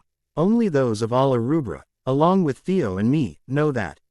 So unless she can read minds from a dista, NCE and clear out the block I put on memories of her to prevent others from finding out that info, she is without a doubt our descendant somehow. Along with the fact that she knows about that. Naruto thought to himself. Arika. Negi said as the name rolled off his tongue as if he always knew it, and he looked his brother straight in the eye. She said you were a male version of her Ni-san. Please, can you tell me about her? The child pleaded. Naruto winced and looked away. I need a drink, you got anything strong Eva? He asked as he walked away. Ni-san. Negi shouted as he held his hand and was about to go after him, but he felt a hand on his shoulder and turned to see Theodora giving him a sad look as she shook her head. Theodora-san. Negi, you need to realize that your mother is a sore spot for Naruto. The reason he doesn't talk about her is because the information isn't the happiest to hear, so he's just trying to protect you. The princess said softly as he watched her partner take a sip of scotch on the rocks. But Negi tried to argue with a few tears in his eyes. He really wanted to know. She was his mother too. He had the right to know. Negi, your mother was a good friend mine. Theo said as she knelt down to his level and looked him in the eyes. Trust me when I say, if she could, she and that aka Baka dad of yours would be with you too and be one big happy family. But fate can be cruel at times, she said as her elfish ears dropped slightly in sadness. See, can you tell me a bit about her? Negi asked with tears falling freely from his eyes. Theo looked at Naruto and didn't see him trying to stop her, and she took a deep breath. She was without a doubt the most beautiful woman I have ever met. She could make a goddess scream with envy at the sheer beauty she radiated. She was amazingly strong too, could wield a sword like no other, and do some pretty powerful spells too. In fact, she was the only woman to have tamed the Thousand Master. She had him completely wiped. Theo said with a laugh. All the girls listened with interest, especially Eva. Her mere presence demanded respect. She was as blunt as it comes, and ever. Why time your dad did something perverted she would bitch slap him 10 feet in the air. Theo said in a fit of giggles as she remembered her time with Alarubra. Negi let loose a bit of a laugh and he heard a snort of laughter from his brother in the distance, so it just confirmed the fact and that his father's memory said the same thing when his brother hit him. Okay, enough gloom and doom, Asuna shouted.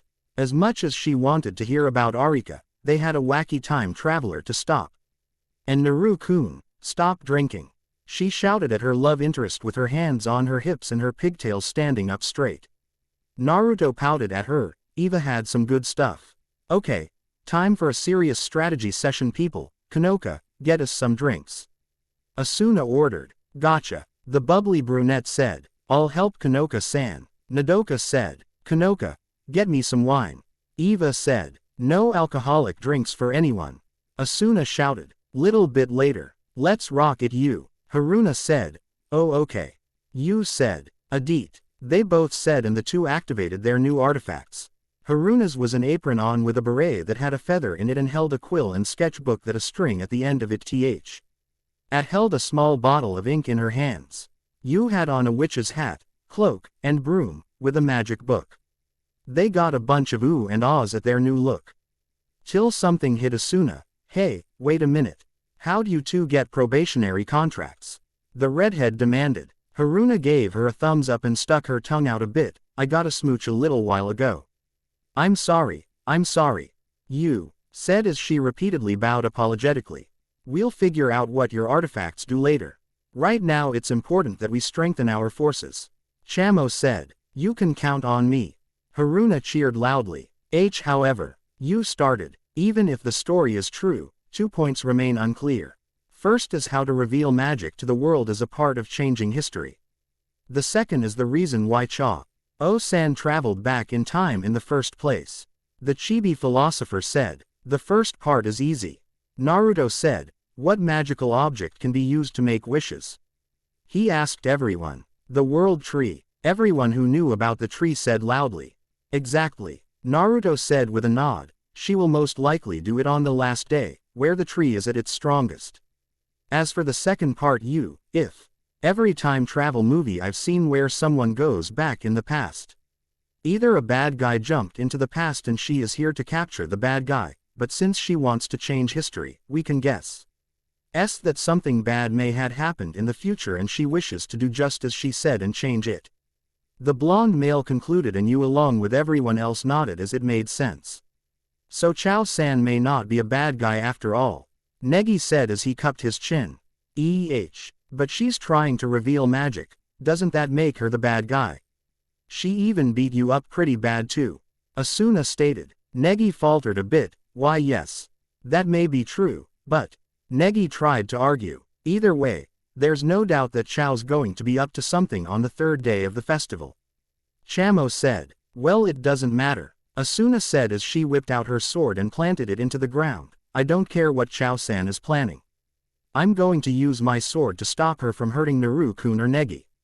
She declared. Name. Asuna. Kagurazaka.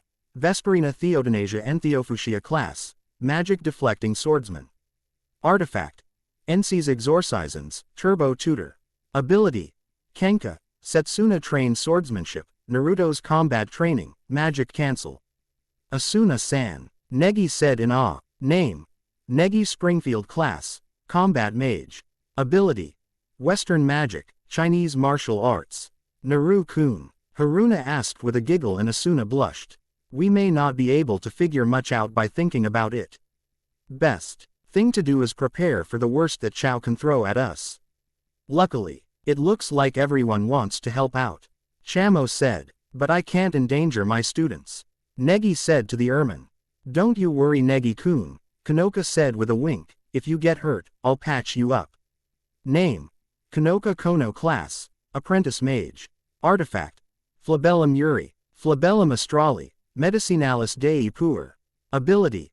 Western magic, intermediate healing magic, Naruto's combat training. And I will protect the life of Ojo-sama with my own. Setsuna said. Name. Setsuna Sakurazaki class, winged swordsman. Artifact. Sika Shishikushiro, Septem Orbis Custos. Ability. Shinmei style, swordsmanship, Shinmei style anti-demon combat skills, Onyujutsu. Naruto's combat training. Just make sure your head doesn't get crushed though. I'm good, but I'm not that good, Kanoka said cutely. Okay, Negi said in shock at her saying that. Kanoka-ne-san, that's too morbid, Chamo said. Chao has that robot army to boot. It'd be suicide to face that head-on even with the forces we got on our side. Furthermore, they have Chachimaru and Tatsumiya Taiko. The ermine said in worry. You leave that to us. Kaide said as she and Ku stood up. Naruto saw the sad look on Ku's face. You okay, Ku? He said in worry. Ku blinked and looked at him. Yeah. Me okay, she said with a bit of a forced smile and she clenched her fist tightly. If Chao is taking wrong path. Name. Ku Fei class. Marital artist. Ability. Chinese marital arts. Then is her friend. I have obligation to stop her. The Chinese girl said. Kaide stood behind her with her large shuriken and nodded. Name. Kaide Nagase class, ninja. Ability. Koga ninjutsu, Kaide ninjutsu. Kaide ne-san and Ku Roshi will help a bunch. Chamo cheered. Looks like the front line is looking. He said rubbing his chin, but now with Negi Aniki in the front himself the rear defense may be a bit weak. He said as he turned to the library trio, or maybe not. On top of Nodoka Ju-chan, we have 2 new people with probationary contracts. Yes, we'll do what we can to help. Nodoka said. Name. Nodoka Miyazaki class. Mind Reader artifact. Darium Aegis ability. Fainting, thanks. Chamo said. Okay. Haruna said name. Haruna Saotome class. Artist Summoner. Artifact. Imperium Graphicis. Ability. Love stench detection, extensive dissemination if wild rumor. Understood. Yu proclaimed as she held her broom. Name. Yu Ias class, apprentice mage. Artifact. Orbis Sensualium Pictus. Ability. Western magic novice level, quick thinking sometimes useless. And with our final 3. Chamo said. Katarao grinned like a loon, try to keep me out of this ermine. He said with a thumbs up and his tail waving back and forth in excitement. Name. Katarao Inagami class, Eastern Mage Fighter. Ability. Ninjutsu, Goken, Onmujutsu, Naruto's apprentice training, Hanyu transformations. What about you Theodora Ju-sama? Chamo asked eager to hear the answer of one of his Aniki's partners. Theo flipped one of her pigtails over her shoulder. I may be a princess. But at times the royals are needed at the front lines. she said with a noble smirk. Name: Theodora Basilia Helatus de Vesperisxenia class, Princess. Artifact: Gemma Curationum. Ability: hand-to-hand combat, tactical skills. Western magic, sweet. And now for our ace in the hole. The Ermine said with a cackle. Who needs firepower when you have a walking nuke on your side? Naruto blinked. Dean pointed to himself and Chamo nodded. Name: Naruto, Entheofushia, Springfield class, Impossible Broken Combat Mage. Artifact: Oranicus Chains, Parvulus de Oraculum. Ability: Ninjutsu, Juken, Goken, Onmujutsu, Western Magic. Swordsmanship: We got the firepower all right, but Chow may try something on the net so, he said as he turned to Chisame. I know. Chuchi, wanna make a probationary contract too? The Ermine asked the net idol. Like hell I will dummy. Chisame shouted loudly. Haruna glomped the idol. Come on Chisame-chan, do it. Join us, the mangaka said. When did I become one of you? Chisame yelled. Don't grab me, she added. Well, looking at all of you like this, we've got one hell of a team on such short time. Chamo said with a laugh. What a rowdy party, Eva said with a laugh. You'll get no help from me, understand Booya? She stated. Negi nodded hesitantly. Yes master, I understand. Well, it won't matter how many people we have, when we have to worry about Chow herself and until we figure out that ability of hers. We may be at a bit of a disadvantage. Kaide said. I'm not certain, but I think I can deal with Chow-san. Leave that to me, Negi said. You sure Negi? Naruto asked in worry and his brother nodded. Well now we have all the members assembled, we need a team name. Kanoka said. Everyone started to give names till they heard Naruto laughing. What's so funny idiot? Eva asked with a raised eyebrow. Naruto grinned at her. Alla Alba. He said. Theo let out a laugh. How typical of Naruto to come up with a name like that. White Wing, almost poetic. Eva said and shook her head in amusement at the very name. Why that name Nisan? Negi asked in curiosity. Naruto turned to see the sun setting in the resort. When I was little, I wanted to make a group just like Dad's, you know. One with the same atmosphere. I would be in charge of it. We would travel around both worlds doing good deeds just like Dad's group All Arubra did. I traveled around this world and the magical world to try and find people I could work with and count on in the pinch, but no one met those expectations. The only ones from the first generation of All Arubra is me, Negi, and Kono-chan, but now that I've hung out with all of you, trained with you, laughed with you, I think I found the feathers to my Allah. Naruto said as he turned around. D with a Springfield shit-eating grin and stuck his hand out. Allah Alba. He asked the group. Everyone was in awe of his speech, but Asuna was the first to recover and walked up to him and placed her hand on top of his. Allah Alba, she said with a nod.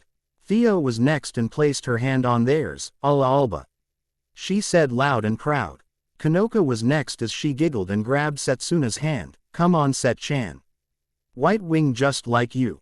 The white mage said as she placed her hand on the pile. Like me huh? Setsuna thought out loud as she placed her hand on the pile with a smile.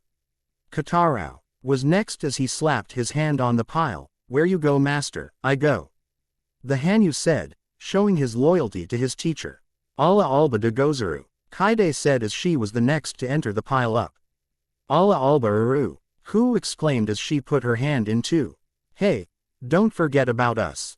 Haruna exclaimed as she pulled Yu and Nodoka and forced their hands into the pile. Everyone turned to look at Negi and smiled at him. Negi blinked a bit and smiled softly back and walked up to the group and gently placed his hand on the top of the pile and looked his brother in the eye, and Naruto nodded, so we're all in agreement. Negi asked and everyone nodded. Ni-san, would you like to do the honors? He asked and Naruto chuckled. Let's spread our wings and fly true Alla Alba. Naruto shouted as he raised his hand from the bottom, making everyone raise their hands in the air. Alla Alba. Everyone cheered. Chamo sniffled and pulled out a hanky. That was beautiful, he said as he blew his nose in the hanky. Later, Haruna and Yu were busy testing out their artifacts to see what they can do, and the rest of the group was either watching or disguising plans that they could in the future event. Asuna and Theo were chatting, but it was more like arguing. Naruto watched in the distance with a laugh and turned to watch the moon of the resort and was mulling over what Chao had said earlier. Idiot, Eva's voice said, and he turned to see the little vampire with a piece of paper in her hand that had their names on it. I'm cashing in on our bet now, but just dinner will do, meet me later when the kids go to bed. She said with a smirk as she ripped the paper up and walked away. He recognized that it was a demonic ticket and whispered thanks to Cammy, for he hadn't even realized that Eva had been so serious about their bet to go that far to force him into it. Bedtime. Naruto heard a knock on his door and opened it to see a cha-cha maid. This is the attire that master wishes for you to wear, she said as she handed Naruto a white suit. He raised an eyebrow at that and nodded. Tell her I'll be down in a few minutes, he told the gynoid. The maid nodded and left with a bow.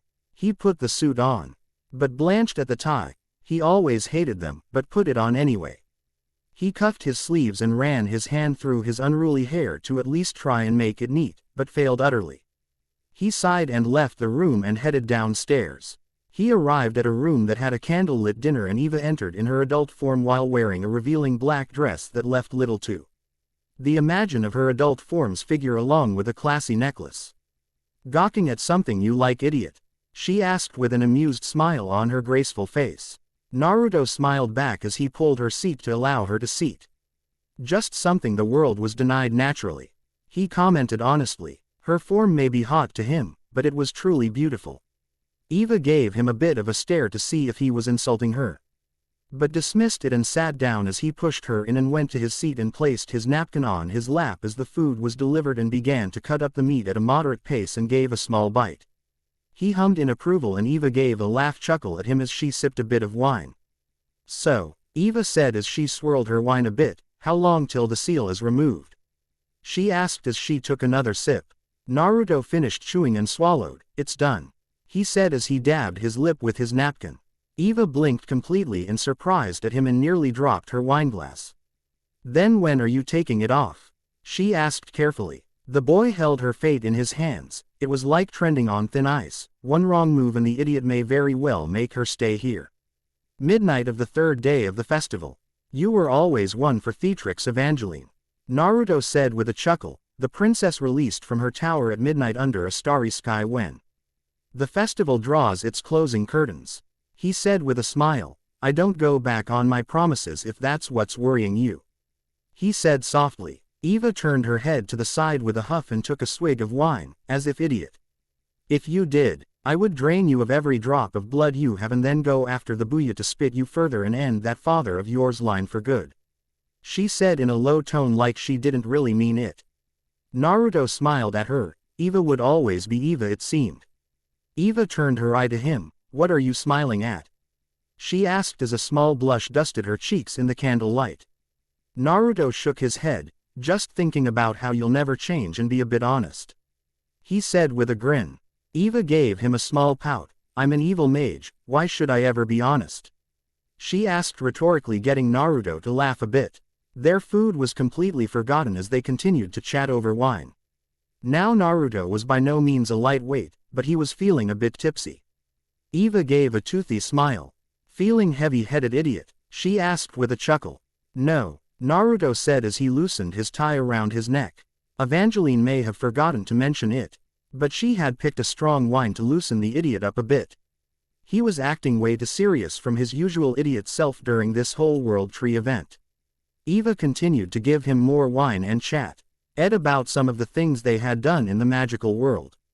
After about 8 glasses of wine, Naruto rubbed his eyes. I think I may have had a bit too much, he muttered as he stood out of his seat. This was nice, Eva. Maybe we can do it again, Naruto said with a toothy grin.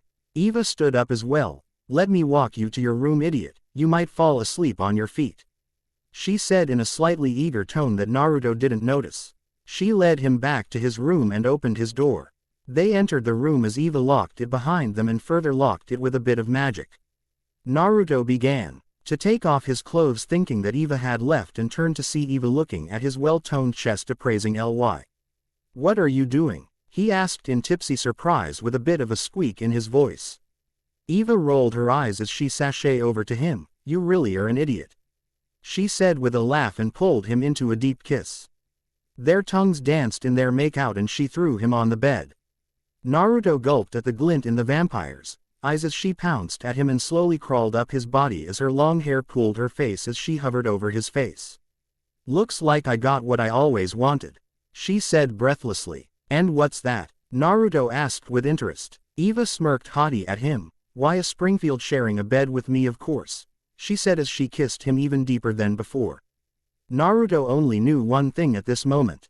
Asuna and Theodora were going to kill him when they found out. Next morning. Everyone was up and early as they got dressed and to go. "Hey, where's Naru-kun?" Asuna asked as she looked around. "I think he's still in his room. I think he was talking to Eva last night." Theo trailed off as she ran to Naruto's room having a good idea what happened, and she wasn't going to like it. Asuna followed suit to see what Theo was freaking out about. They arrived at Naruto's room, but the door was locked. "It's sealed by magic," Theo stated and gave Asuna a look. The redhead nodded and used her magic cancel to get rid of the magic lock. Theo tried to open it again, but it was also locked for real also, so she broke the handles and opened it with a bit of force. Both princesses blushed seeing Naruto's head resting in Eva's true form's chest with the chibi vamp awake and grinning at them. "I will say that he is skilled, even when a bit drunk," she said as she seemed to just glow. Theo's eye twitched as she turned to Asuna. "I told you we would have to watch out for her," she said in an "I told you so" tone. "Eva-chan." Suna said in a threatening tone as she summoned her horizon and a dark aura radiating from her. Naruto stirred awake and saw the position he was in and blushed. He turned to see Theo and Asuna there too and he carefully covered his jewels. "Not the babies," he said in a pleading tone. "Yes, not the babies, but especially the nozzle," Eva said as she licked her lips. "He was far too skilled with it to lose it now," she said with a laugh. "I know, right?" Theo said with a blush. "Did he do the thing with the—" "Yes," and then turning around a bit to hit just the right spot, "but then did that?" Eva thought with a little blush as she got a little wet just remembering it. Asuna was blushing atomic red and didn't know who to slap with her horizon, so she settled with all three of them. Each blonde was now sporting a lump on their heads. "Ow," they said in unison. Moments later, Naruto was dressed in his usual outfit and had Theo and Asuna holding one of his arms as they walked to the teleporter. Haruna gave a whistle. "A flower in each hand, sensei?" she asked. Naruto gave her a dull stare and looked to Negi as he took a deep breath and began to speak. "Chao-san is planning something that will plunge our world in turmoil. We don't know what will happen if she succeeds, but we have to do our best to stop her. I'll be honest with you all, I'm not sure if Chao-san is bad or not, but if she does win, I think we can all agree that it may very well end catastrophically whether it's for a good cause or not. As a teacher, I'm under obligation to stop Chao-san. I ask you all to support me," he asked. "You can count on us." Everyone shouted in return. "All right, let's go," Negi announced as he held the time watch. "Yeah, back in the real world. Everyone landed in Eva's cottage. "What's the plan?" Haruna asked, all pumped up. "Well, Chao-san said she wasn't going to do anything till the afternoon, so there's nothing to do till then," Negi said honestly. "Getting some of the girls to face fault at him. I'm sure most of you have plans, so go to them and we'll meet back here at 11 a.m. Negi said and everyone nodded. They all left the cottage, but EY didn't notice a sign hanging from the back of the resort case. The words, IWN was written on it. 0 with Naruto and Theo 0. The blondes were walking around, but something was off. Where was all the festival stuff? Sparky. Theo started. I know, Naruto said as they continued walking to a more isolated area and they were surrounded by 20 mage teachers. I believe we may be in a bit of a pickle, milady. Naruto said to his partner. Perhaps my knight, perhaps. Theo said with a nod. Naruto sighed. I guess Chao won. He asked and silence was his answer and he took it as yes. Well fuck. He said bluntly. Language Sparky. Theo scolded. Naruto rolled his eyes. Now was so not the time. 0 with the other girls and Katarao 0. They had noticed that something was off too and found out that the festival had ended a week ago. They rushed back to Eva's cottage. They found the magic letter and pushed play. Hello Naruto sensei. Negi-sensei, and friends. All I truly can say to you is that I win, the hologram of Shaolin said to the girls. Zero with Negi Zero. Negi had been captured and was listening to some of the more experienced mages as they explained what had happened in his week-long absence, and he wondered how he would get out of this. Then Takamichi walked through the door. Zero with the girls and Katarao Zero.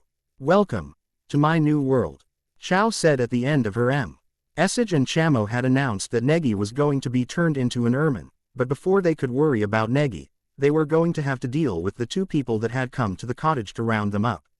Now they had a fight on their hands. It was time to see if all that training had paid off. Zero with Naruto and Theo Zero. Okay, let me get this straight. Naruto started. You lot want to fight me? Me, Naruto badass motherfucking Springfield, the Yellow Flash, the second thousand master, right? He asked. Some of the mages gave hesitant nods.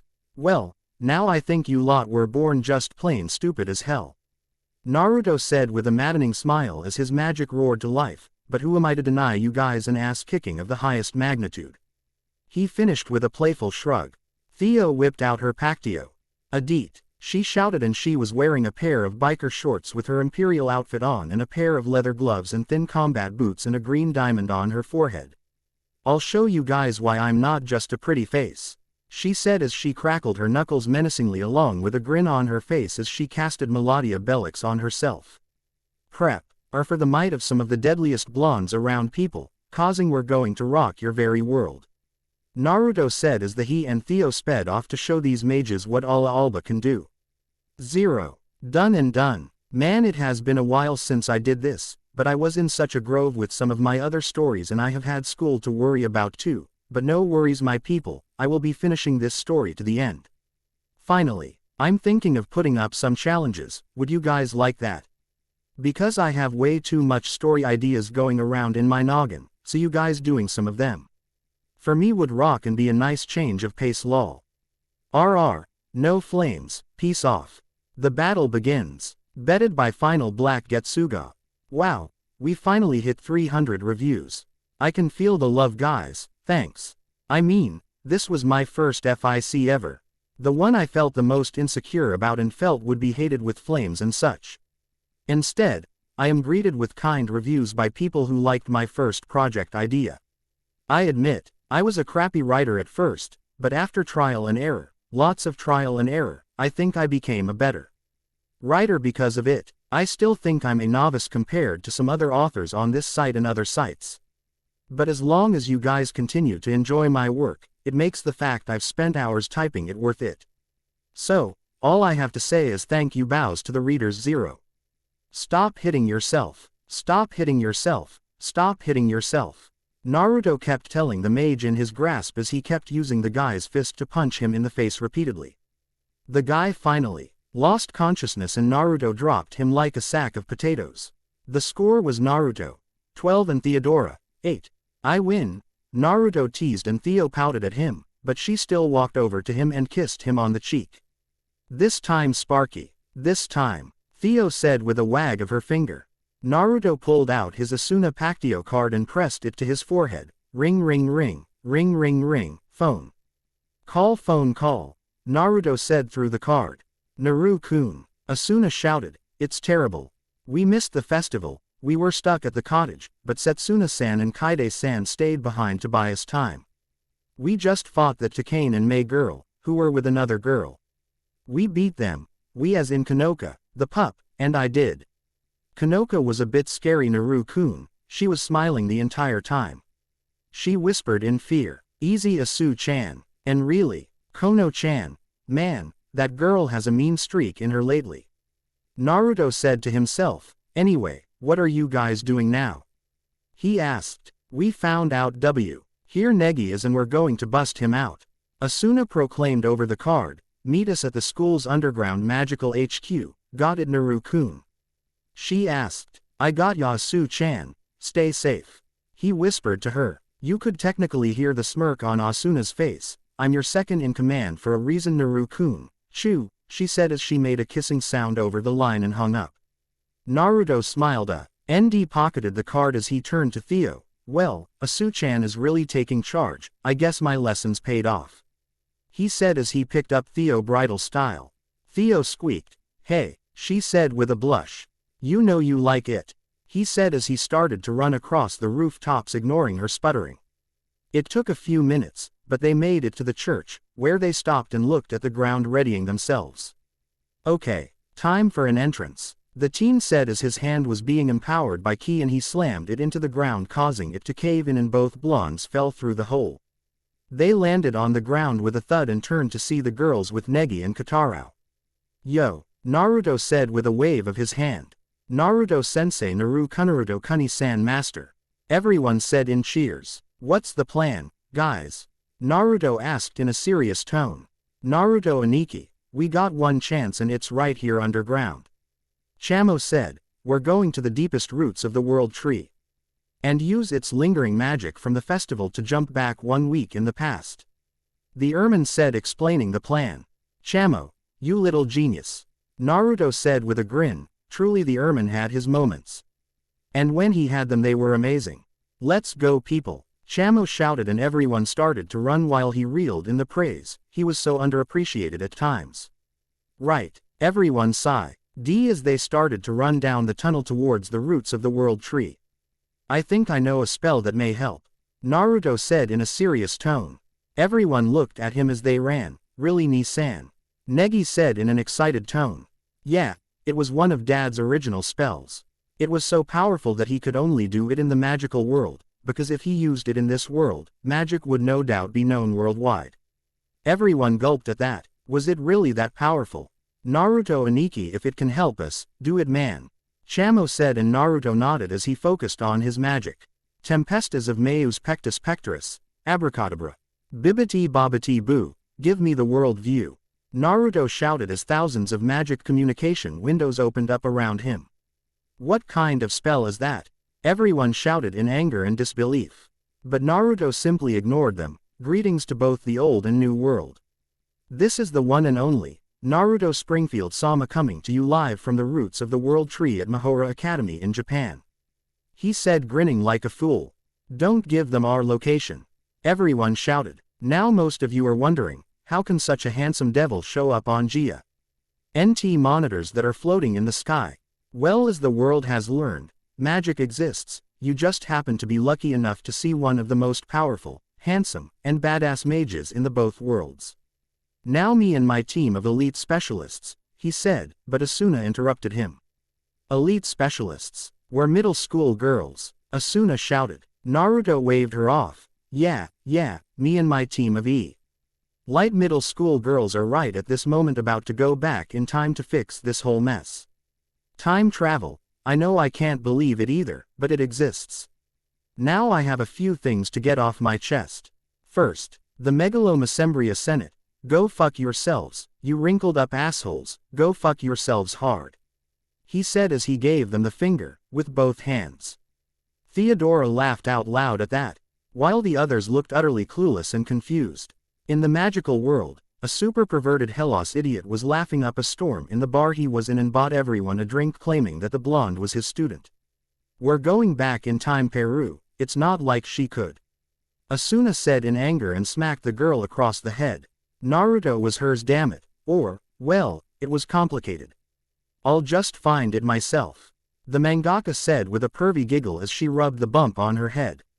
Third and finally, to my fan club, you guys creep me the hell out. I know you love me, but stop sending me your panties. And various photos. That goes especially the one who sent that one with the dragon. You are a sick person. Well, I've said my piece, got to go save the world and all that. Cheers people, Naruto said as he signed off with a smile and a wink.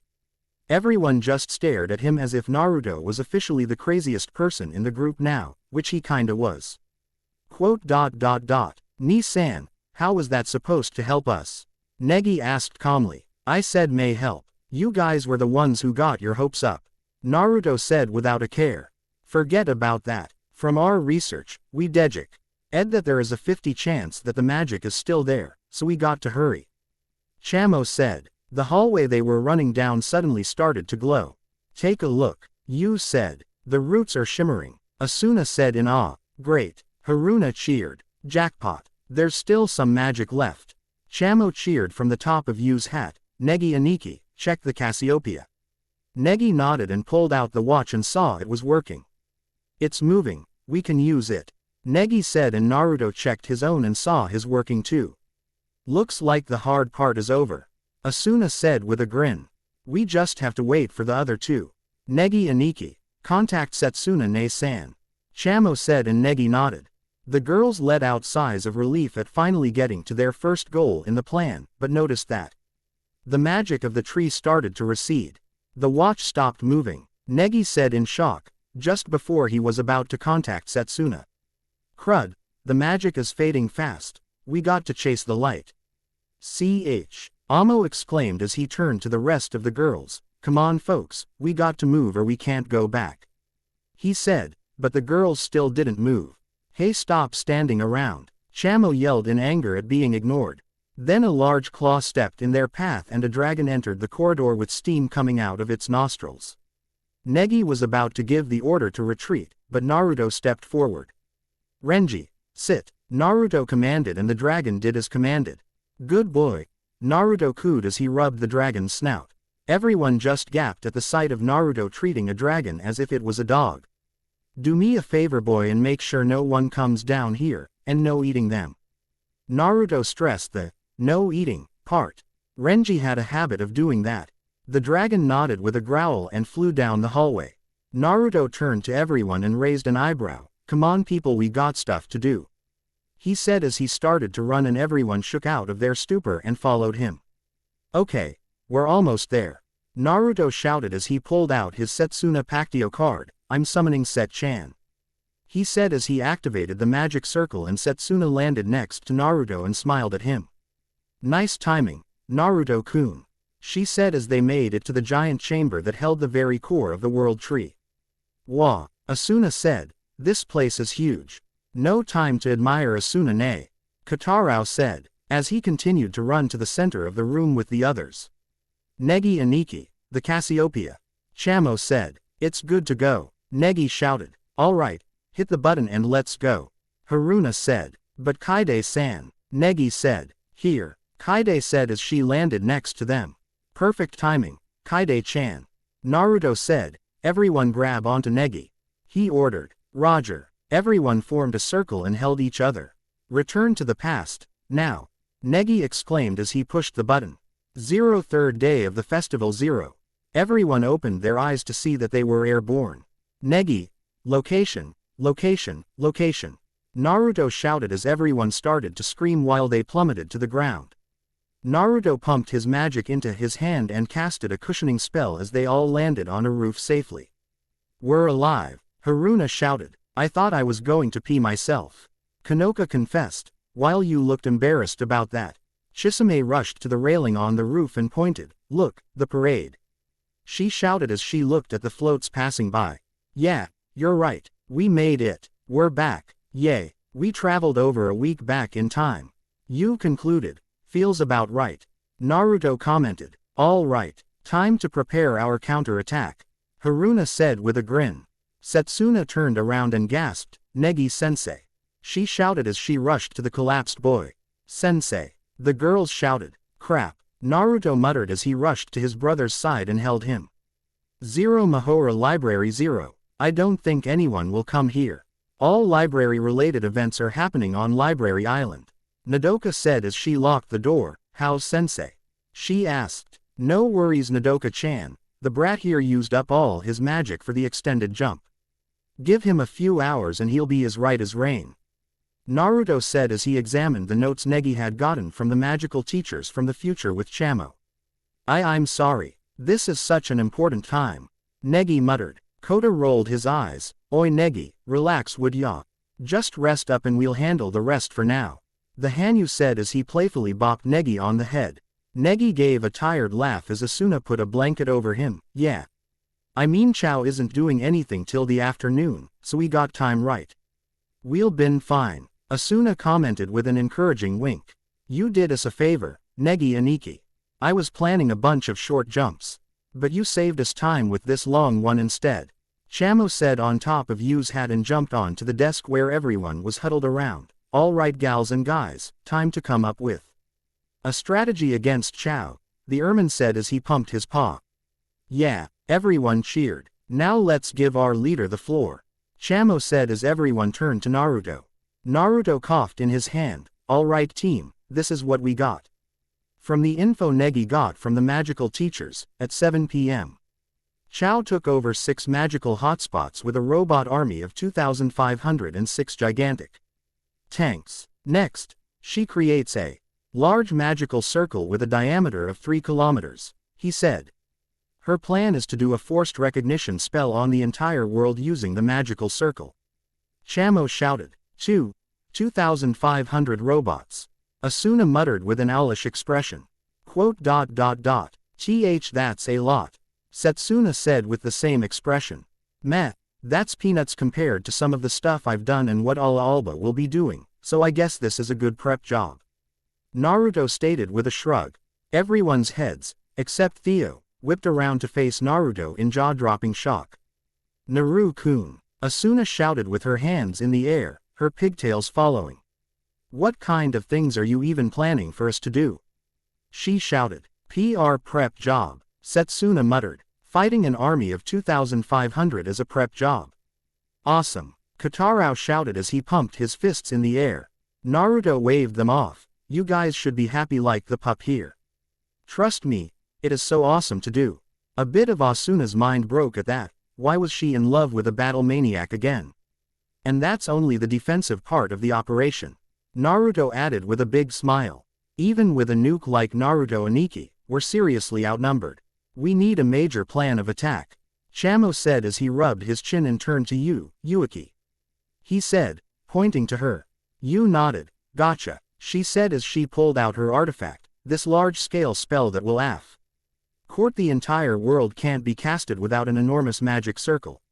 In order for the spell to be activated, the spellcaster would need 10 minutes for the complex ritual, plus the incantation. Yu said from reading her book. In addition, this large magical spell would require the caster to be in a wide open space without a ceiling or other physical obstacles in order to perform the ritual. She finished. With Chow no doubt being the caster, she needs a wide open area. The best place I can think of would be in the air. Naruto concluded, it's what I would do. He added, alright, since we got a good guess of the ritual location, we just have to defend those 6 hot spots. Chamo said, along with another group who'll find and catch Chow. Once we do that, we win. The Ermine concluded, it's not bad. I mean, what else can we do? Setsuna stated with a thoughtful look. The problem is finding Chow Dono in a 3-kilometer area in time. That's going to be hard. Kaide said, it's only natural that my idea has a few holes in it. Chamo said, I doubt Chow expects us to go back in time by a week. We'll just have to rely on the element of surprise. Some stirring was heard and all turned to see Negi trying to get up.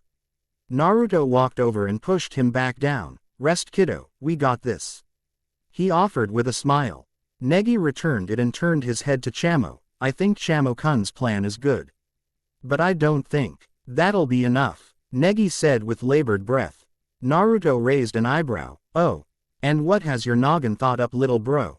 He asked with interest. What? Everyone shouted in shock, except Naruto who was grinning like a loon after hearing Negi's plan. Once again little bro, you prove your dad's kid more and more is only a moron like him could have pulled this out of his head. I like it, the older Springfield said with a thumbs up. Are you serious Aniki? Chamo questioned. Are you sure we can do that? I mean, it sounds kinda interesting. Haruna asked. It's a bold plan, Setsuna commented. I see. That would certainly take Chow Dono by surprise, but is it feasible? Kaide asked. Every year the main sponsor of the festival is the Yukihiro conglomerate. Negi said with a small nod. Can Ayaka even do that? Naruto asked. I mean, sure, the girl's got some major cash and connections, but to pull this off, he trailed off in thought. It's quite unexpected. I'd never thought I'd hear a plan like this from you, Naru-kun sure, cause he's crazy like that, but you. I think you're catching his stupid. Asuna teased with a grin. Asu-chan, you know you love my stupid. It's what makes me such a good kisser. Naruto teased in return, causing Asuna to blush and turn her head away. Well, can Asuna-san talk to Ainsho for us? Negi asked. Asuna flinched. Me talk to Ainsho huh? She said as she scratched the side of her head. I guess I can try. She said. Awesome, Theo-chan, Kono-chan, Chamo will head to the dean and talk about what to do. Naruto said with a smile while Theo and Konoka stared at each other like some sort of heated battle was happening. Negi turned to Chisame. Chu-san, I'd like you to handle things on the net. Fine, I'll do it. Chisame said with a huff and crossed her arms. While we're on the subject, how about you and Negi Aniki, ya know? Chamo suggested. Wah, Chisame said turning to the ermine. I'm sure you'd get a nice net-related artifact, he. Chamo said. Shut up you vermin. Chisame growled. Alright, Alba head out. Naruto ordered a ND everyone assigned to do something left. Wait, Naru-kun, what are you doing? Asuna asked with a question mark over her head. He. Naruto laughed lightly with a grin. Why, it's quite simple my fair Asu-chan. I will be doing what a hero such as myself does best. And everyone leaned in to know what was it that he was going to do. Have the most badass entrance of course. He shouted and everyone facefaulted. What the heck? The more vocal girls shouted. Well ta for now ladies. He waved as he disappeared in a flash. Asuna huffed. That blonde baka, too much like Nagi he is. Theo laughed. But that isn't really such a bad thing. She said as she, Konoka and Chamo left for their meeting with the dean. Asuna, along with Ku-fei went to the class representative. While the library trio made the flyers for the event. What is the event you ask? Well, only a wide-scale closing ceremony event involving mages, the students and the Martian invaders' robot army. Seriously, when Negi gets an idea, he gets one heck of an idea. 0 at the Academy's magical HQ 0. A forced recognition spell on the entire world. Is that even possible? Yuna's father asked. We underestimated her. Did you get this information, headmaster? It does not matter where I received this information from. What matters is that we stop Chao-kun at all costs. The dean said. So that is why you made this plan. The dean nodded. Yes. While facing an army of 2,500 among a crowd festival would no doubt be difficult, but to have them participate. It is certainly a bold move. The dean said. Besides, they are our students. He said in confidence. Most of the teachers' sweat dropped, knowing it was true. 0 with Theo 0. Theodora here. I really would rather be on the front lines with you, Sparky. Theo whined a bit as she sat in the control room as she viewed the map with blue dots, which represented allies positioned in the 6 magical hotspots while red represented enemies, and had her Pactio card to her head. Theo-chan, even though I'm awesome in almost every single way possible, Naruto said modestly while Theo snorted in amusement, you still hand me my ass in tactics. You're the best for this job. I mean, you've controlled an army or two. He said like it was nothing. Sparky, I own an army or two, and yeah I have, but with trained soldiers, not kids. Theo said as she crossed her arms in the large chair she was given, demanded. Theo, I'll give you a full body massage if you do this. Naruto offered. Theo raised an eyebrow. With scented oil. Naruto nodded. With scented oil.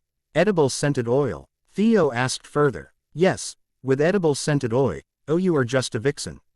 Naruto said as he bit his fist and let out a playful growl while Theo merely smirked, not that he could see it. But he could definitely feel it. I do my best, Theo said as she buffed her heels against her shirt and blew on them. 0 of students roared. Now, let the games begin. Shie announced, and the battle of the secret of magic had gone underway.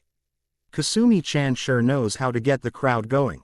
Naruto muttered in amusement as he put on his white hooded cloak over his black long-sleeved turtleneck.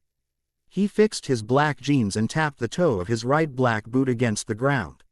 He placed his staff charm necklace on his neck and grinned. Time for the hero unit's all-star to make an appearance. He said with a shit-eating grin that rivaled his father's and cracked his knuckles. 0 up in the air 0. Eva was floating on a broom wearing a sleeveless sailor fuku outfit, black armlets, and black thigh-high stockings, along with a witch's hat. Chachezero was flying next to her. Hey, I can fly, the doll exclaimed as it flew around her master. My little sister got the barrier down. Good for her, we're high-tech. The doll giggled and looked at her master. Master, if y'all want to do something, now's the time. HMPH, Eva said as she raised a sake cup in her and with a floating tray of sake next to her. Don't be so rude. The show's about to get interesting. We're just going to kick back and watch for today. Besides, I want to see how the idiot does with what Chow has planned. She said with a grin. Ho, Zero questioned. Ya sure ya don't just want to see blonde going all powerhouse and flip your switch? The doll asked innocently with an evil grin. Eva blushed. Shut up. She shouted.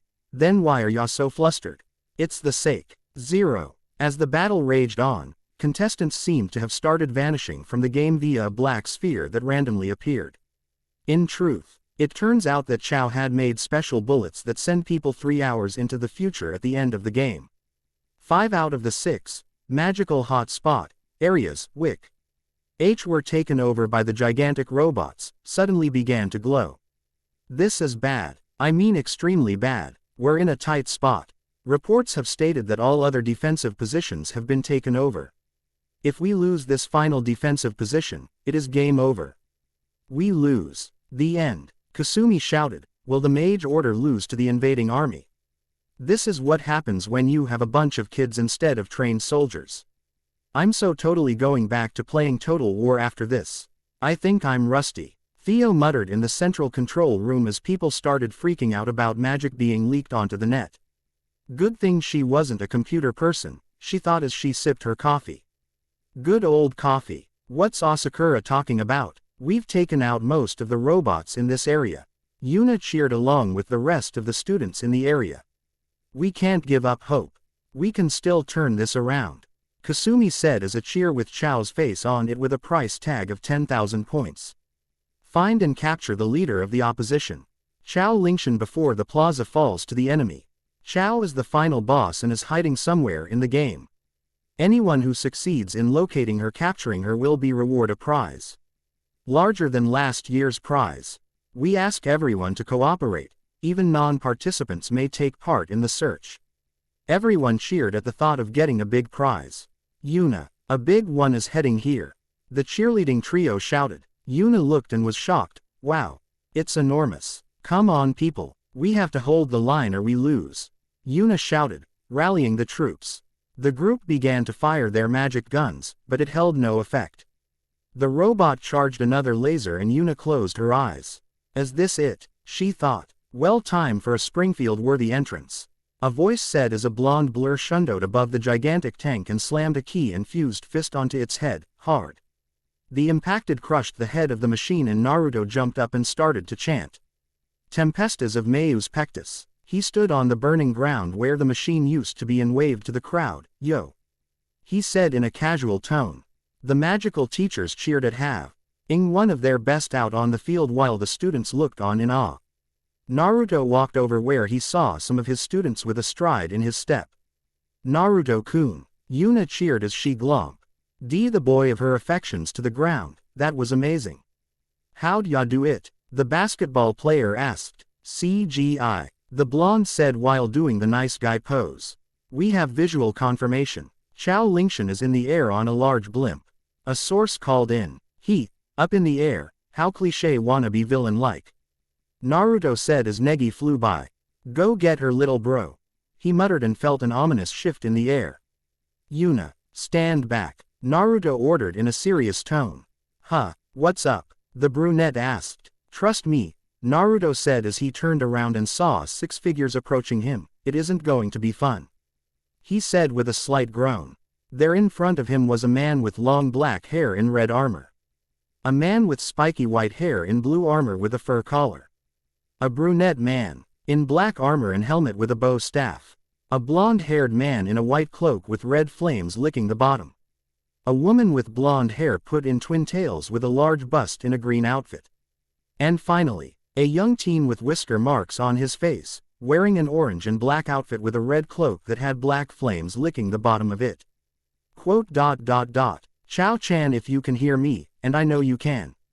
When you are born you're grounded, for life. Naruto said in a completely natural tone. URK. 0.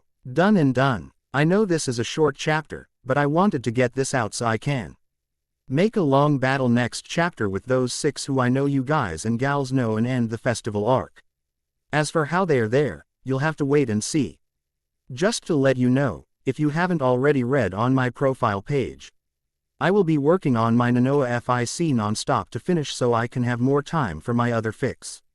I know some of you will not like that, but you must understand, having some of my less popular fics unattended to, so this way, it is done and my fans of that FIC are happy or demand more and I can bang out chapters for my other fics for the rest of you. So it's win-win for all. You just got to give me a little time. I think it should be over in about 3, 4, 6k or more worded chapters. RR. No flames, peace off. Ending with a bang. Here it is. The conclusion to the festival arc. Bedded by Snippa. 0. Naruto stared at the 6 individuals in front of him. Oh, he knew they couldn't be here, he just wasn't sure how the hell Chao even knew about them. They didn't have chakra in them. He remembered the feeling of chakra to a T. So who or what were they? So Chao-chan. Perhaps an explanation. Naruto asked as he got into a fighting stance as the 6 others did as well. When I was little, Oji-san would tell me stories about a young hero who was a major fan of orange, Chao said in a smug tone, causing Naruto's eyes to widen in shock. The blue armored individual raced towards Naruto at high speed and held out his palms in front of him as pipes came out of them and fired 2 jets of pressurized water. Naruto jumped out of the way as the Y cut through the building like a hot knife through butter. Well, at least he knew what they were. Gynoids. Or 1 gynoid and 5 androids to be exact.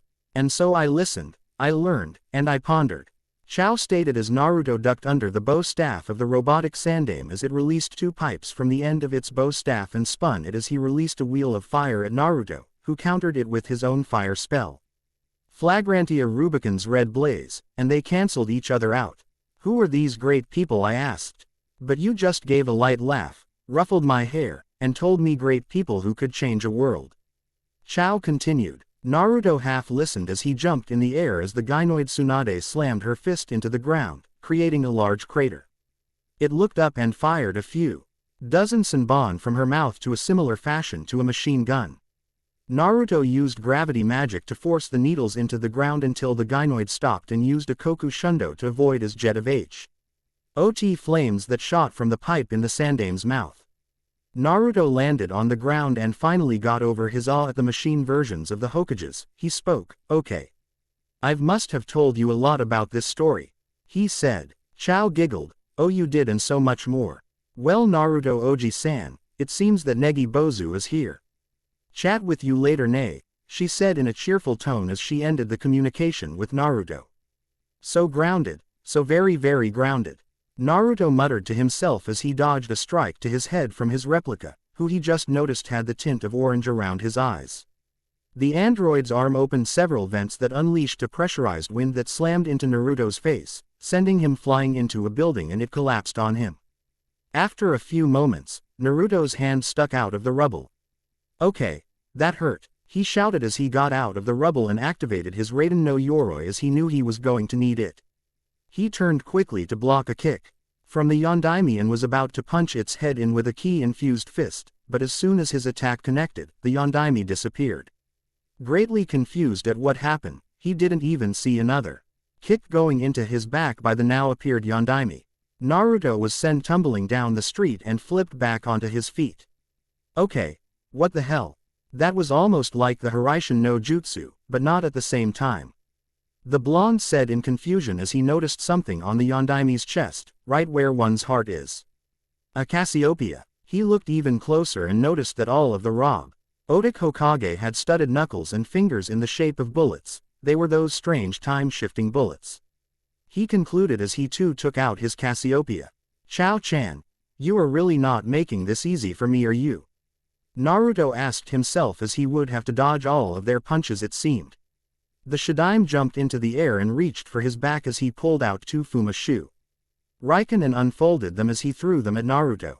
The blonde of course blocked them as he next blocked the heavy axe kick the Senju copy followed up with, but the false Mokuden user unleashed cables from his hands that went to the close by large shuriken and pulled them back to him as it used them to attack Naruto. Naruto pushed the Shadaime in the air with his forearm and jumped back from oncoming shuriken and heard steps from behind him.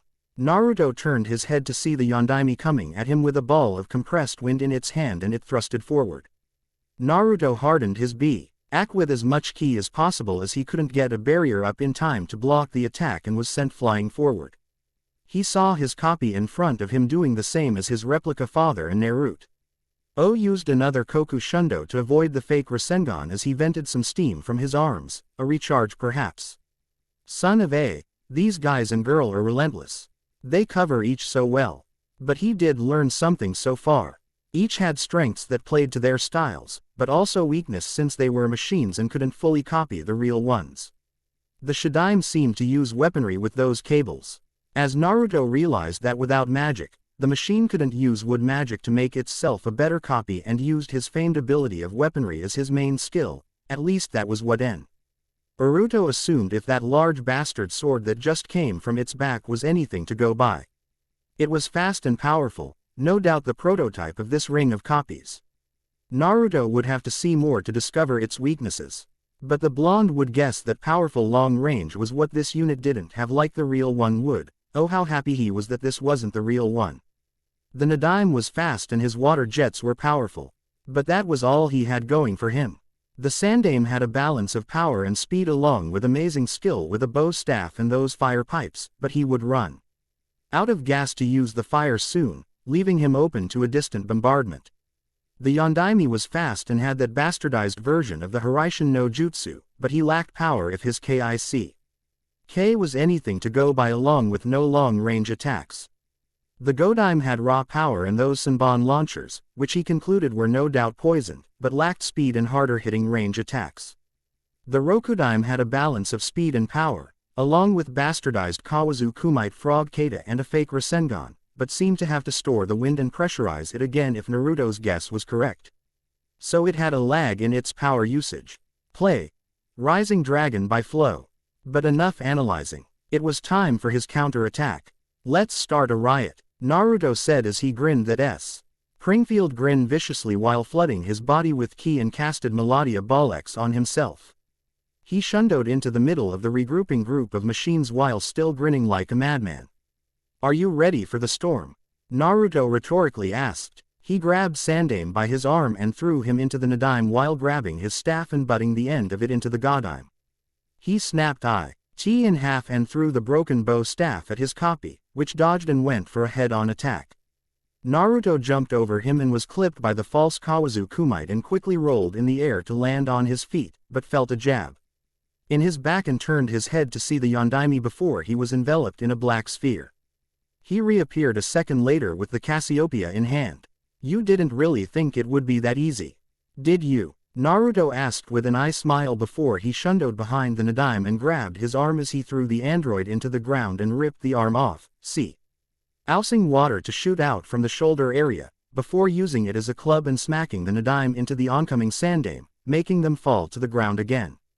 Naruto dropped the arm and jumped into the air as he avoided the poison Senbon flying at him and preformed another Koku Shundo to avoid the cable-attached bastard sword from the Shadaime. Naruto turned on the balls of his feet to avoid the supercharged punch to his head from the Godaime and grabbed the arm to throw the gynoid into the oncoming one-armed Nadaime. Seeing his chance to cause some major damage, he casted a spell, Dios Tychos. He said with a swipe of his hand and a lightning bolt hit the two robots, destroying them. Naruto his brow, okay, 2 down, 4 to go.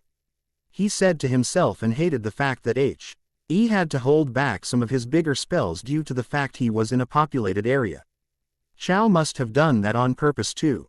Losing dessert privileges will so be going with her being grounded. Chao, the final boss, is in a tight spot. Did the child teacher's last blow seal the deal? Kasumi announced. It seems Negi is hanging in there. Naruto thought as he dodged a punch from the Sonda Ime and flipped back from a drop kick from the Shadaime. Hope he's having more fun than me right now. He shundoed to the left to avoid the pressurized air strike of his copy and charged lightning into his hand and was above his copy. Reikiri, he shouted as he thrusted his hand forward, but before it could connect, his target was saved by the Yondaime copy and they disappeared. Naruto tsked in annoyance. The Yondaime copy was good at support if anything, which was going to be a problem if it kept up though. He had to take him out, but no doubt the last three would protect him too. Oh well. He was good at going against such odds, it wouldn't be the worst he's faced. As Naruto bounced on the heel of his feet, he rushed at the Yondaime, only to be intercepted by the Sandaime, but Naruto rolled around him while delivering a kick to the back of his head and continued forth. Naruto weaved through the rain of weapons from the Shadaime and was stopped mid-charge from his copy. Out of my way, Naruto shouted as he went for a ki-infused punch and his copy mirrored the action and their fists clashed. The pressurized air was no match for the power of the ki-infused fist and the limb was destroyed from the raw power behind the original's attack, and the copy was sent hurling back. The Yondaime was on top of him in a second and launched a kick to Naruto's head, but he ducked under it and drew the Raijin no Ken. Haraishingiri Flying Thunder God Slash. Naruto shouted as in a blink of an eye, he had bisected the Yondaime in half by the waist before he could get away. Naruto turned to the remaining opposition. Who's next? He said as his cold blue eyes stared at them. It seems that the head of the hero unit, Naruto Springfield, has begun to turn the tides against Chao's 6 evil generals. Come on Naruto-kun, you can win. Kasumi cheered loudly as others joined in for both Springfields to win their respected battles and win the game. Got it Kasumi-chan, he answered with a roguish smile and held his blade steady.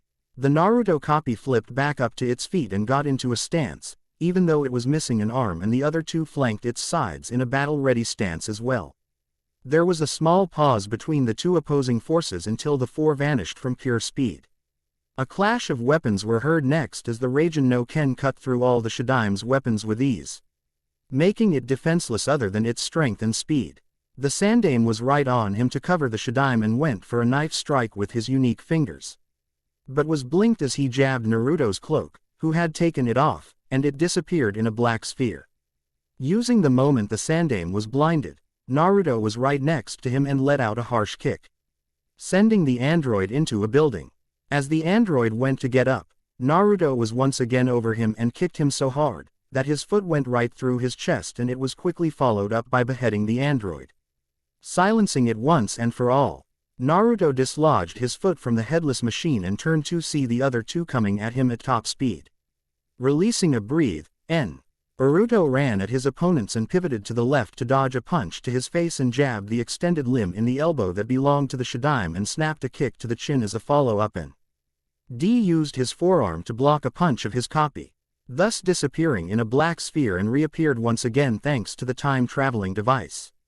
He reappeared above the two and brought an axe kick down, creating a large crater. Sadly his opponents dodged at the last second. Tisk, you guys really are annoying, you know. Is it not enough I have to destroy such a handsome android?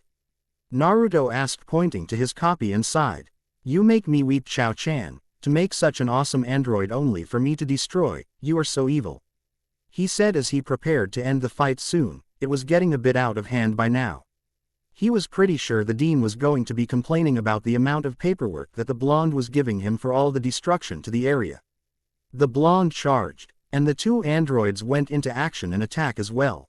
The Shadaime went for a punch, but Naruto ducked under it and dodged to the side of the follow-up kick and used his knee to block the next kick while going for a punch himself, but pulled back to get out of the way of the pressurized wind strike that his copy unleashed. Naruto concentrated lighting around his hand and slammed it into the ground. Chidori Nagashi Chidori Current, and the grounded lightning wave launched at the two. Sadly his copy managed to get away, but the Shadaime was not as lucky and not caught in the attack. Naruto used this time to strike and charged lightning into his hand once again and charged at the stunned target. Reikiri, he shouted and the attack struck the Shadaime in the heart and Naruto ripped through the android down the middle, making it cease functioning. And then there was one. Naruto muttered to himself and turned to his copy and smiled, so many memories just from looking at you buddy. Maybe I should write them as a story for people to appreciate. Nah, I'll keep it in the family, much more personal that way. he said and grinned. How about it? Finish it with style, he asked as he pocketed the Raijin no Ken and charged a Rasengan in his hand. The android made a wind sphere in his hand as they had a classic stand-off against each other. In a second, they rushed at each other. Their respected attacks collided and battle against each other for dominance. You know there's a problem with your attack, you wanna know why? Naruto asked. Because it just can't match the original. He shouted as his Rasengan began to grow and overpowered his opponent's until it was the size of a small boulder and ripped through the arm of his opponent and hit slammed into his copy's body, ripping through it too and sent the remains of the body sailing into another building at top speed. Naruto was now panting and fell on his rear. Damn, thank Kami they weren't the actually ones. It would have been so much more of a pain, he said to himself and wiped his brow. And there we have it folks. Naruto Springfield has defeated all 6 of Chao's evil generals. Way to go Naruto-kun. Kasumi cheered and everyone else cheered for him too. Naruto waved at the people who were cheering at him and gave them a V for victory with his fingers. End. Rising Dragon by Flow. A loud boom was heard and Naruto looked up into the sky to see a powerful fire spell going against a twister of wind and lightning. No doubt Negi and Chao clashing, but he saw someone falling from sky when the attack died down and his eyes widened. It was Chao. Negi soon followed as he went to catch her, but he started to fall too, no doubt reaching his limit. So Naruto moved. He moved and showed how he got his moniker of the Yellow Flash. He soared through the air at blinding speed and caught his little brother and questionable descendant in his arms. Chao snuggled in his arm as He descended and landed on a flying train car that came to pick them up. That's Oji-san for you, always saving the day, she said with a lopsided grin. Naruto smiled at her. Of course. I would do anything for my family, he said with a grin as he landed on the train car. I know, Chao said with an even bigger grin. Nice one Naruto-kun. Yuna cheered. You okay Chao Lin? Kanoka answered. Chao looked confused at the flying train car and remembered she put flight calibrations on the Chao Boa Z train car. Nice one Satsuki, Chao thought towards to her chef classmate and business partner. Wow, these two are a mess. Is it SFX? No worries, with one wave of this fan and presto. All fixed. Come on, let's get inside. Yeah, it's cold and scary out here. Who knew a train car could fly? All right everyone, Kasumi announced. The invading Martian robot army has been destroyed. The giant robots are disappearing, thanks to your hard work. The child teacher has emerged victorious in the battle against the evil final boss. This means, we, the Mahora Mage Order, have achieved total victory. She finished as everyone cheered and fireworks went off in the background. 0 with our group 0. Naruto was standing next to Chao, looking at the shining world tree. He should have no Oji-san would have won. Even I can't beat the child of prophecy, the one who will bring peace to the world. Guess, my idea of peace was wrong. Chao mused openly with a slight smile at her ancestor. Naruto raised an eyebrow, but let out a sigh. I really told you a lot, didn't I? He asked. Chao gave a happy nod. Yep, just before you passed, you told me, all those stories about heroes were true, since I was the one that lived them. All with a smile as you passed on. He said as she tucked the hair from her lost bun behind her ear. So, I wanted to bring peace too, just to get everyone to know about magic. I know it would have been hard at first, but I was certain that it could have made a big difference, she said with a sad smile. Naruto patted her head and she enjoyed the feeling of that warm hand. TCH, you really are one troublesome descendant, he teased, getting a laugh from Chao. Well, I do learn from the best, Chao teased back. I guess it would be pointless to ask you what happened in the future that made you want to change the past, he asked seriously. Chao smiled as she waved a finger at him. No messing with the space-time continuum Naruto Oji-san, she chastised. Naruto raised an eyebrow in amusement. And what are you doing? He returned. Chao huffed and crossed her arms. I'm a time traveler, messing with time is what I do, she returned. Naruto just shook his head. I'll accept that, for now, he said. Chao nodded. Good, she said before hugging him tightly. It's really good to see you again like this Oji-san, she whispered in his chest. Naruto smiled down on her as he patted her head affectionately. I'm sure it is. After all, you can see me in my prime. Where I am awesome, cool, strong, handsome, etc. etc., he said with amusement in his eyes. Chow huffed in the hug. Yep, that's my full of hot air Oji-san. She stated, but still smiled nonetheless.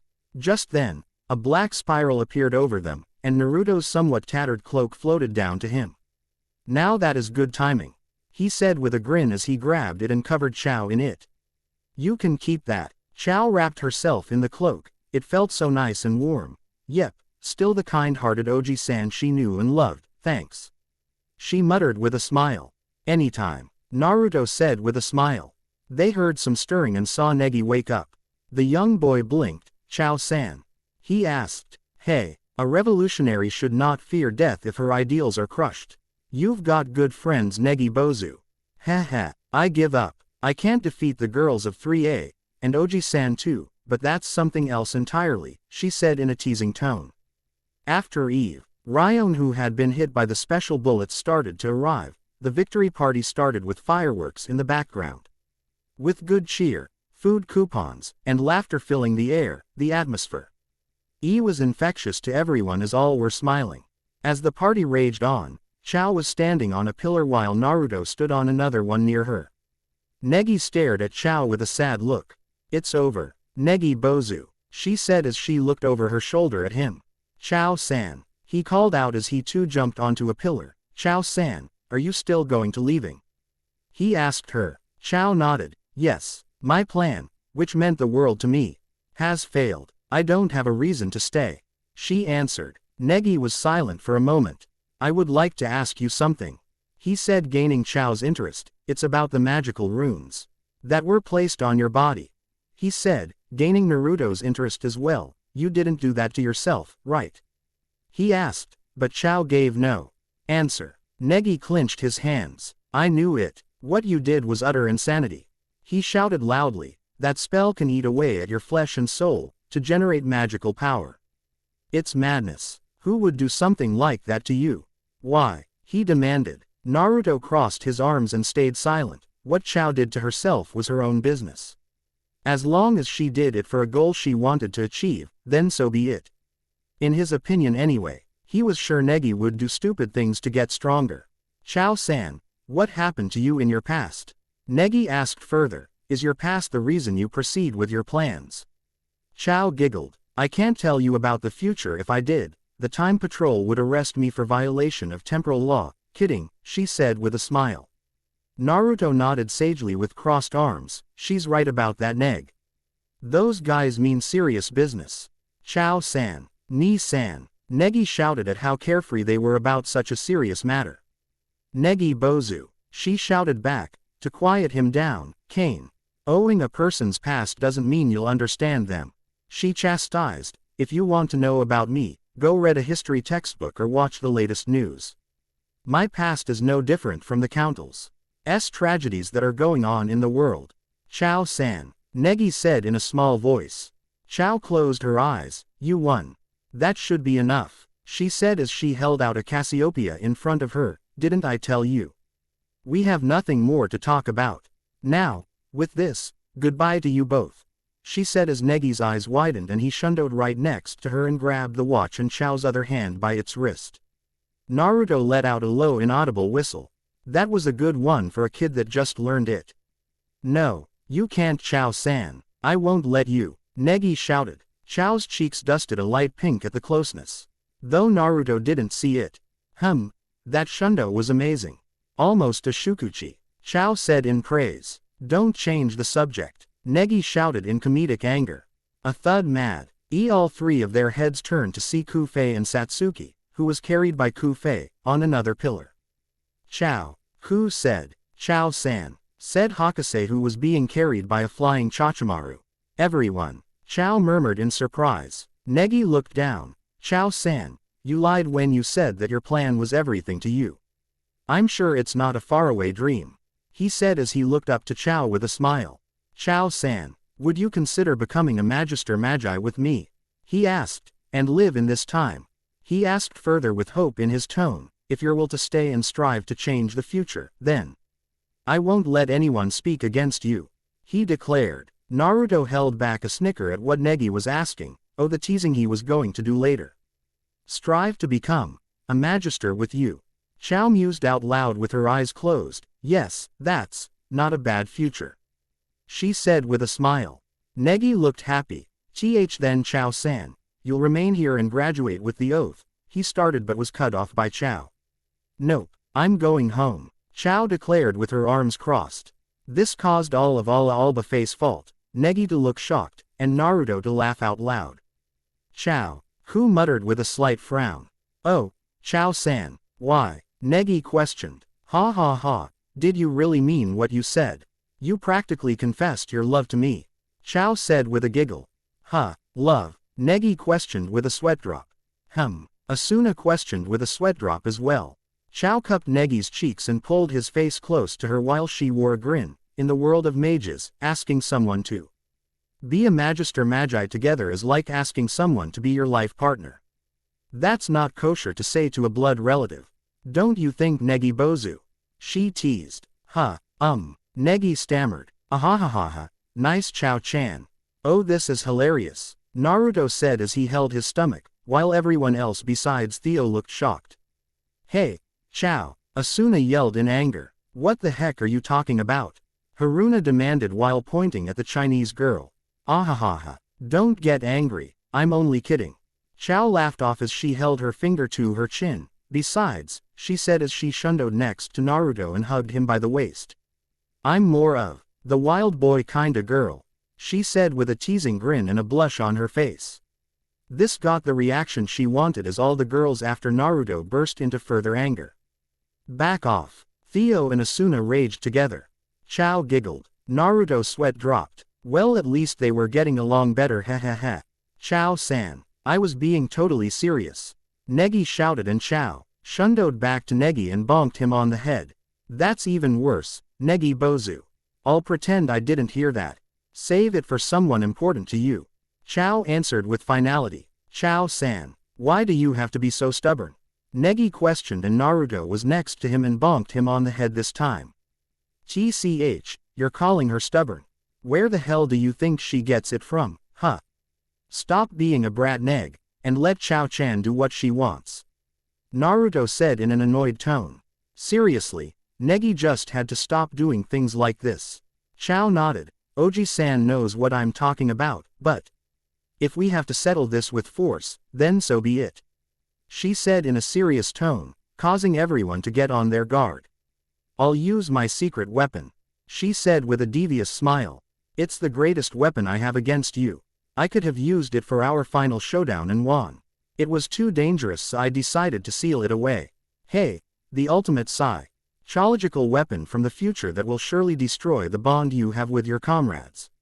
Let me show you this weapon, she said as she pulled out a book that had the Chao family tree written on it.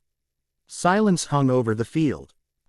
Was the question from everyone asked. You and Naruto Oji-san are my ancestors, Negi Bozu. That means you both got married and had kids. Meaning, your future wives' names are listed in here, Chao said with a menacing smile. Haruna literally dropped her jaw along with Setsuna and Kazumi. Yu and Nodoka were looking at thing as if it was a scared treasure. Kanoka was clapping her hands and Asuna looked like it was the end of the world.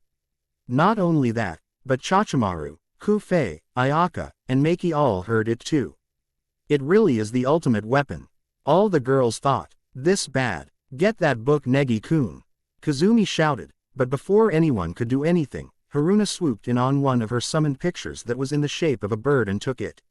Such a dangerous thing, the artist muttered. I'll dispose of this responsibly.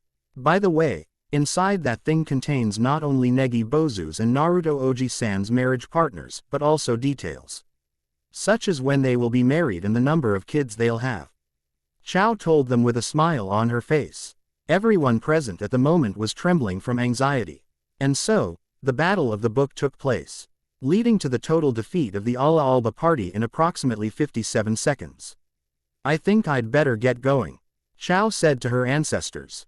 Chao-san, do you really? Negi started up again. But Naruto bonked him on the head. Neg, Just stop. Seriously, just stop. The blonde said with a deadpan expression. He. Chow giggled. Yes, Negi Bozu, listen to Oji-san. He knows what he's talking about. But this was a wonderful farewell, she admitted. Negi reluctantly nodded, as he really didn't want his brother to hit him on the head again. Besides, she trailed off with a smile towards the two. I've achieved my wish. Huh, Negi said, and Naruto blinked as well. What do you mean by that? Negi questioned. My plan failed, but I'm still alive. Therefore, I must return to my own battlefield. You and Oji-san stay here and continue your own battles too. Chow then activated her time machine and multiple spell circles appeared in the sky as she started. Float in the air along with a suitcase and a bust of herself. Satsuki, take care of Chow Boaz for me, as I leave you everything. Leave it to me, Satsuki replied with a nod. Hakase, take care of the future technology as I will leave, just handle it as we discussed. And the battle data from before. Chow-san, I'll take care of everything. Satomi replied with a nod as she held a hand over her heart. Chachimaru, you're a free unit now. Live your life to the fullest. I understand. Chachimaru replied, thank you Chow Lingshan. Chow then looked to the side and nodded towards where Eva floated with a smirk. She then looked at Ku Fei. One day, we'll spar again. Yes, is promise. Ku shouted back with a grin. Farewell Negi Bozu, Naruto Oji-san. Zaijian, Chow said waving her arms. Naruto just nodded and flashed the Springfield grin, and Negi did as well, but gave a parting smile instead. Yes, one day, Negi shouted. Without a doubt Chow-chan. Naruto added, and, with a flash of light that shot into the sky, Chow was gone, someday. Negi whispered. Naruto and Negi stood next to each other as they waited for the sunrise, just looking at the spot where Chow had disappeared from. She really is gone, Negi repeated to himself. Everyone was watching the two. Yeah, Naruto sighed as he ran a hand through his hair. She was a strong woman, huh? Negi nodded. But then again she is our descendant, the blonde said as he flashed a grin towards his brother. In the end, I couldn't do anything for her. Not even as her teacher.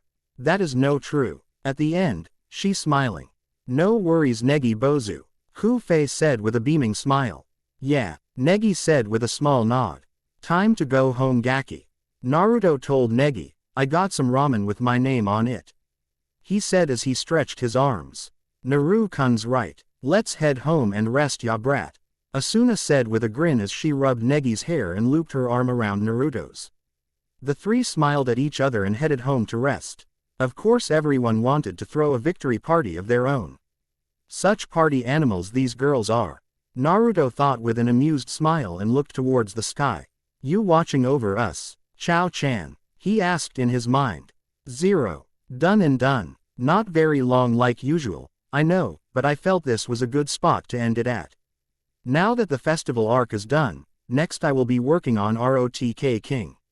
Instead of waiting for Sasuke's decision in the manga, I plan on splitting the Sasuke retrieval arc into 2 parts instead of one whole chapter. That way, I can show a more quality to it and make the fight scenes a bit long with showing how different it is going to be with a surprising twist added to it also. Following ROTK will either be Bo or EDHTS. Personally, it may be Bo due to the fact that I have about half of it done already. Also, no, I will not be stopping at this area of the manga like so many others have in a Naruto Negima stories. I will continue it. I will finish it. This I promise you, as E4E never abandons a story, it just may take some time is all. RR, no flames, peace off. Truths told, turn up the dial. Wow, 5 months, haha, sorry about that folks. Summer wasn't as free as I thought it would be. Well, just so you know, I will be uploading this fanfic more often than others so I can get to the end of it. Basically, one chapter of another FIC, then a chapter of this FIC, and so on and so forth. Or at least I'll try to do it that way. Though I will state that it will be mostly Naruto-centric and maybe a few short scenes with the other members during the Magical World arc. With that said, let's get started. Bedded by Snippa, 02nd day after the festival 0. Naruto stirred awake in his dorm room and turned to his I'd to see Theodora snuggling into his arm with her chest and her head rested on his bare chest. The male blonde sighed as he rubbed his eyes. He gently got out of the hold that Theo had him in by Ing Indiana Jones style with a large pillow. She stirred for a second, getting the blonde to pause, but he let out a sigh of relief when she stopped moving and was successful in his escape. Phew, okay, time to go see Kota for some training today.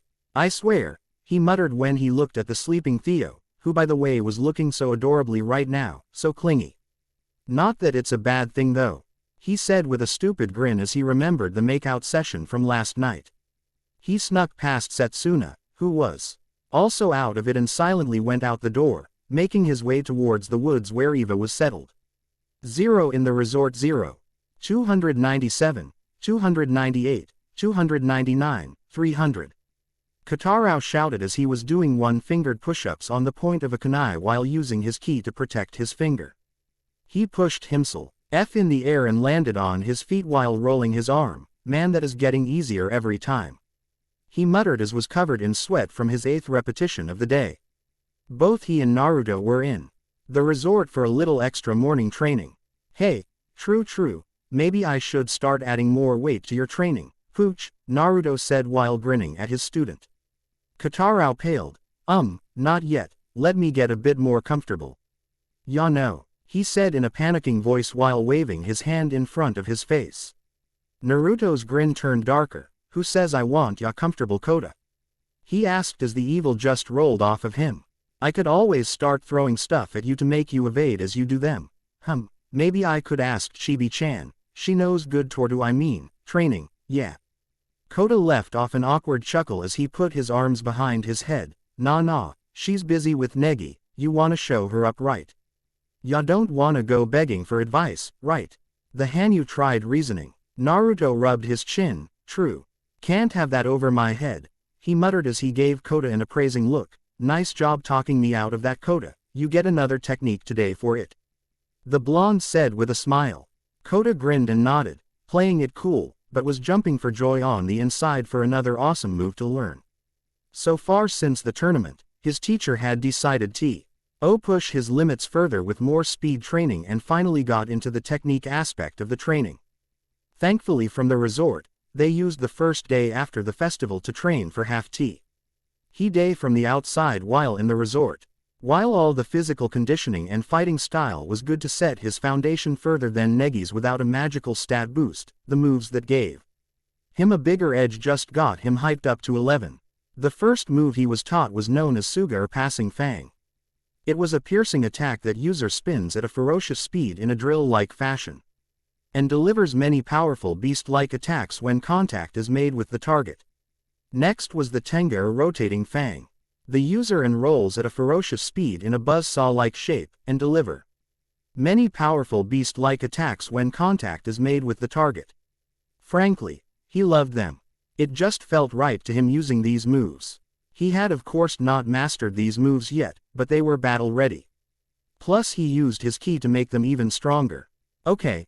Now, I want you to use some of your ki. Naruto said as he clapped his hands in glee. Kota said with a flat look, clear. Lee not understanding why his master was so happy. Naruto looked at Kota and sighed. Listen, you're going to do this. He said as he pulled out a water balloon from his Hammerspace 1. Basically, all your ki training has come down to this. You are going to pop this balloon with just your ki, like so. He said as the water balloon started to bubble and popped. The key in this is rotation. He said while taking out another water balloon. Peef. Doesn't look that hard. Kotarou said as he took the water balloon and started to manipulate his ki in the water inside. The balloon flattened into a disc shape. Say what? The Hanyu muttered in confusion. Rotation, Kota, and that is all the advice you are getting. Naruto said with a grin, wondering how fast Kotarou would get it. Now, save your balloon for later on since we got to go get ready. The blonde said while clapping his hands, and Kotarou nodded. They started to head out and pasted the ponds in the resort. Naruto shoved Kotarou into the drink. Kota screamed as he fell in and resurfaced a few seconds later. Gah. What the hell, mast? He started, but a bar of soap shot into his mouth. Gah. Clean up. You smell terrible. Naruto shouted with a smile on his face. We got to go to the perverted eggplant's tea party. So no smelling like a wet dog, he teased. Blah, he shouted as he wiped the soap off his tongue with his hand and glared at his teacher. One of these days, I swear, just one of these days, Kota shouted as he took off his clothes in the water and started to clean himself, but stopped. Hey wait. Isn't this a pond? He asked his teacher with a questioning look. Naruto grinned. Yeah, so you might want to hurry up since Eva might come any second. Also you might want to run to your room for some dry clothes when you're done. See ya. Naruto said in a cheerful tune as he started to whistle happily while he headed towards the teleporter. One day, Kota shouted in the background, I swear it's nice to have dreams. Naruto shouted back in glee. Man, life was good. Zero. Come on pup. Don't want the eggplant to eat all the cookies. Naruto said while he wore his long black turtleneck, black jeans, his staff necklace, and his boots, as the two trekked underground. Yeah, take a chill pill master. Kota said as he wore his usual school uniform outfit with his hands behind his head. They stood in front of a tall door and a large dragon came down. Whoa, giant lizard again, Kota said in surprise at seeing the big thing again. Renji let out a steamy grunt at begin called a giant lizard. Naruto rolled his eyes and patted the dragon's snout. Hey big guy, coming through. The blonde said as he walked past the dragon with Kota hot on his heels, but not before he gave the draw. Gone the, I got my eye on you, hand gesture, which strangely the dragon returned. The so-called lair that Alberio lived in was a few stone towers with glass domes on the top of them as they were connected by steel bridges that hovered in the air while they were underground. Kota let out a whistle. Nice digs. He commented while looking around. Yeah, but don't tell him that. His ego barely fits in here as is. Naruto stated in a whisper, as if he was telling a really big secret. Kota nodded with a snicker. Now Naruto-kun, that isn't very nice to say, Alberio said as he walked down the stairs and then walked up with them as he patted Naruto on the back in greeting. IDK Uncle Al, IDK. The blonde answered, and as soon as he made it to the top of the stairs, a teacup was thrown at his head. Luckily he caught it. Thanks Theo-chan, he said as he spun the cup by the handle with his finger. He made it to the table and started to pour himself a cup from the pot. Theo, who was in her white sundress, pouted at him. I wake up with a pillow in my arms and not by body warmer Sparky, how am I supposed to feel? The princess asked. Eva snorted. You should handcuff him to you at night. Make it a bit kinky, the vamp said with an evil giggle. Kota made a gagged face. Mine are here, I still have some innocence in me here. The Hanyu pointed out as he sat down at the large table with all kinds of goodies on it. Eva looked shocked at him, with the idiot as a teacher. This is my shocked face. Naruto rolled his eyes. Love you too, you tiny terror. He muttered as he drank his tea and munched on a sugar cookie. Alberio stayed standing and looked towards the entrance. Oh, it seems the others are here as well. Good, he said with a nod to himself as he started to head back to the stairs to no doubt greet his guests in person like the social butterfly he was. Please note the heavy amount of sarcasm at that last part. Negi, Asuna, Kanoka, and Setsuna arrived at the top of the stairs as they looked around in awe. Alberio put his hands in his sleeves. Welcome to my tea party. We've been waiting for you, he said with a soft smile. About time you showed up, Eva said with a smirk. That's what you get for partying all night at the Korean barbecue, you guys reek of garlic, she said while taking another sip of her drink. Nah, they were just having fun, lay off Eva-chan, Naruto said with a wave of his hand, but the lowly blonde just sniffed at him. The newly arrived group bowed to the host, but Asuna looked surprised at seeing Eva there. Thank you very much for the invitation, Kanoka said as she bowed. Negi looked right at Alberio. Kunal. I mean, Alberio-san, he started. Negi-kun, Alberio shouted, startling the newly arrived group. Yes, Negi asked in surprise. Alberio closed his eyes. I thought I told you to call me Kunal Sanders. Ha, he said with a laugh and a nod to himself. Naruto, Theo, and Eva just looked at the man while imagining a guy with white hair, beard and an equally white suit. Kotarou just ignored it since he had seen weirder from his own teach for a while now. Negi stammered, trying how to follow up from that.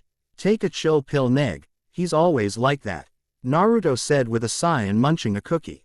HMPH, Eva said while placing her cup down and crossing her arms, WH. Ats with that pathetic excuse for a name Al. She asked condescendingly, you adopt that after liking their fried chicken during one of your trips, didn't you? She got no answer. Hey, Al, she said standing up, Alberio Ima. Are you listening to me? Hey, ... Naruto and Theo stifled a laugh. Eva stared at him. Kunal. Al turned around with a bishy sparkle smile. What is it, kitty? Eva launched at him, holding his collar while pushing her feet on his chest. Don't call me that. She demanded. Why, I like it, kitty. Naruto said with a big smile, getting Eva to launch at him and hold him in a chokehold. Shut that snarky mouth, idiot. All right, Naruto shouted in submission in need of air. Don't hold him too long, Eva, or you might kill off those last few brain cells of his, Theo said with a hidden smirk behind her teacup. Everyone sat down at the large table with the impressive spread of food. Delicious, Negi said while sipping some tea. So this is the Red Dragon Well tea. Also known as Juku Hong, with a hint of plum blossom. The 10-year-old said, it's fantastic. Negi commented to Alberio with starry eyes. I have many other varieties. I'll give you some to take back. Al commented. Eva, who was sitting in one of the love seats near Naruto and Theo spoke. So Booya, what did you learn from all this? She asked in an interested tone while leaning forward a bit. Naruto also leaned forward a bit, showing his interest. Negi looked at them and then back to his tea, clearly thinking. A few moments later, he spoke up. I learned where I stand and what I stand for. He said, getting everyone's attention. I should have known this before Chao-san told me. You and Ni-san were right, master. I have to get my hands dirty. I don't think we're so pure to begin with. Eva looks at him and turns to Naruto with a raised eyebrow while a smirk plays across her face. Naruto nodded and turned to Negi with a proud smile. Theo was looking at Negi with a bit of respect on her face. It almost sounded like Arika was here instead on Negi to her, since the mother of the Springfields was deep like that. Hey, that Chao Ling's hen proved to be a good lesson, Eva said, taking another sip of her tea. It's not easy teaching that to a naive and sheltered, yet straightforward and talented, young man like you. She said as she started to laugh darkly. Naruto's sweat dropped. Hello evil mode Eva-chan. He said in a bland tone. As Eva had indeed entered said mode. That's right Booya, Eva said while leaning back and crossing her legs while raising her teacup. You'll see that evil acts come with life and living. The way this world works, no one can escape that fact. She said, letting an evil cackle out. Evil is the way of the world. Do you see that now? She asked in an eager tone. Even Zero-chan let out a little woot. Negi looked shocked while Naruto just pinched the bridge of his nose and looked at Theo. Ho was choking on her tea from her stifled laughter. Hey, Eva-chan, Asuna yelled. Eva cackled a bit. You please me, my disciple. Now let us. Well done, Evangeline. Al spoke with a small laugh. You did an excellent job leading an honest boy this far. I guess there's some benefit in having an evil master. I'm impressed, he said. The son of the great hero is learning to be the great evil mage. Perhaps he's the successor to the title of Dark Evangeline. He asked in curiosity. Naruto snorted. Negi, evil, he asked and busted his gut. Oh, ooh, Uncle Al, start doing some stand-up, you'll do great. The blonde said while laughing. Eva said to Al, HMPH. None of your business, she said and threw her teacup at Naruto. Shut it, idiot. Eva stood up and pointed her finger at Al. How dare you criticize my teaching method? He begged me to teach him. The idiot even delivered him on a silver platter to me. So what I do to him is none of your business. She shouted in anger. Ha, you're right. My apologies, Al said with a wave of his hand and turned to Naruto. Did you really do that? He asked in amusement and laughed more when Naruto nodded with a grin. He turned to Negi next. So Negi-kun, After this experience, what will you next?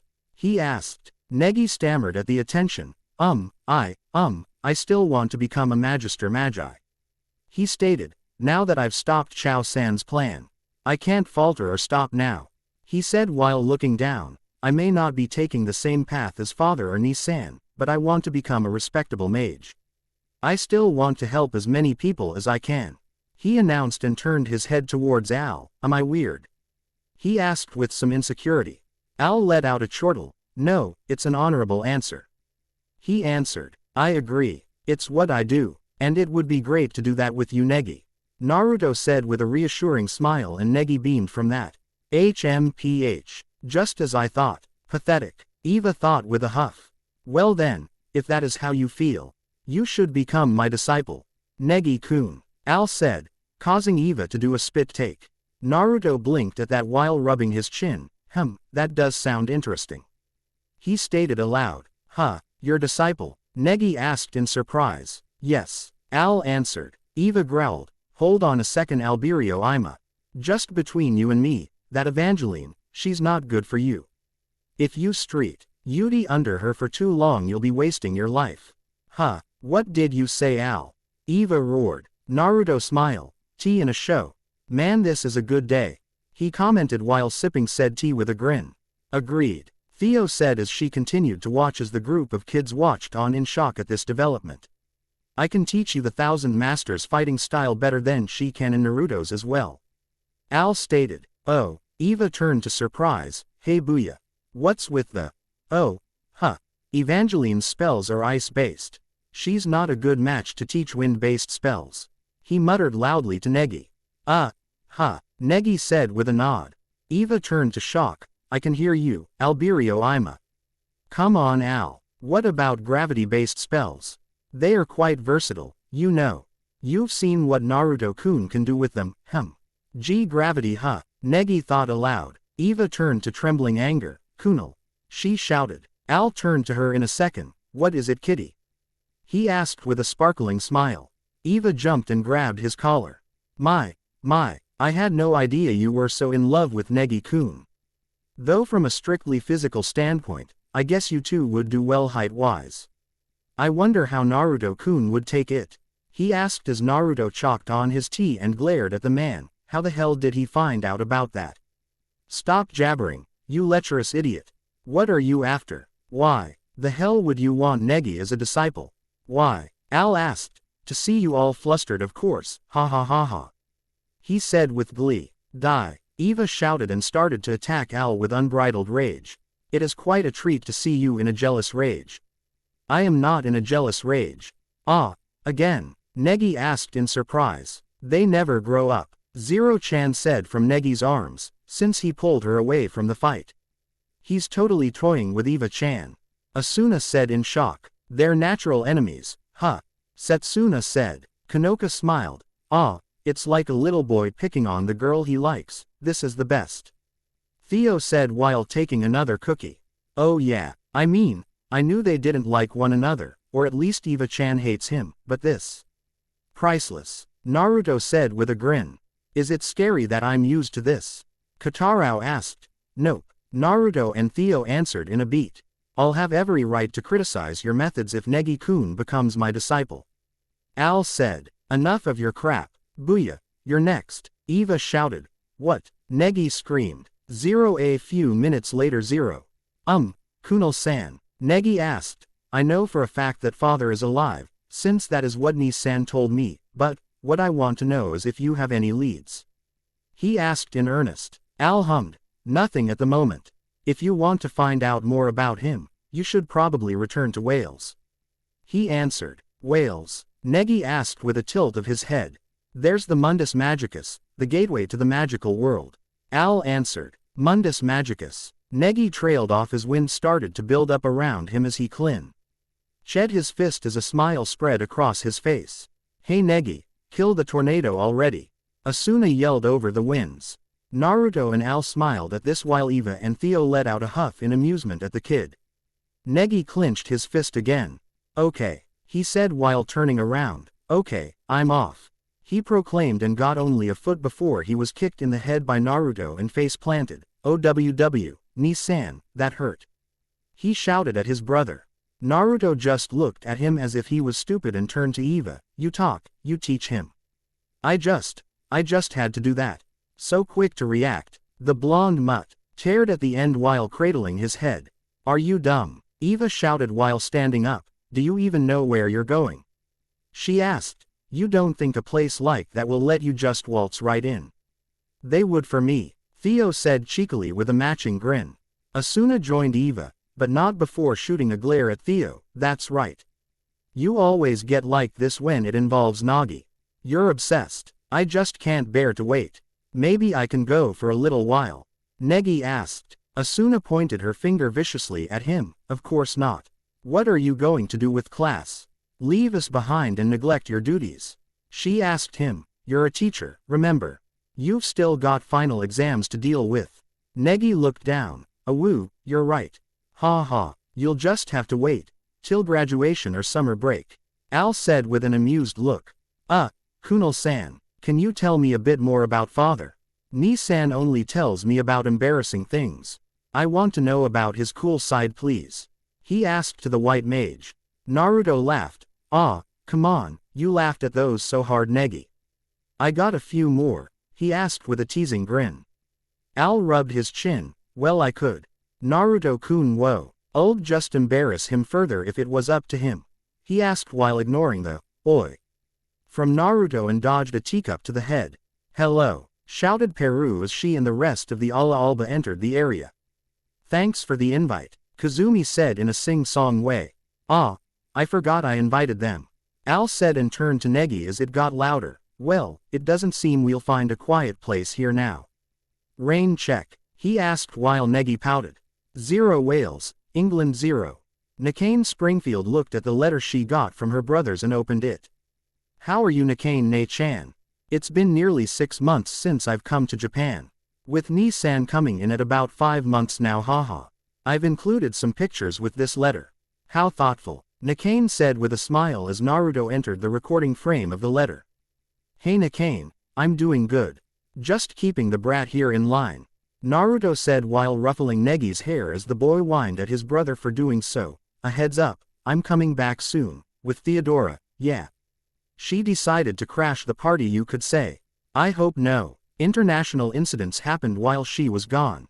He thought out loud while scratching the back of his head in thought. Nikane's sweat dropped. Oh dear. She muttered. Negi pushed his brother out of the way and resumed talking. I still have the major hurdle of final exams to contend with, but once that's over, it'll be summer break. Nikane turned to see Anya coming up the hill and shouted, Anya, it's Negi and Naruto. Anya looked surprised. Negi and Oni-chan, she said and hurried up to her to listen to the message. So much has happened. It's hard to believe it's been 6 months. They both saw the various pictures of Negi surrounded by his class and some with Naruto as well. Mainly hanging around some redheaded girl with pigtails. Everyone in class 3A, Asuna-san and her friends, Kotarao-kun, the school trip and the school festival, as well as a martial arts tournament. So much has happened. Anya looked shocked. What's with all these girls? They're literally hanging off of Oni-chan. She shouted in rage as she was very protective of her brother figure, Negi too. She said in outrage, what was with these floozies? Nikane chuckled, it seems they're having fun. She turned back to the letter. Look Anya, doesn't it seem like Negi's grown up in the past months? She asked. Anya scrunched her face. Negi, she asked and looked at the image with more intensity. She huffed and crossed her arms. How so? He doesn't seem different. He looks like the short, bumbling idiot with that stupid expression on his face. Naruto popped in again. Oi, Neg, push me again and you'll be my sparring dummy for the next week. He shouted while tackling Negi, who struggled in the hold. Anya snorted. There he is, yeah, make him cry. Anya cheered evilly and chuckled. Negi spoke in the hold, while Ni-san said he is coming back. I haven't set any plans yet. But I will be coming back as well for the summer break. Say hey to Anya for me. Naruto shouted. There you have it. They both are coming home, isn't that wonderful? Nikane asked Anya with a smile. Anya twirled her hair with her fingers. Really? She asked as she started to brush her hair with a comb. Nikane gained a sly look. no need to brush your hair. They're not arriving today, you know. Anya blushed. I'm not brushing for them or anything. I just wanted to is all. Nakane laughed lightly at her. But, we'll see them soon, very soon. I wonder what I should make them. Nakane thought out loud. Anya looked up at the sky. Oni-chan. Negi. She mumbled to herself. 0 Japan. 0. Along with tutoring, helping the kids with their final, which Class 3A got an average of 77.8. Getting them second place between all the classes. The speeches from the dean along with the horror that are report cards. It was time to check out for summer vacation. Hey Naru-kun, you ready or what? Asuna shouted as he threw on his cloak. Yeah, come on Sparky, we got things to do. Theo shouted as she and Asuna butted heads a little bit behind his back. Yeah, he saw it as he walked out the door and headed outside. Seems like a good day. Naruto noted. Yep, Asuna shouted as she hugged his arm. A perfect for the first day of summer. So true, Theo said while grabbing his other arm. Well, time to have so fun, right? Naruto asked with a big grin. Yeah, 0. There we are. I read the sequel of Negima, UQ Holder I think. It was okay so far, but I want Loli Eva back. I have a few challenges on my profile if you want to take a go at them. Not much to say other than I made my next FIC. It is a Fem Naruto DXD crossover. I'll save the surprises for those who have yet to read it. So take a look. RR. No flames, peace off. 1 snippa. Guys have hammer space. Where's mine? Summer days are here at last. Wow, almost exactly a year since the last update. Sigh. All I can do is apologize once again. College was my biggest FIC killer this year, but now that I graduated, I can get back into writing while looking for work. This chapter is going to be a small filler since it is on hiatus and not my main focus, but it will be once I finish up some of my other fics, I swear. It just takes some time is all. ... which you have no doubt noticed. XP beta. D by snippa.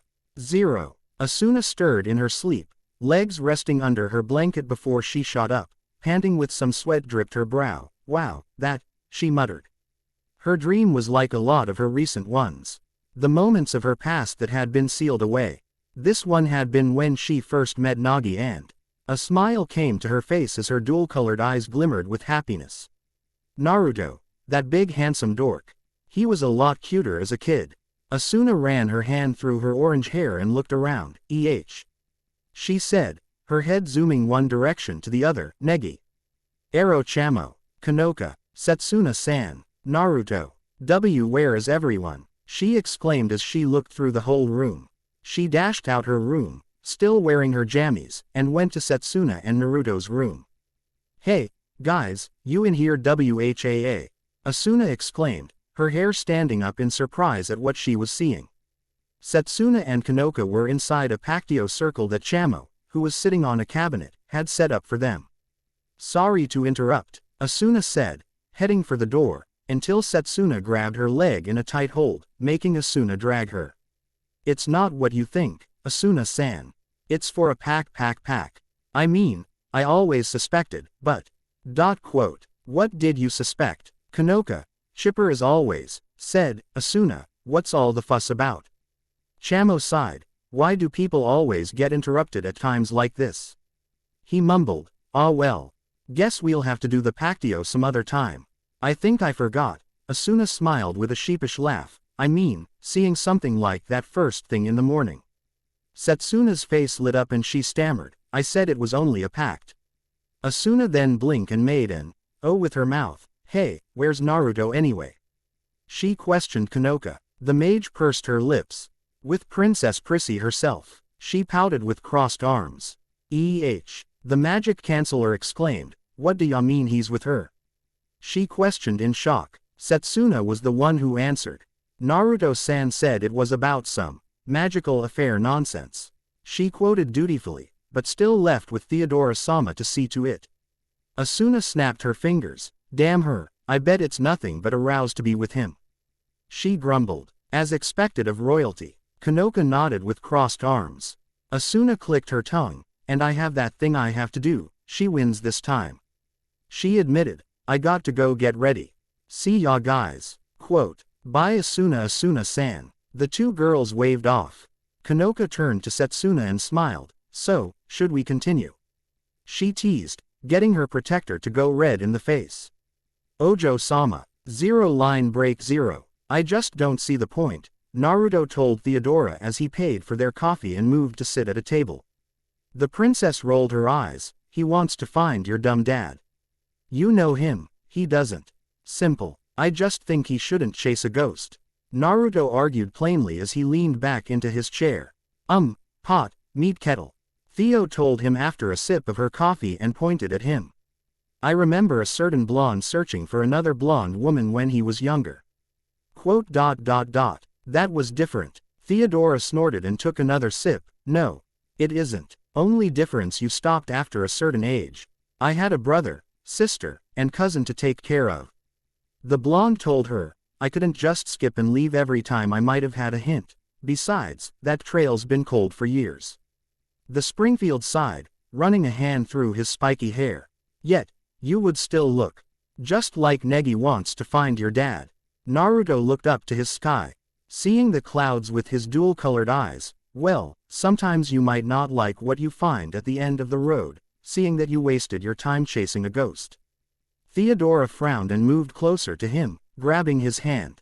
Hey, Arika, she saw Naruto's shoulders tense. She would be happy with what you've done so far.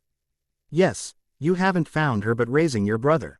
Being with your family, she would be happy. Just like that. She was simple like that, especially for a royal. Theodora's eyes gained an amused twinkle. Oh, and what about me? Naruto snorted, lowering his head to look at her with mirth. What was it that musclehead called you? Oh, yeah, the tomboy princess. You can act all proper but I know the real you, spoiled gamer princess, blah. He stuck out his tongue at her. Theodora huffed, crossing a leg over her other and folded her arms after putting down her coffee. So, I need entertainment since all this royal stuff builds up stress. We can't all just drift where the wind takes us. Like a certain dum-dum I know. Who is this dum-dum? Got another man on the side. Because I am quite smart. Naruto winked at her. Theodora rolled her blue eyes. Yeah, when you want to be. Mr. Genius Mage. Meh, I'm not a genius, that's Negi's thing. I just know how to sound smart and hit hard. Sadly, your father only did the latter. It was why he had Uncle Al. I thought that was for sarcasm. Both broke into a laugh at that until Naruto got his chuckles under control. Still, the blonde boy mused, Negi wanting to go to the magical world. I don't really think he knows what to expect. And we of course, do. The princess stated. Still, even with Eva-chan's training, I really need to see if he's ready. Naruto thought to himself. Elf and looked to see Theo's annoyed face. What? Eva-chan. Quote. Oh come on. You cannot still be mad about that. You slept with her. I was drunk. She got you drunk. Theodora stated with a flip of her hair. It was very good wine. The mage countered. And I mean, come on, it wasn't like I was a virgin or anything. Naruto snorted and Theodora's glare intensified. I said that out loud, didn't I? Quote. Who? Well, Naruto, looking at his empty wrist, just look at the time. He took one final sip of his coffee and said, well, see y'all later. Bye. He ran away. Fast. Naruto Springfield. Theodora raged. Zero line break zero. Asuna was in a white tank top with blue short shorts and sandals as she stood waiting for her meeting. But, she was also contemplating her dream. Man, she sighed out. I can't believe I have such a long name. Seriously, something less winded would have been nicer. She scratched her cheek. Still, a smile danced on her face. Seeing Nagi and Kanoka's dad, a small laugh came on her face. How could I forget meeting him? She thought of the boy she, well, loved. Yeah, that was the word. The moment she met the boy she would love for the first time. Asuna shook her head, her pigtails shaking. Man, shorting out these memories are so weird. She mumbled. Sorry to keep you waiting, Asuna-san. A voice behind her said. Whoa. Asuna jumped and whipped around to see who it was. Incho. She said to see Ayaka before her. The blonde young lady said, your request was accepted, so you may proceed. She informed her rival friend. Thanks for the help, Incho. Asuna said with a laugh and pointed to a sweets shop nearby. Let me treat you to something. She offered. Ohoho. Ayaka said with a hand to her mouth, letting out an Ojo-sama laugh. I didn't do it for you. She waved off. Plus, I can't let a commoner treat me. She informed as Asuna's eye twitched. What did you say? She asked with a glare, but Ayaka just smiled. A little later, Asuna was before Negi, Naruto who oddly had a lump on his head, and Theodora, the library trio, and Kanoka and Setsuna. Negi asked, What are we doing here, Asuna-san? He questioned. What is it, Asuna? Kanoka asked curiously. I'm soliciting, the twin-tailed girl said, solely citing. She informed with a wag of her finger. For what? Theo questioned with a raised brow. Hey, the magic canceller grinned. Holding up a slip of paper, take a look. She said, handing it to Negi. Huh, the boy genius said, looking it over, a request to form a new club. He questioned as Naruto looked over his shoulder. That's interesting, the blonde boy mused. What kind of club you making, Asuna-chan? He asked her curiously. Listen, the tomboy started sternly, hands on her hips. Why? Oh, you said that if you go to the magical world, you may not come back.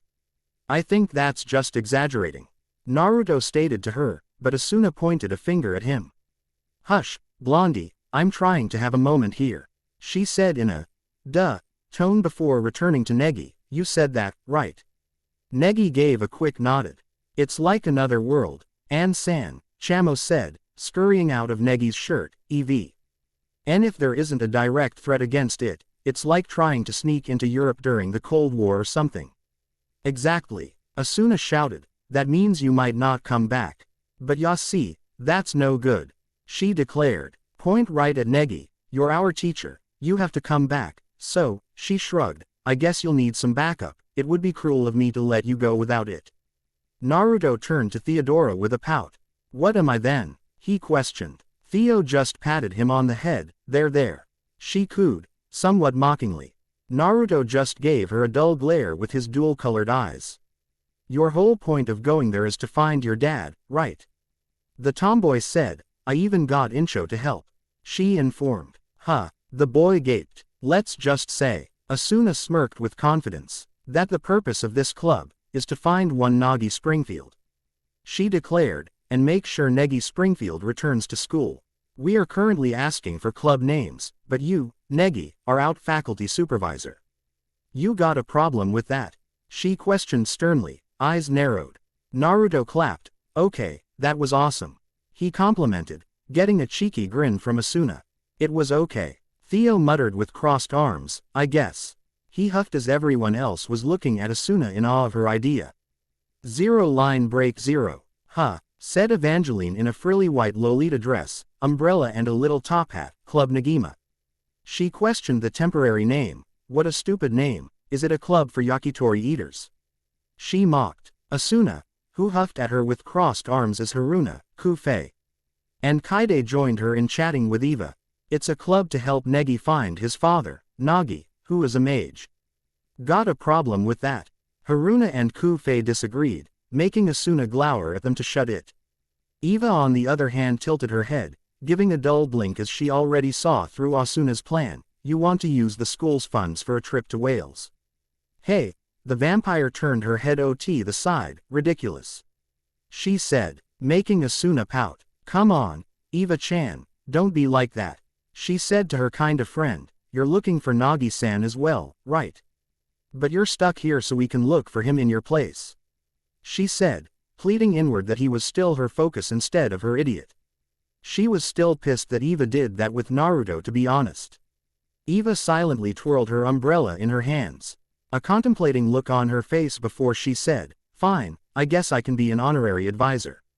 She shrugged uncaringly, but in return, I want every scrap of info you get on Nagi, got it? Yes, Asuna nodded, pleased that she was still focused on Nagi. So I can kick his ass once that idiot gets me out of here. Eva added smugly. Asuna said as Eva gave her an evil smile. Did you think that roll in the sheets was a one-time thing, Kagurazaka? The blonde's smile was face-splitting, if you thought that Princess was your only competition, well, you should have assumed better. Asuna gritted her teeth at that, a vein pulsing on her forehead. Fine, she spat out, fists clenched, anyway. And do something about that lame name. Asuna fought the growl leaping from her throat. Okay. She said with a shaky breath to calm herself. Anyway. You want to use the resort as a clubhouse, yes. What? Reading minds now, Evangeline. Haruna questioned. Eva smirked haughtily at the artist. No, Kagurazaka is that easy to read. She brushed off and turned her evil smile at the orange-haired girl. Well, if you beg, I suppose. She tittered off gleefully. Beg, I am an evil mage after all. The Shinso vampire said informatively with a wag of her finger. Shame on you for forgetting that. Asuna wanted to punch her now. Can we please use the resort as our clubhouse? She begged asked. Evangeline hummed, a finger on her chin while looking up. Well, since you're so desperate. Who's desperate? Asuna shouted in her mind. Yes, all right Eva-chan. Asuna cheered as the other girls did too. They went to Eva's cottage as they saw the other places Eva added to the resort, like an Arctic area, a desert one, a jungle one, and a mountain one. As the girl entered and were greeted by Chachimaru, they looked around the peaceful resort as Negi and Katarao. Asuna-san. You're here. Does that mean you got master's permission? Asuna gave him a V for victory. Easy peasy. She said. Well, come on, we're just about to have tea after some training. I could go for that. Asuna nodded as she walked up to the group with Naruto and Theodora, who were sitting with the library trio along with the Ojo-sama and her loyal bodyguard. Finally came. Huh, Naruto asked her with a grin as he stood up and she lightly pounded his shoulder. Didn't think I could do it? She questioned. Well, it is Eva-chan. He trailed off with a laugh, getting Asuna to groan. Don't remind me, what a hardass. She mumbled, before grinning at him. So, training huh? She asked challenging. Ooh, the tomboy said, I think I can handle what you got. Eva looked at that with a small look. Come on, guys, Haruna said, her fist clenched, let's do this. She threw her hand in the air, as everyone else did so too. To find Negi and Naruto's dad. Yay, 0 line break 0. Asuna and Setsuna were currently sparring with each other, to help sharpen Asuna's swordplay. Hey, Setsuna-san, do you think Eva-chan's acting weird? Evangeline-san, yeah, I've noticed that she's been glaring at me a lot, and I don't think it's about Naruto. Asuna stated as she parried and spun around with a counter-strike, making Setsuna leap back for some distance. I think it's just your imagination, the crow girl waved off, but I must admit, she smiled to her friend. You've really improved Asuna-san and at such an amazing rate as well. She praised. Huh, really? Asuna asked, cheeks pink with embarrassment. Yes, Setsuna nodded seriously. Combining your skill to use the complex skill of Kenka and your natural ability to cancel out magic, if you continue to train. I believe you will become more powerful than any of us. She said, getting Asuna to go wide-eyed.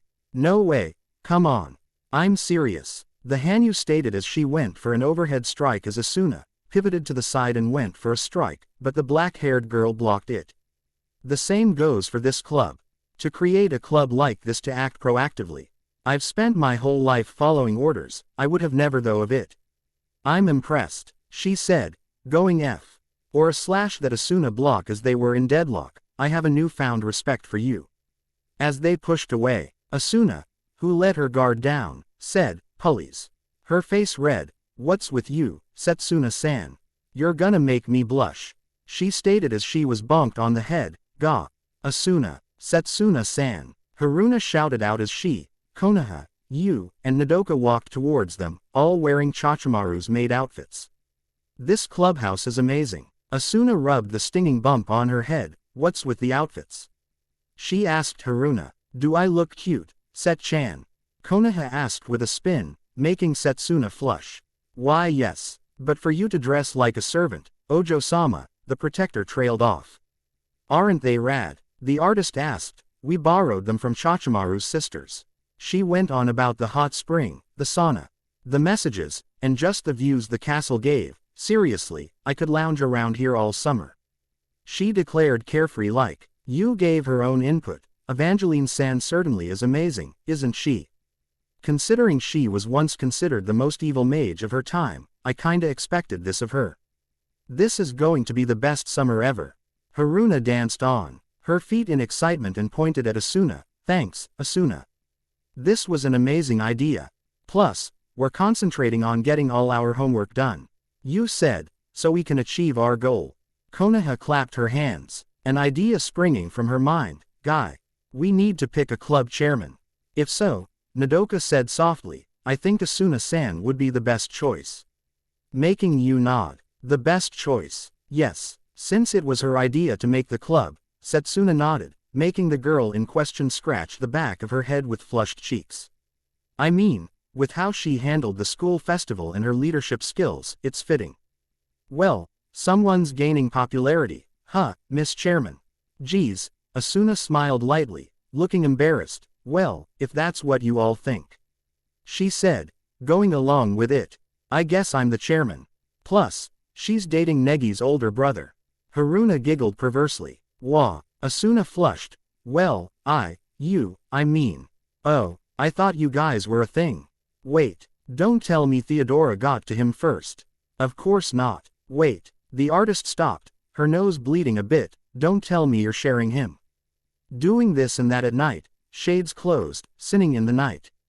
Aya, Naruto-kun, like that, the glasses girl eagerly asked, a lewd smile on her face. Gah. Asuna had a vein on her forehead, her face was a scarlet color, and her fist was smocking after she pounded Haruna into the ground by her head with that current bum on it. Stupid Peru. She shouted. 0 line break 0. Okay, let's try again. Naruto instructed Asuna, whose face was beaded in sweat. I am trying. The magic canceller gritted out, a drip trickling down the top of her nose. Doing Kenka ain't easy. She grumbled, especially since Naruto or Negi weren't giving her magic, so she had to do it on her own. Well, we could go with Eva-chan's plan, but I thought it might be a tad extreme for this type of training since I can be done like this too. What is it? Oh, just throw you into the Arctic area with nothing but the clothes on your back and survive for a week. In fact, she was almost insistent on it, he mumbled at the end, rubbing his chin in thought. Asuna's eye twitched. Of course she would suggest something like that. Meh, we tossed Neg and Kota in there, they ended up fine. Naruto shrugged listlessly. What a great sensei and brother you are. The twin-tailed girl said dryly with a sweat drop on the back of her head. Right, Naruto nodded, not hearing her dry tone, and Neg and Kota just whined a bit, until both Eva-chan and I tag-teamed them in a fight. That shut him up real fast. Asuna could only stare at him, thankful that he wasn't that rough barely on her in what Peru playfully called his harem. Which was absolute nonsense. PSSH. Like Naruto would have a harem. That was like saying Negi would have one. Ha. Currently, everyone was training. Haruna was testing her combat drawings against Kufei, who was beating them down left and right. Negi was assisting Yu and Nodoka with both magic and their artifacts, helping them utilize them better.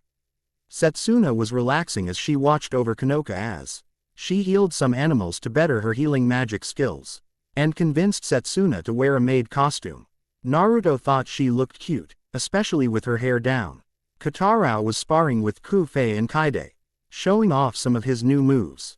Theodora was chatting with Evangeline about stuff, most likely embarrassing stories about Naruto.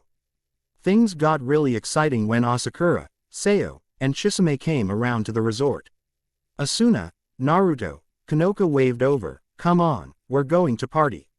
She declared, making the two dual-colored-eyed teenagers smile. So, a minor break. Sure, Naruto nodded as they stood up. We'll get this banged out in no time. Right now, let's enjoy the good while we can.